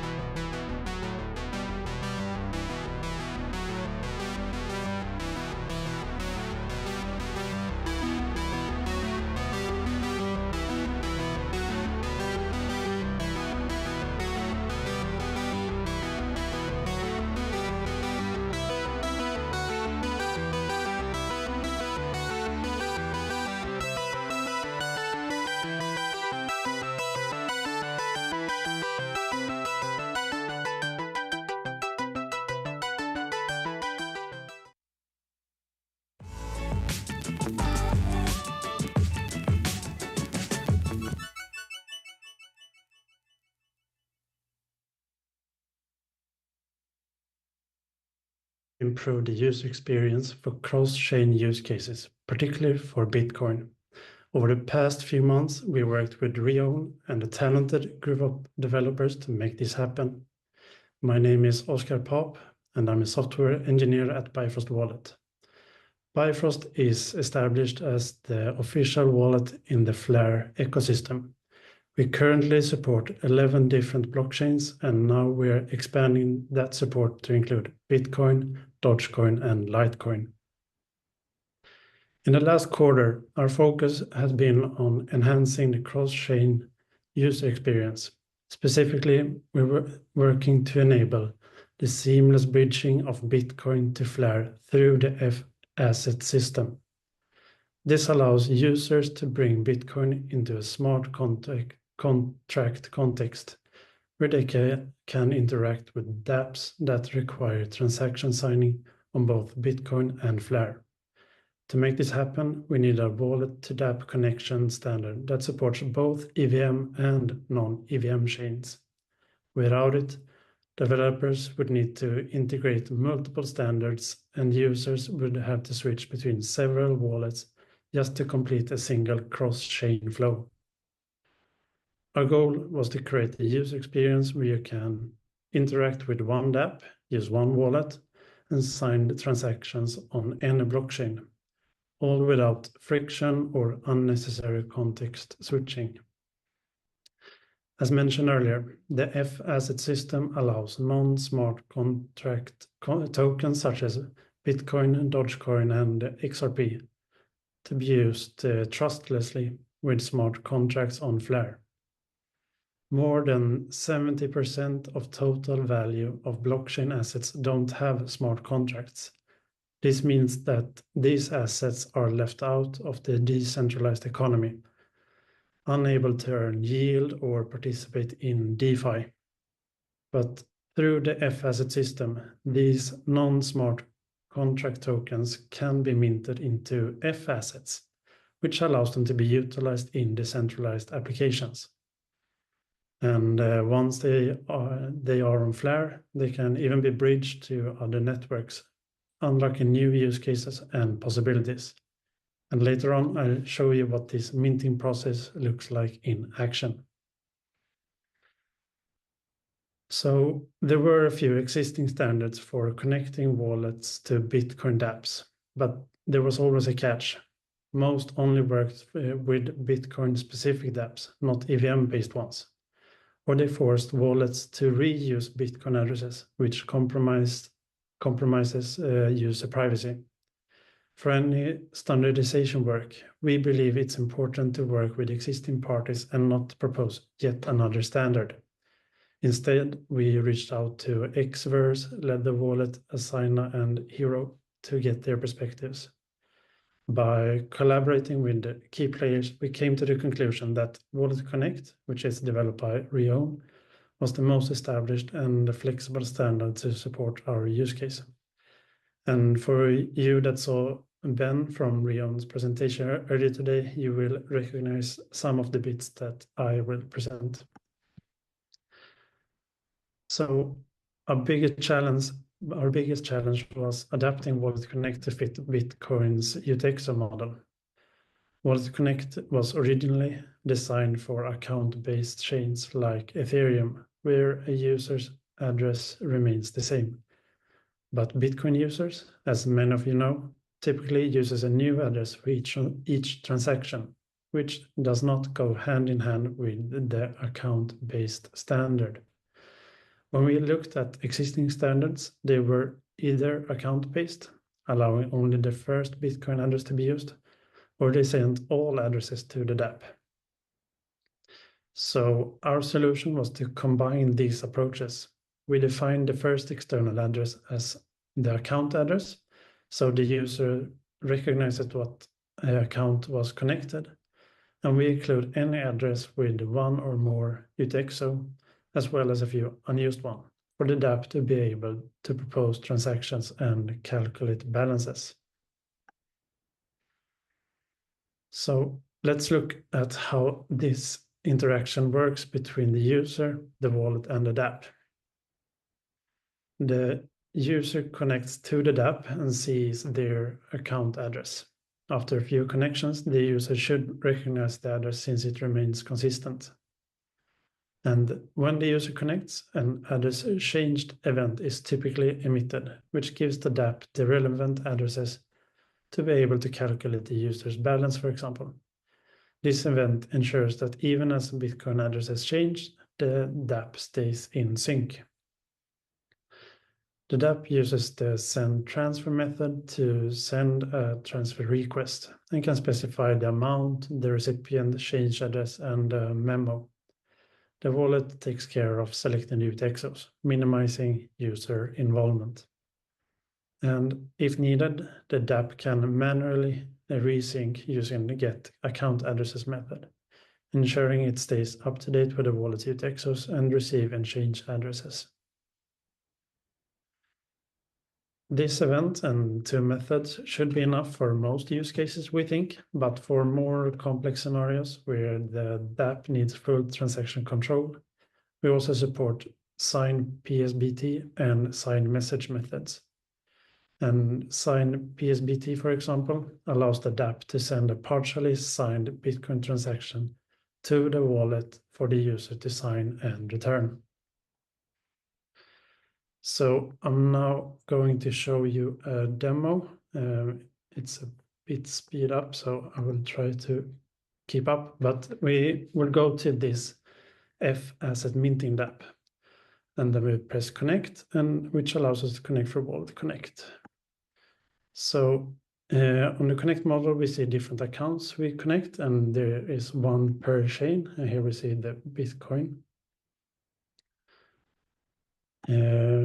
We can also see here that we already have one pending mint transaction and that we have 0.0012 F BTC.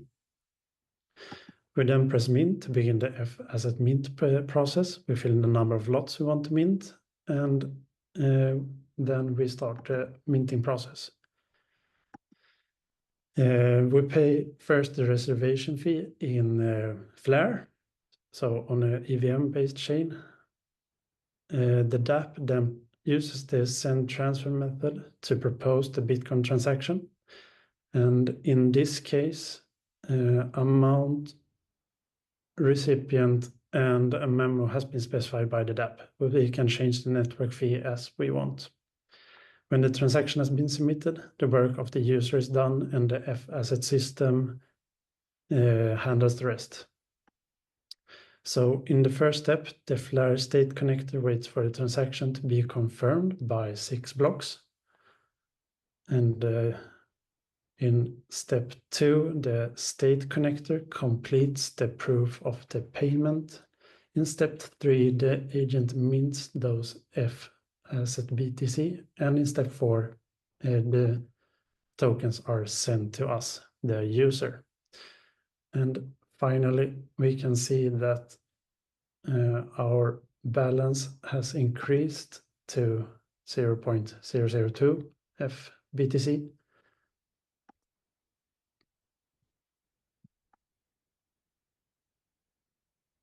And finally, I just want to say that we look forward to continue collaborating with the Bitcoin community, working for improved interoperability and a better user experience. And if you have any questions, please feel free to reach out to us on X or our mail. Thank you.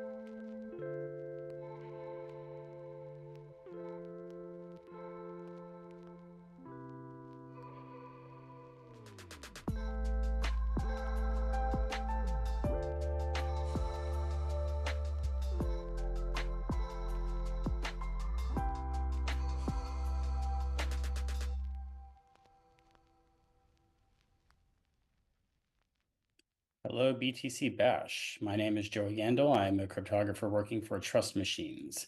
And today we're going to be talking about Frost and how it works. So the first question is, what is Frost? Frost is a protocol that allows a number of parties to create a shared key. And then a subset of the parties, a threshold of them in fact, can then sign messages with that key. So what does Frost stand for? It stands for flexible, round optimized, Schnorr threshold. So let's go into each of these one by one. Flexible. Frost can work in many different configurations with various trade-offs. These include with or without centralized coordination, and the option to batch certain elements of the signing protocol. Round optimized. Frost is optimized for the case where there are no malicious actors present. This is unusual in these kind of protocols. Most of these protocols try to optimize for being robust in the case of malicious or non-participation. Frost doesn't do that. Frost optimizes for the case where there are no malicious actors and where everybody's participating fully. This is a good choice for cryptocurrencies because you can detect malicious actors and remove them and possibly sanction them in terms of slashing their money or their rewards. And once removed, the protocol can continue. And this is why we choose to do this in Frost and why we choose to apply Frost in a cryptocurrency context. Schnorr. Frost produces a Schnorr proof.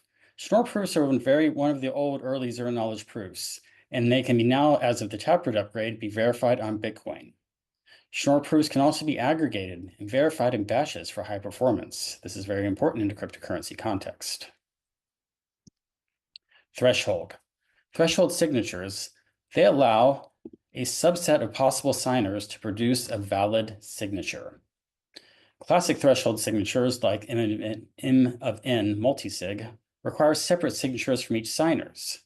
But more advanced threshold signatures, like Frost, are aggregated, so they take up less space. They also hide who were the people who actually took part in making the signature. So what do we need to do? What are the protocol requirements in order to run Frost? Well, we need the number of parties in, and we need the threshold required to sign T. These are very important because these are used in the mathematics that help us create the distributed keys.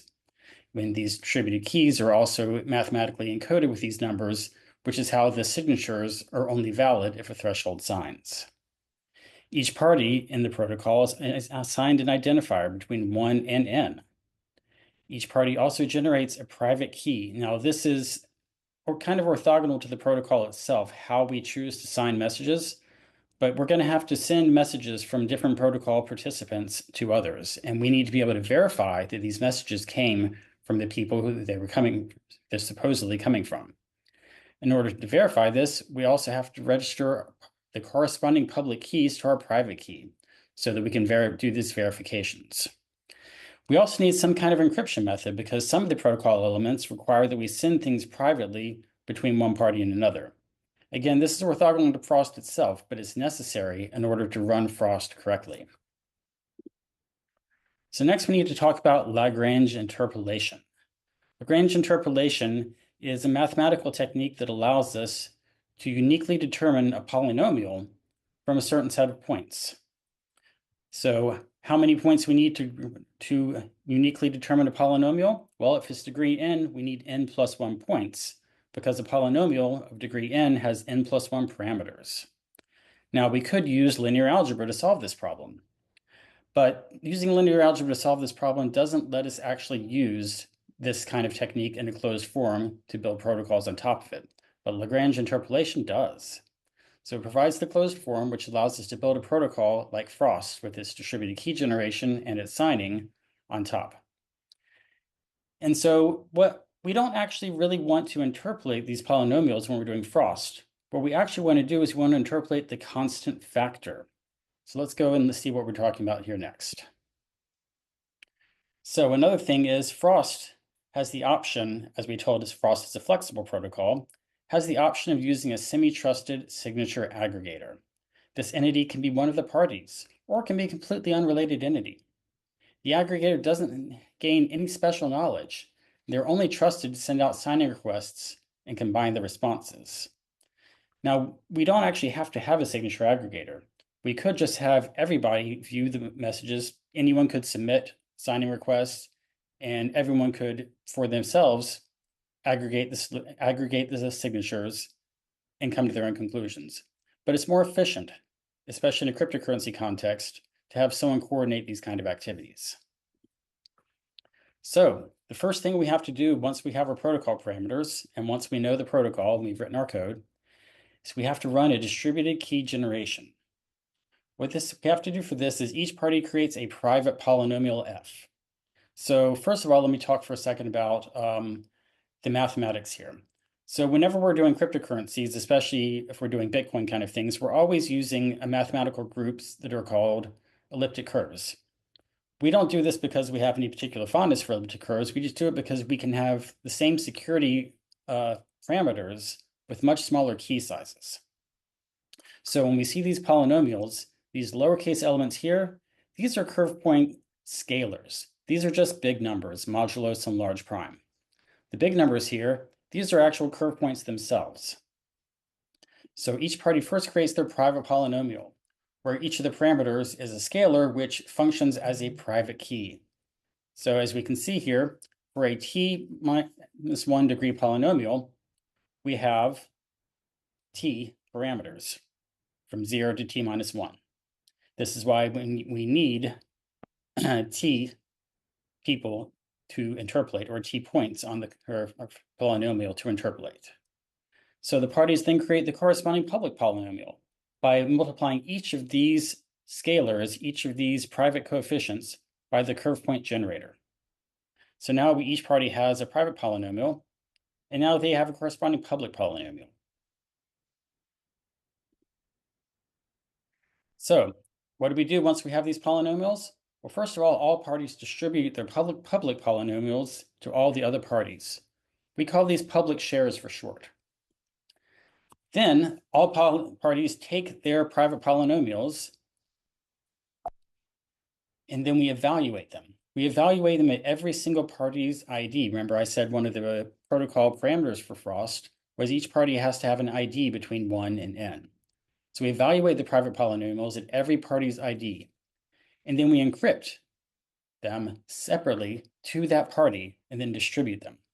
Now, what we're probably going to do most of the time is we'll create one giant private share, just like we'll have a public share, but each of the individual polynomial evaluations will be encrypted separately to the desired recipient. And then we distribute both the public and the private shares. So what happens when you receive the private shares and the public shares? Well, the first thing you're going to want to do is decrypt your private share. And then you check them against the sender's public polynomial. If you recall, I said that the public polynomial is just the private polynomial multiplied by the curve point generator.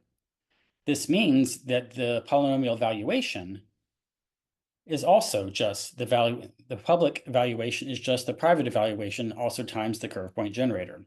We use this as a check to make sure that we were sent a valid share without ever having to actually reveal the private polynomial of any party to any other. So if we get all of the shares, and if they are all valid, we add them all together. What this does is, the way that Frost is going to work is all of these private polynomials are going to be added together to form a group polynomial. But no one's ever going to see this group polynomial. It's only going to exist ephemerally, and we're only going to send out these tiny little pieces of them and then combine them. And this is the first time we do that. We combine all of the valuations for our ID from all of the private polynomials of all the other parties, and we add them together. What this does is it gives us a point on this group private polynomial that no one ever sees. This is what we call a secret share or a key share, and it's what we're going to use to actually make signatures. Secret shares represent a point on the group private polynomial. Let's say that again because it's not obvious when you read the paper this is what's really going on.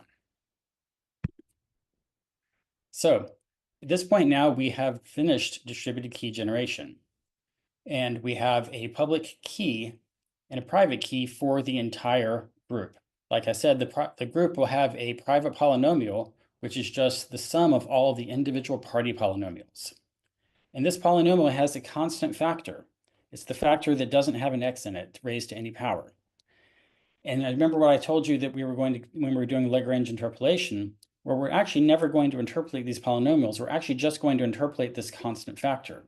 So this constant factor is what actually functions as our group private key. So now that we have a group private key and a group public key, how are we going to sign? Well, the first thing we have to do before we sign is we have to generate a nonce. A nonce is a number used once. In Frost, our nonces consist of a pair of nonces, D and E, with a corresponding public nonce.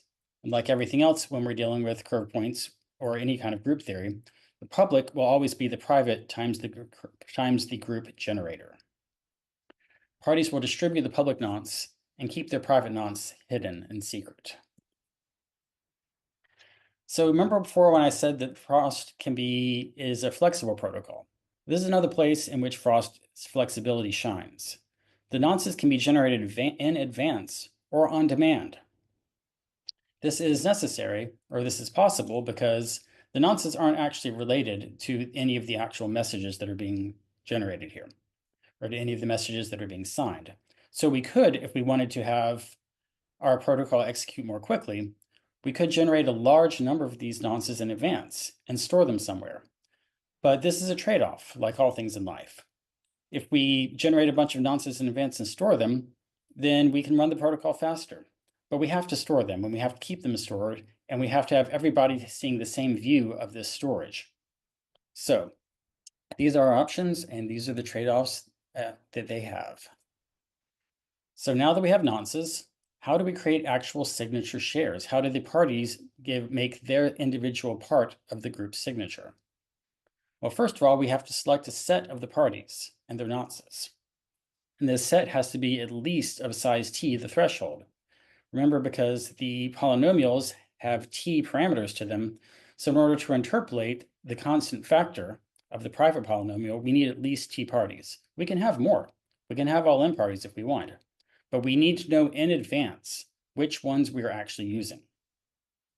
So once we've selected our set S, our signing set, we create the binding value row. What row does is it fixes the signature to the message being signed, the full set of public nonces, and the individual party ID. So what we're going to do is we're going to create this value, and this is going to act as kind of like it's a stamp. It's going to stamp this individual signature to these parties, these nonces, and this message. We then use this row value to compute an aggregate nonce R. So we sum up the public nonces with the rows, the corresponding rows, and we add them all together. Take the first public nonce, then add that to row times the second public nonce. Add all of these together, and this creates our aggregate nonce R. We also have a challenge value, which we also see in what are called Sigma protocols. Sigma protocols are basic cryptographic ways of doing things. It consists with creating initial randomness, a challenge, and a response. The challenge value is going to have to depend in some way on the initial randomness, which here we have as the aggregate nonce R. So we see here the challenge is a hash of Y, which is the group public key, which is just the constant parameter of the group public polynomial, the aggregate nonce, and the message being signed. The challenge always has to depend on these things because this is what keeps you from being able to cheat the protocol. So to construct party I's signature share, Zi, we combine that party's private nonce, De, with the binding value rho, the interpolation value lambda, the challenge value C, and the secret share X, also known as the key share. So this is how we create an actual party signature share. We combine all of these things. And you'll notice before that when we were creating the aggregate nonce, we were having capital DI plus rho times capital EI. Here we're having lowercase. This means these are the private nonces, whereas that is going to have the public nonce.